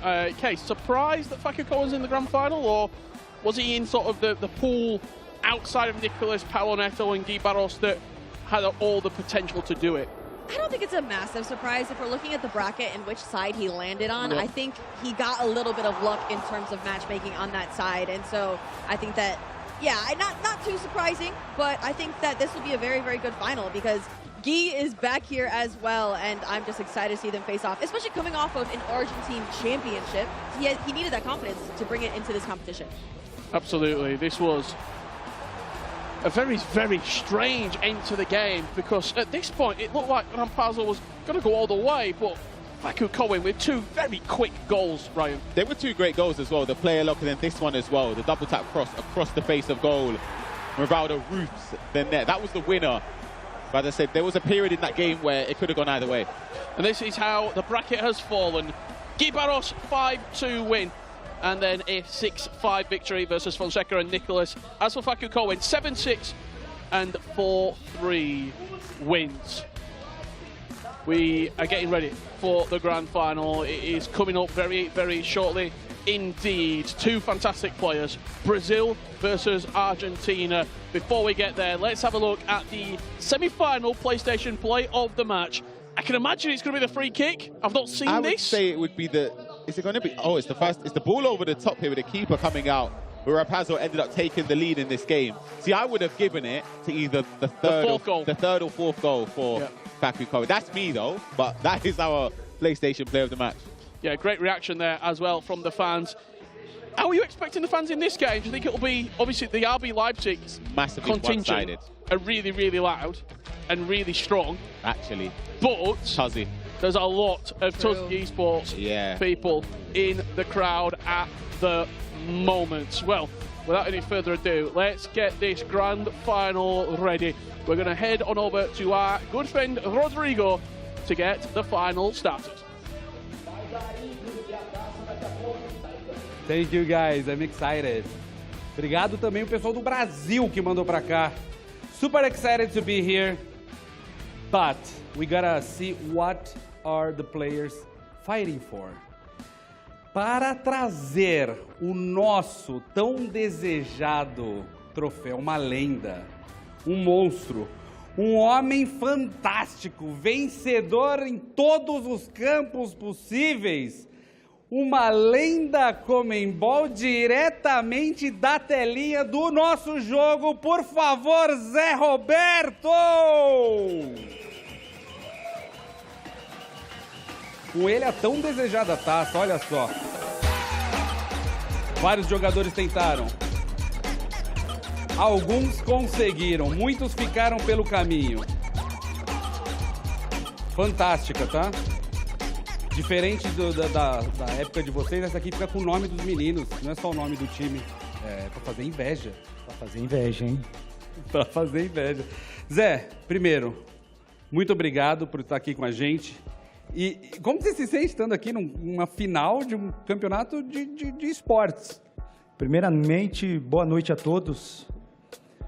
Me sinto lisonjeado, né? Poxa, ainda mais vendo que vários jogadores estão usando a minha cartinha. Então, para mim, é motivo de muita alegria. Quem sabe até na final aí fazer um golzinho, né? Sabe como que os meninos falam assim de você? Ele é roubado. É roubado, apelão. Como você disse, você é realmente... desculpa, Bárbara, perdão, Bárbara. Eu fiquei emocionado com o Zé do meu lado. A Bárbara aqui vai passar para o pessoal dos Estados Unidos em inglês, para o pessoal entender. Zé Roberto was asked how he feels being here at the competition, knowing that he's super important for sport, the football sport.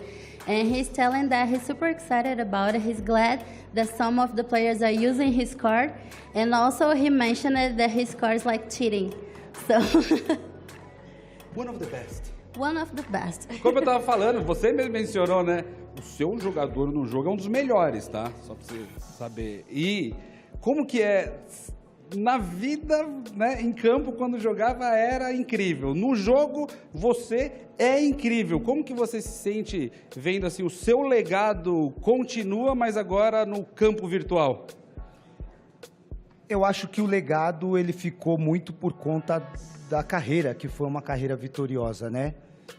E eu acho que dentro da minha jornada houveram sempre novas transformações. E hoje eu cheguei aqui representando a carta por conta da carreira, né?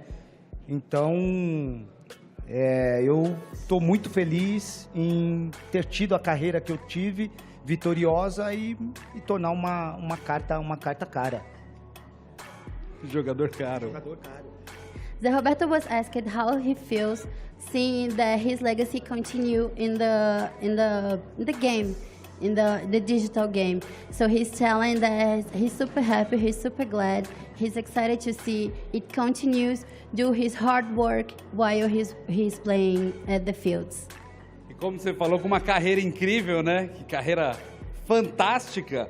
Você acha que existe alguma semelhança entre o cara que está lá no campo de futebol, que tem que ter uma mentalidade competitiva, e os meninos que vão entrar daqui a pouco, tem que ter uma mentalidade também competitiva no esportes, né? O profissional do campo e o profissional do esportes. Tem semelhança? Com certeza, né? Até porque muitos deles estão iniciando uma carreira, né? De um esporte que está crescendo muito. Então, eu acho que você precisa aproveitar a oportunidade. Para ter uma carreira brilhante, claro que se preparando o tempo todo, mentalmente, se preparando para que esses jovens possam evoluir, né, na carreira e se tornar também uma referência para as próximas gerações. Zé Roberto was asked if he thinks there are any resemblance between the field players and the video game players, and he mentioned that they need to prepare. Both of them need to be prepared. Most important part is prepare their mind. As soon as they get ready and they feel they're ready, they prepare for it, they can do anything. Pra gente encerrar, Zé, pro pessoal relembrar, vou te pedir um favor. Me lembra, que me conta, um momento marcante da sua carreira. Rapaz, carreira longa, 23 anos. Comecei a jogar com 18 para 19 profissionalmente, encerrei a minha carreira com 43 anos. Tiveram vários momentos, mas eu acho que um que continua me marcando até hoje, com certeza, foi ter sido o jogador mais velho a marcar um gol na CONMEBOL Libertadores, jogando pelo meu último clube, que foi o Palmeiras. He was asked, he had a really long career, and for us to remember which was one of the most important parts. He mentioned that he started to play when he was like 18 to 19, and he ended in 43. So one of the most important moments in his career for him, it was like for matching the goal, the oldest player to match a goal in the CONMEBOL competition for his last team, Palmeiras. É isso, muito obrigado, Zé. Monstro, fera, incrível, fenômeno, lindo. Te amo. Fantástico, cheiroso também, tá? Vocês não estão sentindo. Muito obrigado, Zé. Obrigado. Satisfação. Boa noite. Obrigado. A gente vai ver se os meninos também conseguem marcar a carreira deles. Zé Roberto, what an icon, what a legend. Please, Pebs, come with me. Oh my God, I'm so excited. Zé Roberto was talking to me. Did you see that? I saw you call him cute. Did you call him cute? You call him lindo, right? Yes. Oh yeah, the translator didn't say that. He didn't say that. I call him cute. I said he smells good. He's a great man. Well, I mean, this is what we're here for. Yeah. This is what we're here for. They're seeking the eternal glory, the two players. How about we welcome them? Let's get them here. Hopefully they are not as nervous as I am. You were very nervous talking to Zé. I am. You're still nervous? Talking to me? Well, because he's here. So let's get them here, shall we? Let's do it. Okay, I will start with Brazil. Of course. Okay. Começando então para a nossa grande final, diretamente do Brasil, para a final da Copa eLibertadores 2025, Gui Barros!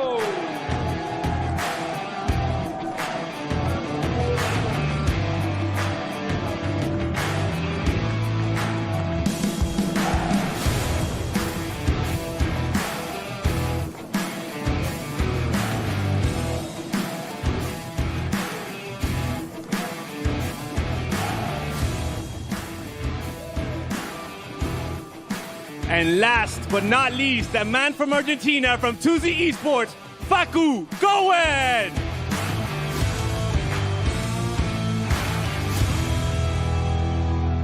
Here we are, Rodrigo. Here we are. Que bonitos. I'm not even going to ask you who are you going for, because you're obviously going to tell me Gui Barros. I will tell you that this is probably one of the best finals that we could have written ahead of the tournament. And you know what's fun? This is CONMEBOL eLibertadores, Brazil versus Argentina once again. Once again, and I mean, we don't have anything else from us. How about we take it to the casters, Turo? Let's go. Brazil versus Argentina in the CONMEBOL eLibertadores Grand Finals. Richard Buckley, Kate and Ryan Pessoa still here to guide you through what plans to be an electric Grand Final. Not the first time they've matched on that stage. This weekend, there was a Facu Cohen victory, 5-4, when they matched in the playoff bracket to get to the top 8. On the other side of it, I don't want to be the bearer of bad news. Gui Barros was in the Grand Final last year. He lost 6-0. Yeah, it was a painful one. He was up against a teammate, so obviously that played its factor. And again, I spoke about making the World Championship last year. That was his goal. This year, he had that established from way before. So now he sort of, dare I say, has the expectation to win that trophy in front of us, Case. I mean, here's the thing. He doesn't have that pressure on him anymore. We've seen him in 2 different finals where he has unfortunately not come out on top. But with that less pressure in the situation, he just has eyes on that trophy.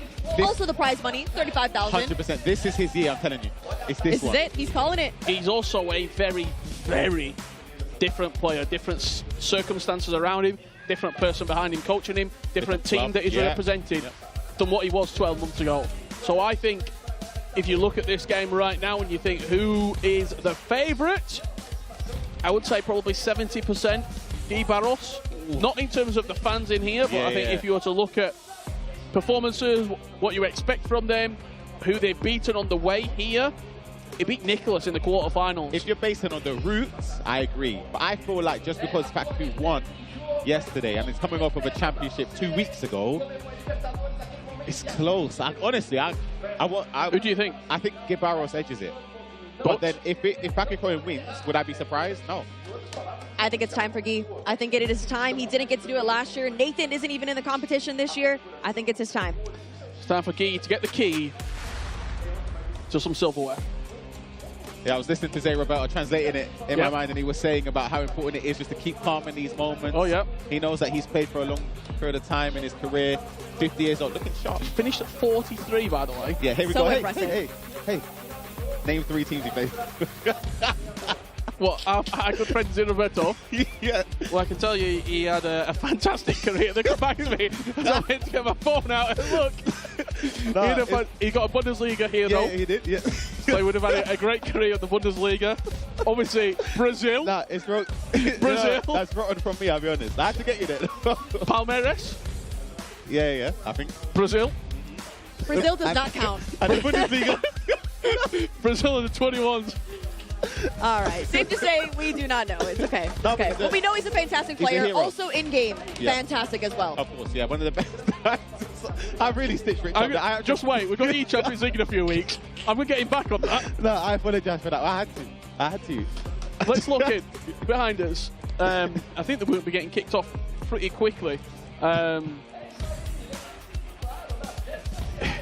We have some answers in the chat. Okay. Madrid, Bayern Munich, Leverkusen. See, I was going to say Leverkusen. Shout out to Royal. Yeah, better Google in there, quick. Search engine. Zé Roberto clubs. Chronological order. We do have our fun, I mean, saying. It's a nice trophy, isn't it? Beautiful trophy. I've got a this is not me trying to get you back. By the way, it's just a genuine question. I'm going to let you go for it. Did you actually ever win any silverware? Silverware, no. People have great careers. Yeah. Even Nicholas was saying It's that hard. E-Champions League is the only silverware that he's got to put on a cabinet. Crazy. Because everything else, whether it's a check or a qualification or a top 2, you don't get a trophy finishing top 2. Yeah, the only tournament I won, they gave me a check. That was it. Literally, that is it. No trophy. But I think for either player, if you win this takes you up a level in not just for your own confidence, but the way other competitors see you as you're a champion now. Absolutely. I also love this trophy because it resembles the actual the Libertadores trophy. So it's saw like a that miniature here, didn't version we? of it as well. And so I think it's one of my favorite trophies of all of the leagues. It was here, actually, the CONMEBOL Libertadores trophy. I went and had a look at it. Took a picture of Pabs next to it. Well, here we go. We're underway. RB Leipzig versus Tuzi Esports. Your CONMEBOL eLibertadores Grand Final is about to get started. Will it be Tuzi at the top of South America with Facu Cohen? Or will RB Leipzig continue their dominance? The Bundesliga was the first title, the FC Pro Open, the Club Championship. RB Leipzig have had a fantastic year this season, and this would be another trophy for that organisation that will have their eyes on everything this year. It's going to be Guy Barros from left to right in the RB Leipzig kit, and from right to left in the Argentine stripe will be Facu Cohen.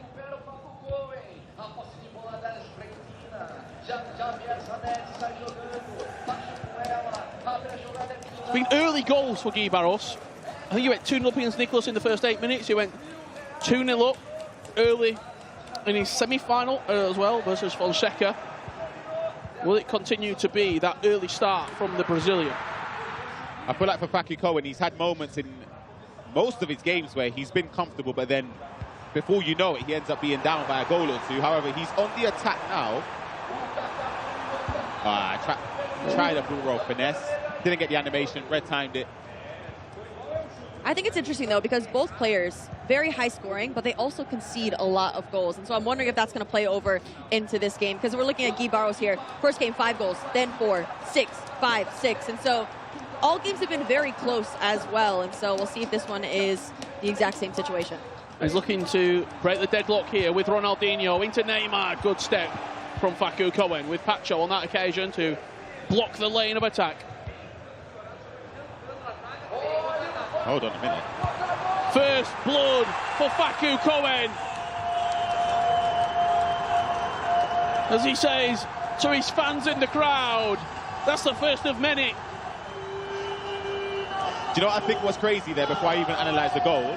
Eze Correa, the player he beat and knocked him out of the competition for a chance to get a World Championship spot. He stood at the back supporting. One of the first people roaring, celebrating in favour of Facu Cohen. That just shows how close they are as an organisation. I love it. I love the support that Tuzi has in the crowd here. But fantastic start for Facu Cohen. We'll see if Guy Barros has an answer, because there's a lot of people supporting him in this audience as well.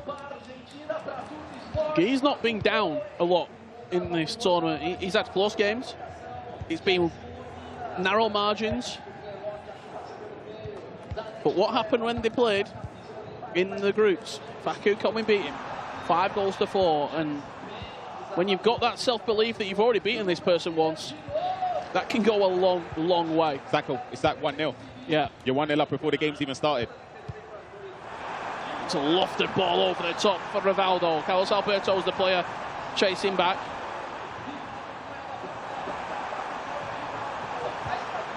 Maradona, good interception there, but it falls back Facu Cohen's way, pinged passing around the box. Can't quite get the shot away with Rivaldo. And let us know in the chat who you are rooting for in this final of the CONMEBOL eLibertadores. I know there's a lot of fandom here on Twitch. Let us know who you're rooting for.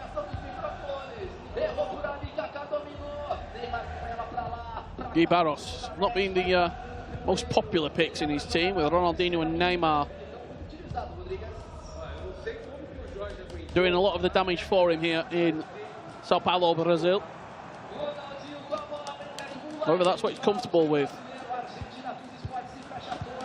As Ronaldinho now progresses into the final third. Nice link up with the player who's going to be awarding the trophy, Zé Roberto.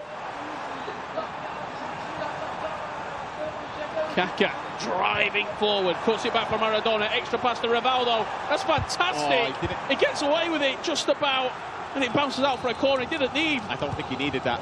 But the corner comes in and it's just over the bar.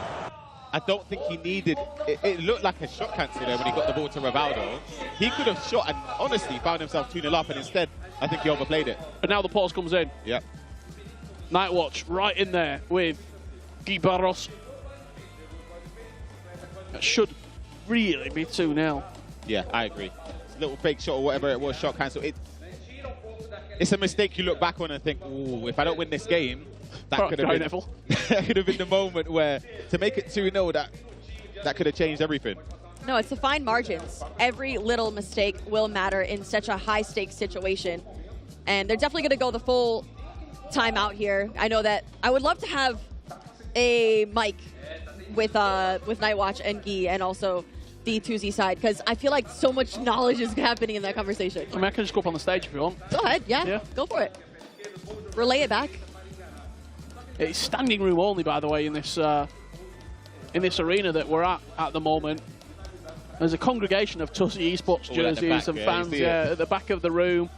Quite a lot of RB Leipzig support at the front.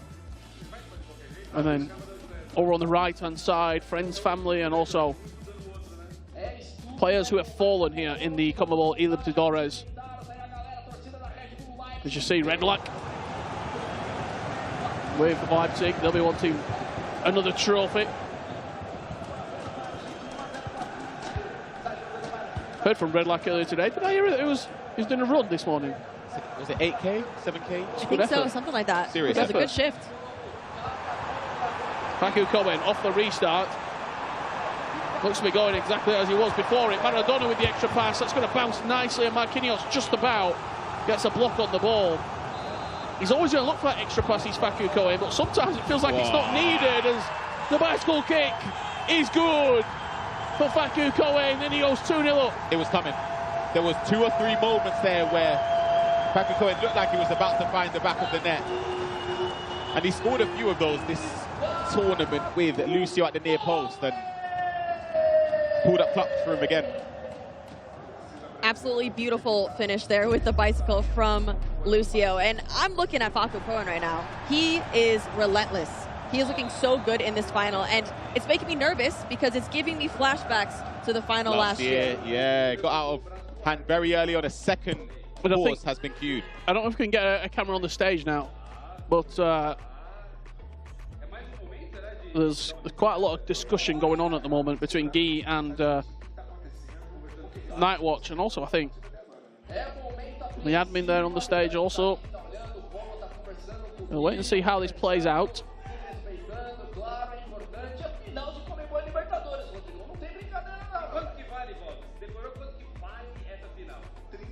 Trophy. You're meters away from lifting it in distance, but in terms of actual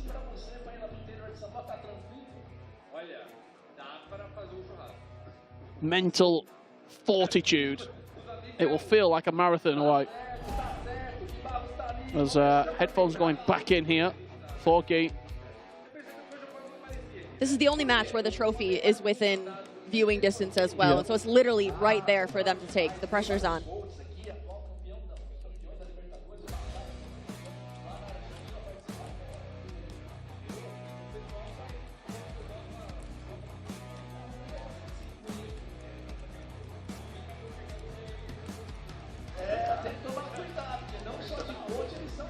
Hopefully we can get underway very, very shortly. I think we're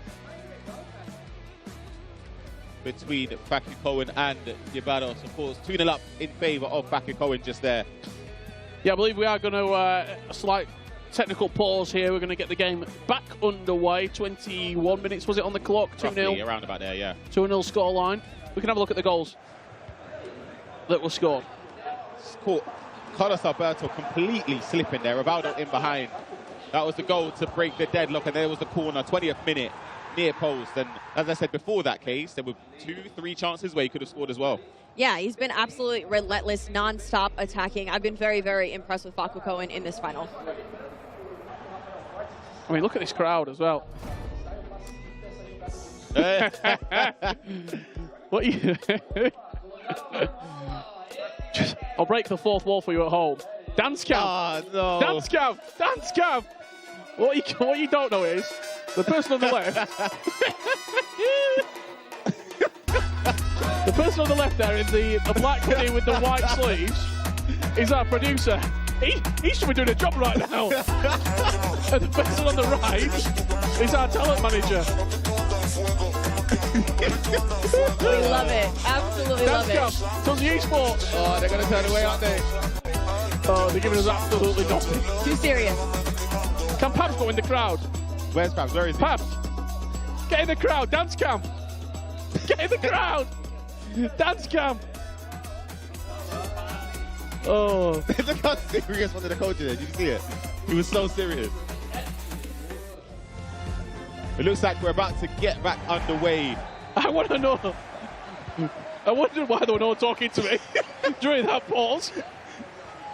He's out in the crowd. Probably get a picture of Roberto.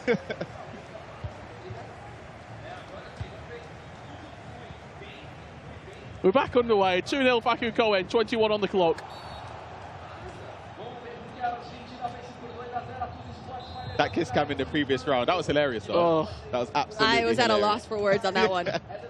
It caught me off guard. Oh, it caught you off guard.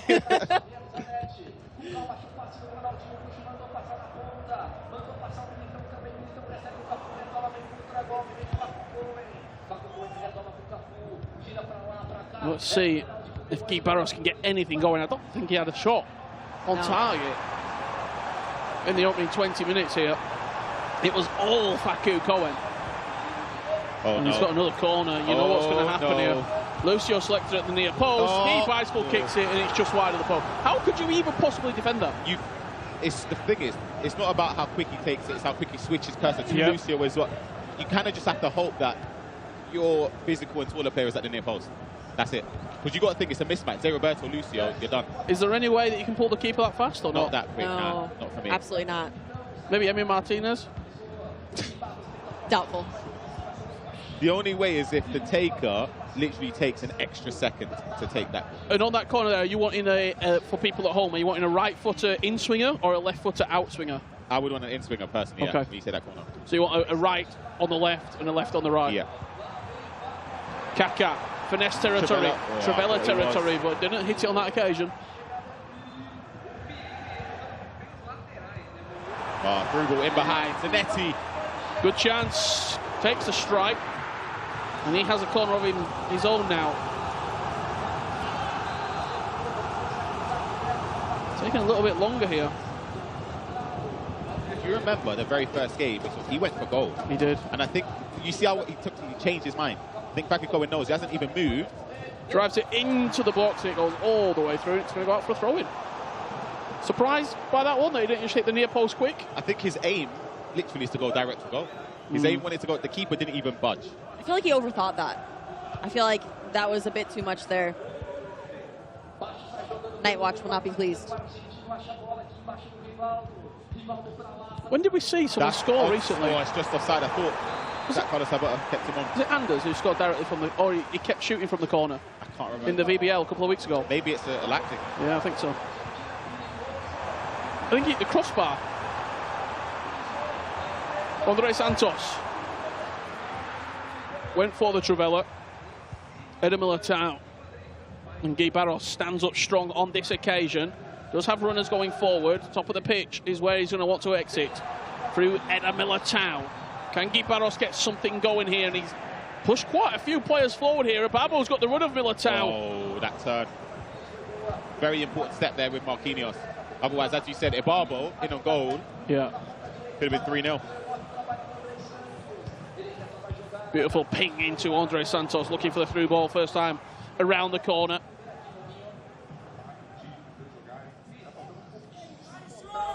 Another pause. I will say, dribbling out of bounds in those situations, that small mistake can mean everything later on. Yeah. It's such a small thing in this game, but even just losing possession in that one opportunity, that could have been a scoring opportunity for him. Yeah, he's obviously not happy. They've cued another pause. He's speaking with his coach, looking to see if maybe any tactical adjustments could help him get back into this game. But when you're in this position where you're playing somebody that beat you 2-0 yesterday, beat you in a game to go 2-0 in the group stage yesterday, and you're 2-0 down now, it's tough. Psychologically, that's damaging. Yeah. Because you're thinking, oh my goodness, this is a repeat of yesterday. Well, you're also thinking about a potential repeat of last year as well. And so the mental situation that Guy is currently in is a very, very tough one. Yeah, because this will be his third final. The two previous ones, lost both of them. 2 losses. No dancing for Tuzzy Esports. They'll be dancing in Sao Paulo if they win tonight, though.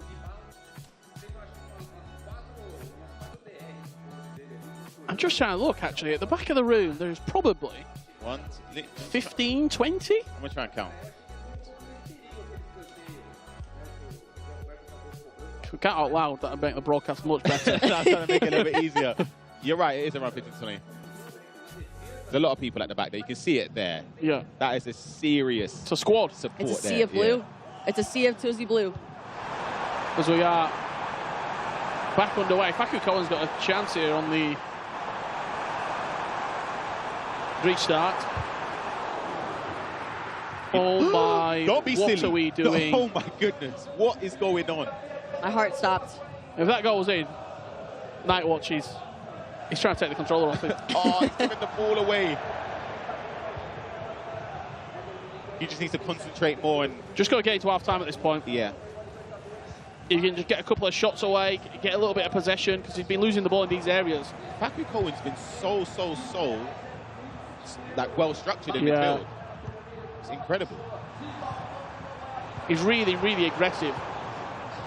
And I think part of it is he's already beaten him once. Yeah. There's no fear factor whatsoever. He's not second-guessing anything. Part of Guy's mindset going into the game against Nicholas after speaking to him was he's one of the only players that doesn't fear Nicholas. Yeah, because and he just thought, I'm just gonna play you and I'm gonna beat you again. Yeah. That's it. It feels like to me, sat 5 meters away from these guys, Faku Cohen has got zero reason to be scared, and he's playing like that right now. Oh, he's gone. Ababo in on goal, drives across the box. Marquinhos with the block. Could have been a Travella on that occasion. It's whipped into the near post. On that occasion, Carlos Alberto does head clear, but the chance is still alive. It's just nothing seems to be sticking for Guevaros there. Even a counter-attack opportunity, he couldn't even get the pass off. I think in terms of motivation for Guy Barros here, we need a goal before halftime. Obviously, it's still doable with 9-minute halves, but going into this second half, he needs at least one opportunity. We haven't seen anything. Yeah, we know FC can switch in terms of how well you're playing. He's onside. Cafu! I was about to say, as the game ticks on here, you would see if Facu Cohen doesn't put this game to bed, you've seen in previous games, it almost costed him. Yeah. And how often do we say, when you're playing well, you have to kill the game? Yeah. Because Guy Barros, at some point in this match, will come back into it. He will get a chance. He will get a goal. He will give himself confidence. And it could be from this corner. It's whipped in towards the near post. Lucio goes all the way through, and that will do us for half-time. Facu Cohen 2-0 up against Guy Barros. I actually think, given the circumstances, should be happy. Guy Barros takes that. You should be happy. 2-0 down. It could have been 3. It could have been 4. Could have been 5, to be honest. That play a lot with Cafu. Ibarbo in behind. He overthought it. It could be a very, very different story going into the second half. The only positive moments, really, from Guy Barros that we saw were those final seconds of the game. Then, yeah. That's it. That's all we've seen from him. But we'll see if that carries over into the second half. Yeah, 100%. I always say you can take solace in the fact that, as you said earlier, 9-minute arms. You've got a long way to try and come back into this. Let's take a look at the replays in this game, of course. It was Facu Cohen that scored within the opening 10 minutes with Rivaldo, and his second goal came before our slight technical pause there to make it 2-0. No other goals for the rest of that first half. There were a fair few chances, though, in favour of Facu Cohen. I'd love to see the stats. Actually, I can...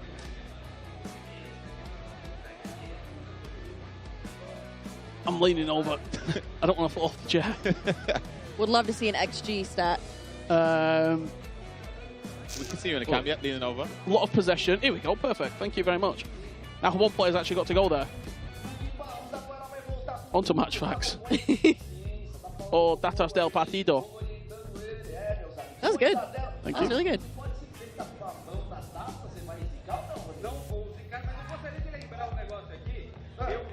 53% possession, 5 shots, 3 on. Also, these stats aren't going to tell a clear picture because of the restart. Yeah. 4-4-2 though from Kibados. He's been changing a lot of formations in this tournament. Well, not just this tournament, throughout the season. 4-2-1-3, he's tried 4-4-1-1. Do you think Neymar is a striker? He's got the finesse shot, which is lovely for any striker, 5-star, 5-star. I just feel like they're a better option. Yeah.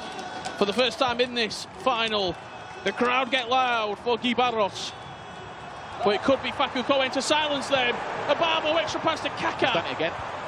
Overplayed it again. How many more times is he going to do it?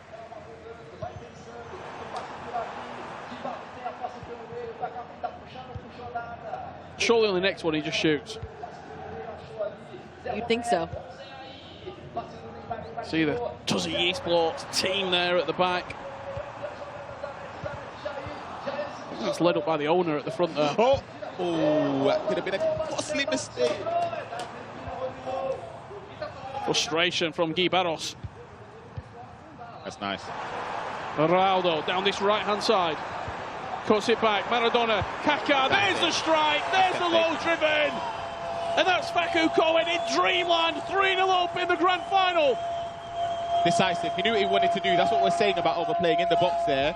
He's mapped out an attack. He wanted to get into those dangerous areas. And instead of trying to cut back or fake shot, do a skill, he just took the first time low driven.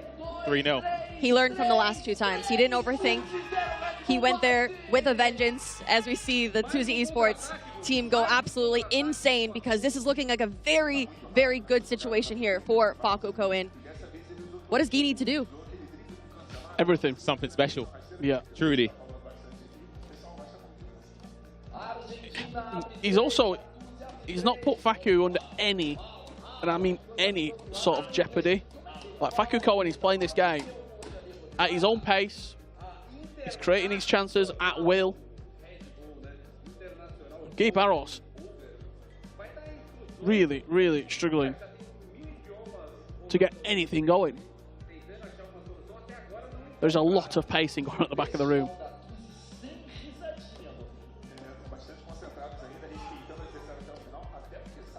Tuzzy Esports, 2023 champion. if memory serves correctly, with Bashada. Last year it was Netshin Miners. Before it looks to be Tuzzy once again at the top. The thing is, the representation they've had, every player has performed so well from Tuzzy this year. They all got into the playoffs today. All 5. They had one guaranteed to make the final because it fell in that favor in terms of the bracket. And could it be Fakukoin to lift that trophy? Yeah. I mean, we predicted what? Three predictions here for Guy Barros? Yeah. I've been predicting wrong this entire competition, though. I also thought that Nicholas was going to go further than that, so maybe I'm bad luck. That's not an outrageous shout, is it? It's not, but look how the tables have turned. So you're 8 for 8 in the Premier League. That is true. Oh, a bit risky out the back. Carlos Alberto here and Guy Barros just looking to get his foot on the ball. Made a sub at left back as well. Yeah. Interestingly, Eder Militao off. We saw that in the semi-finals, if I'm not mistaken. Mojica, the left back. A lot of pace, more of an attacking wing back. And he actually went to attacking wing back earlier in the tournament as an instruction with the player role. I don't think it's that yet, but I wouldn't be surprised if this game goes later and he does get a goal back. Yeah. We see him flying forward. Yeah, I think we saw him make those tactical changes like 70th minute. Yeah. Ronaldinho getting chased down by Cafu, but he's going to get away from him. Player locked into Kaká. There is Neymar. Extra pass to Zanetti. Back to Neymar. Pacho too strong. Zé Roberto with the Trivela. Someone get a camera on the Brazilian because he's found Guy Barros back into this game. That's it. That's the moment he needed.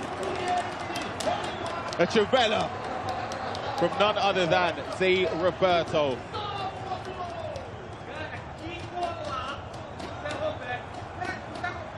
Someone had to do it. Someone had to score a goal with Zé Roberto. Make a moment of brilliance with him. He is here in the arena. You absolutely love to see it. I'm sure he's a happy camper. It did the ball in the box and just couldn't fall to the person he wanted to. And when it came out there, you just thought, hold on a second. Cut inside for the Trivela. Didn't green it, but it still found the corner. And if you see the amount of support here for Guy Barros. Yeah, the front couple of rows are all Guy Barros. Fans, family and friends. But Fakukoin will be looking to quieten down the Brazilian hype. Good block there from Lucio. Could that be the turning point? Yeah, that's a key block. We've seen a familiar story of Fakukoin going up by 2 or 3 and then being pegged back in regulation time. He's ended up, of course, winning all of those games, but he doesn't make it easy. The next 10 to 15 in-game minutes will be huge in this tie. I think if Fakukoin gets into the 80th, 82nd, 83rd minute with a 2-goal lead, I think he's in a really good position, and I think he probably does go on to win this. However, I can actually see Guy Barros scoring before 70 and going to get another couple. We saw it in the against Fonseca. It was what? So quick, 83rd minute down by a goal. 4 minutes later, he's up by 2. Oh, up by 1, sorry. He's winning the tie. And those passes that were connecting in the first 50 minutes for Fakukoin, just a falling Guy Barros' way. And that's a lovely manual through ball down the line. Kaká away, fake shot inside, drives towards the byline. Good, great defending. Good defending. It really is. Didn't dive in, jockeyed, bided his time, and ended up winning the ball. He cut off any space that he possibly could have had there in the attack. Ping pass, Kaká, that's a low-driven opportunity, and Guy Barros is back in this game. Wow.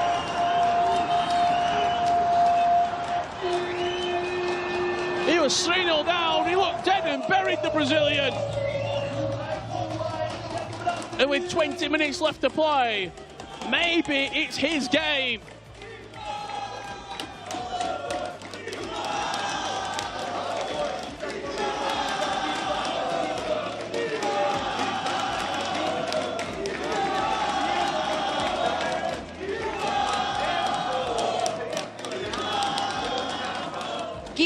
Barros getting himself back into this matchup as he hears the passion from the crowd. We saw his signature celebration, him standing on business, literally. But he is back in this match and ready to fight for that championship. I don't know if you saw Palo Neto as well. Yeah. He was stone cold face throughout the entire semi-finals. Just let out a little smile there. Yeah. And Tuzzy Esports at the back of the room, taking up an entire corner. Oh, look, a little bit nervous. Yeah, shaky times now for Faku Cohen. 3-0 up. And it's now 3-2, and there's a fair way left for this game to go. And honestly, I'm expecting a couple more goals for Gibados. I'm expecting fireworks here. Yep. In the final 20 minutes. It's going to be electric. The kickoff feels really, really important. If he can defend that kickoff and get himself settled into the final few plays of the game. Very important.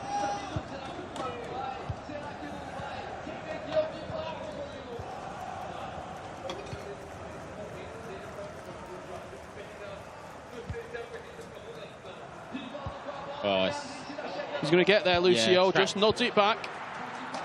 And Guy Barros has a chance to tie up this game with just over a quarter left to play. There is so much time left on that clock. Zé Roberto, technical dribbling, little double tap incisive pass through to Neymar. Can't quite return it back for the hero.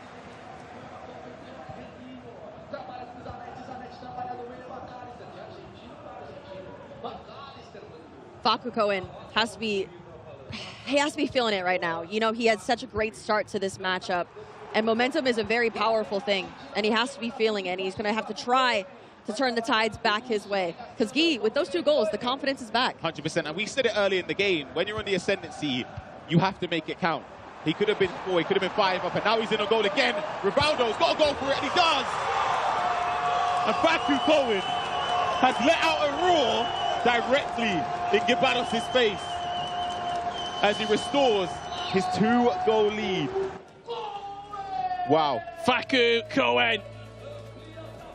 When the going gets tough, the Argentine steps up to the mark. 2-goal advantage with 14 minutes left on the clock. And it could be the final tactical change.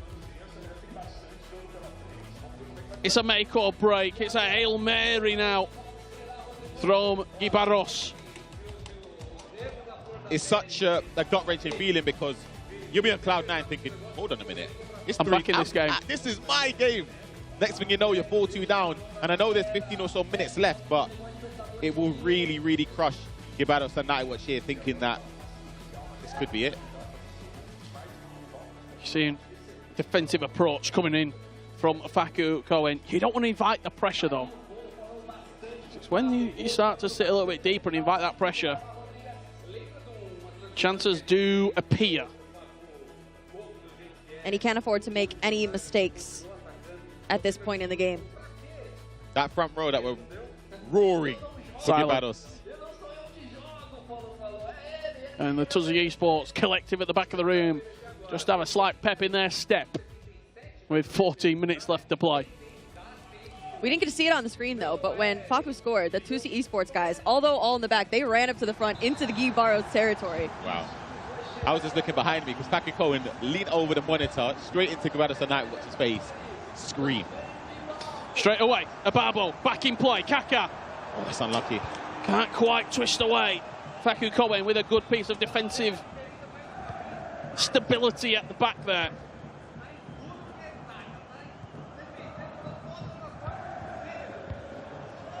It's nice.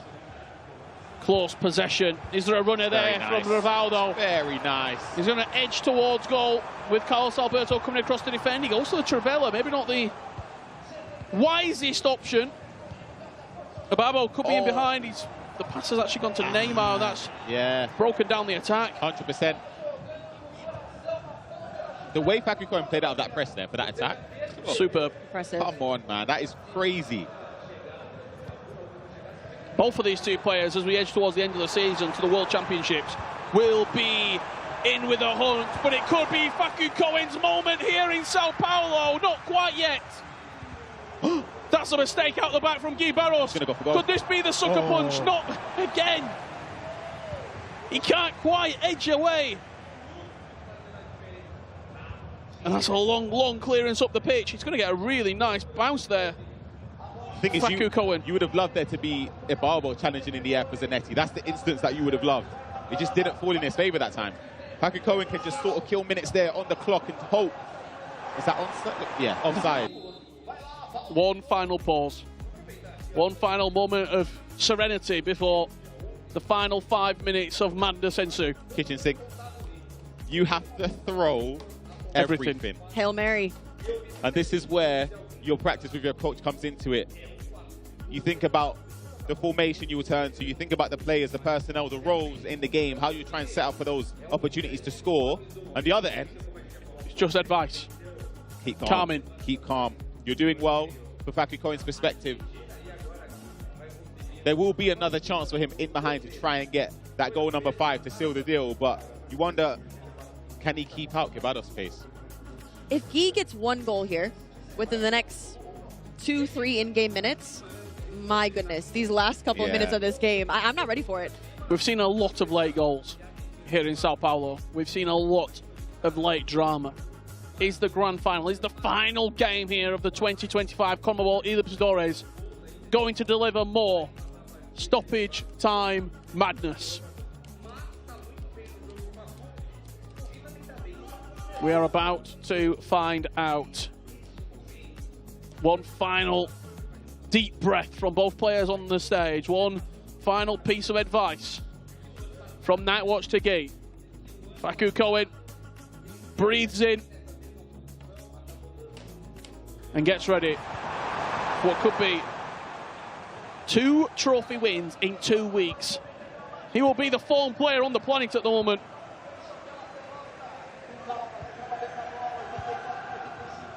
But can he hold out?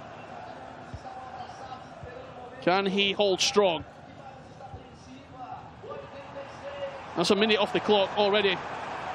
See the way how he's triggering runs with L1. The tapping L1 to pull Ibarbo back. Just offside that time. Gives him a chance here. A sub.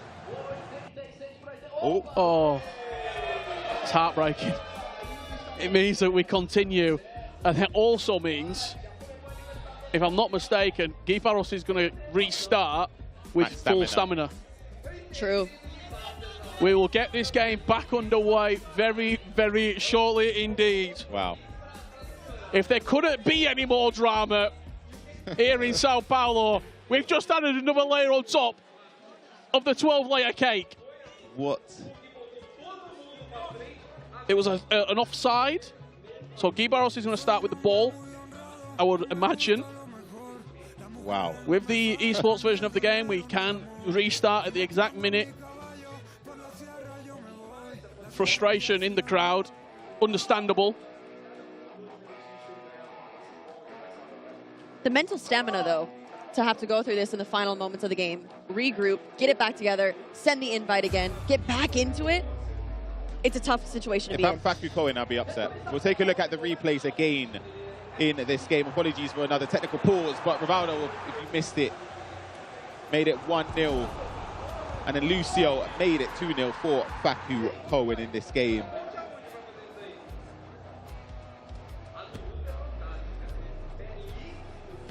The bicycle kicks from the corners. Facu Cohen then went 3-0 up with that low-driven shot. However, as Roberto Travella gave Guy Barros a sniff. And then he exhaled as he went 3-2 within 1 goal. Facu Cohen, 40 minutes left to play, extended his lead.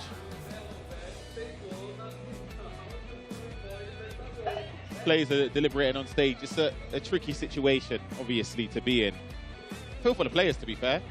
In those moments, because you kind of just want to... Well, if you're Facu Cohen, you want to see the game out. If you're Guevado's, you kind of want to see out that opportunity. I know it was in his own half, but I mean, he can restart, but It's just, yeah. The crowd wait in anticipation. Let's have a look at how both of these two players got to this stage. This is the bracket for the CONMEBOL eLibertadores knockout phase. 8 players came into today. Top left corner, that was the shocking result to start the day. Nicolas 2, Guy Barros 5. And then, a few moments later, Paulo Neto 3, Fonseca 5. Just breaking down that left side of the bracket very quickly. As soon as Nico and Paulo dropped out, it opened up for Guy. Yeah, absolutely. And the thing is, for him to not potentially capitalize on that opportunity where he's taken down Nicolas, he'll be looking and thinking, Paulo Neto's out. Out. Gone. Pearson's already gone. The player that beat him last year, Nathan Essar, not even in the tournament. Young isn't in the tournament.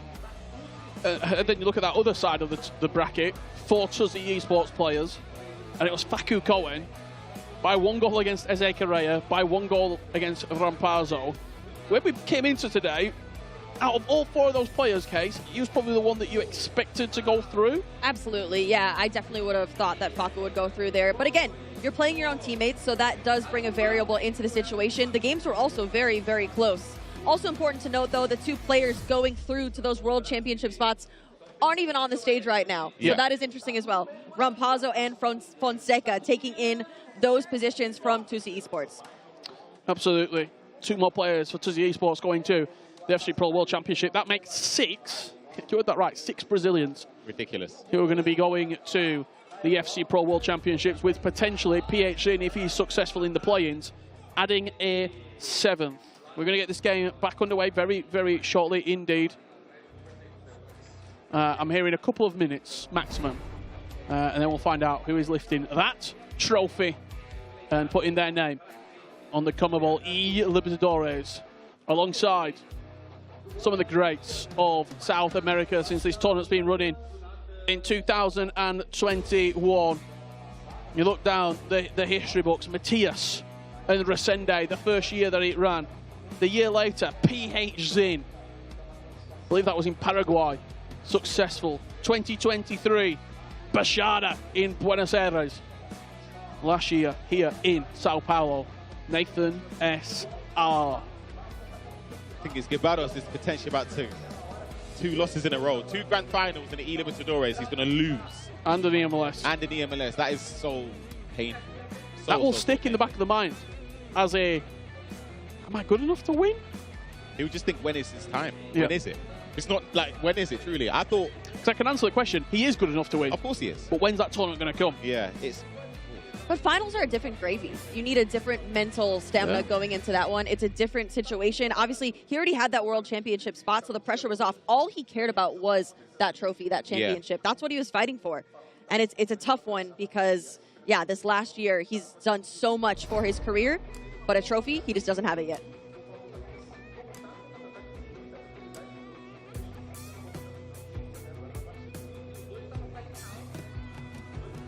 There's some just a few tweaks, I believe, in the teams before we get back underway here.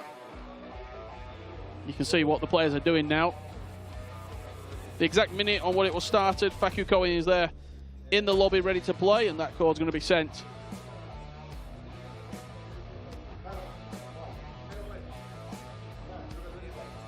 Very, very shortly. We're going to be kicking off from the 84th minute. Facu Cohen's in the lobby. So if you're quick and you try joining, you can't. Sorry. Because Facu Cohen's already in there. He's ready to play. Tuzi Esports. Moments away from potentially another jewel in the crown of this South American esports organization. It will be a CONMEBOL eLibertadores trophy for Facu Cohen. It will be that trophy that will be going home with the Argentine. $35,000 and the mantle of the best player in South America. Here we go. Something's got to give. Will Guy Barros find a way, or will Facu Cohen stand strong? Ryan Pessoa, what are you expecting? Kitchen sink, gung-ho. Guibaras has to throw absolutely everything at it.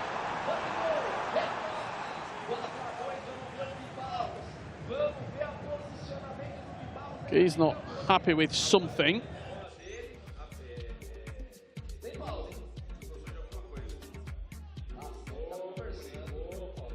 feels like it might be. If I'm dissecting what I'm saying here. Yeah, go on, tell me. The game kicked off in the 84th minute. Yeah. He player locked up the field to get the free kick, to get the offside. He wasted 1 minute. Fair. So they need to start it a minute earlier. Well, like, why don't you think of that before, though? Oh, my God. I've just been told in my ear we're going to start on the 83rd minute. Goodness gracious. Oh. Because it was 1 minute worth of time my God. to get up the pitch. Do you see how I know what they're thinking as well? No, fair enough. Yeah, that was good. The 84.55, that's 50 seconds.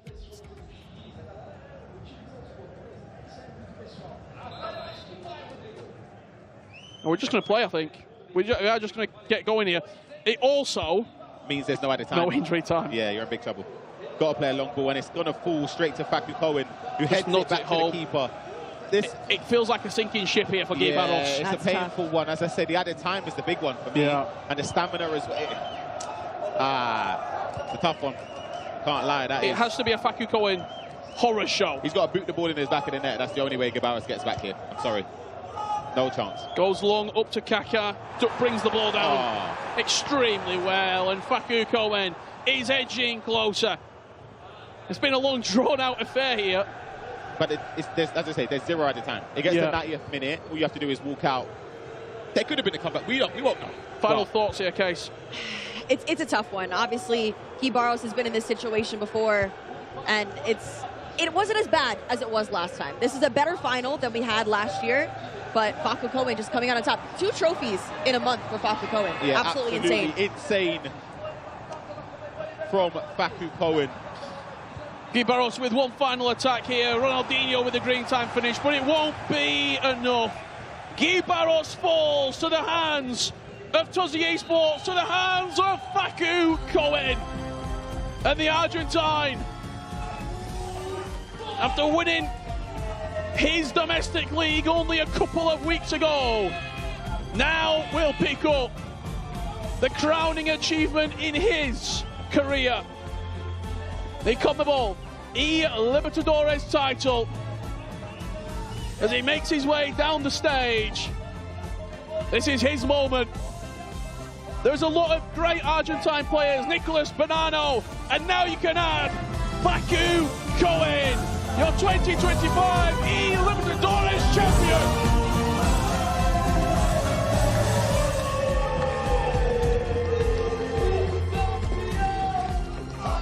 An incredible last few weeks for Facu Cohen. He's established himself as not just one of the best in South America, one of the best players on the planet right now. We've seen him succeed in London. Now he is succeeding in Argentina and also Brazil as he poses with Roberto. We saw moments of greatness from him in game as well. And what an organisation Tuzzi Esports are assembling here. 5 out of 8 of the quarterfinalists were from Tuzzi. They were guaranteed a grand finalist. The question was, who will it be? Facu Cohen, the player at the top of the table. You see what it means. Huge congratulations all round. Posing with the trophy, and they're going to do a big celebration here with their people, with Tuzzi. We're setting up the picture. It's right there. It's right here. It's right here.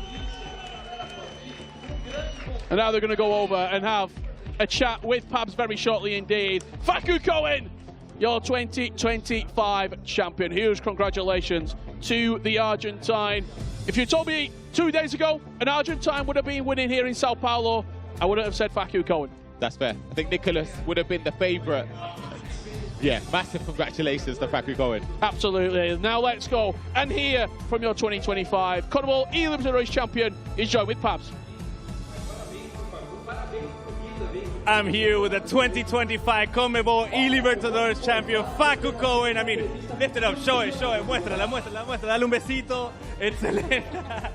Well, I mean, Facu, phenomenal performance. I mean, throughout the whole tournament, you were great, you were going forward. What does it feel to have this finally in your hand?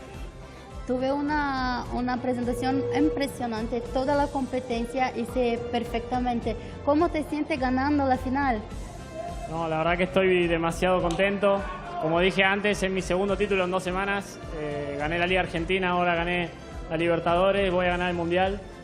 Y nada, estoy muy contento. Que sea en Brasil tiene un sabor especial, como dije. Y nada, estoy muy contento.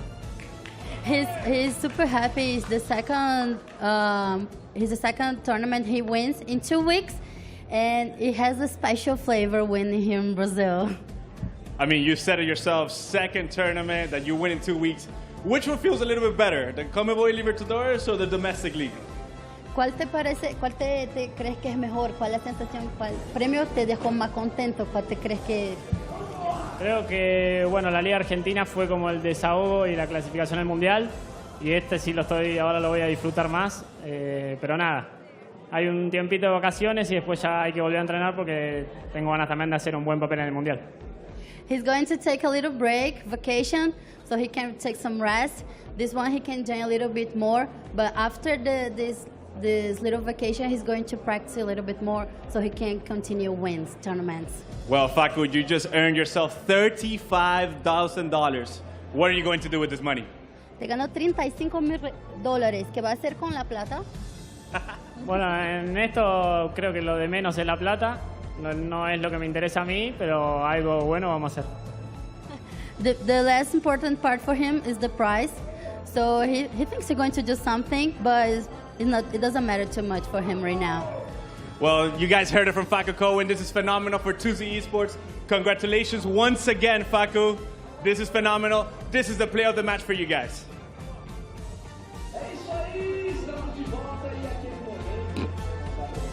I guess we're not cutting to the play of the match, and you're just going to be here with me, Facu. Congratulations, brother.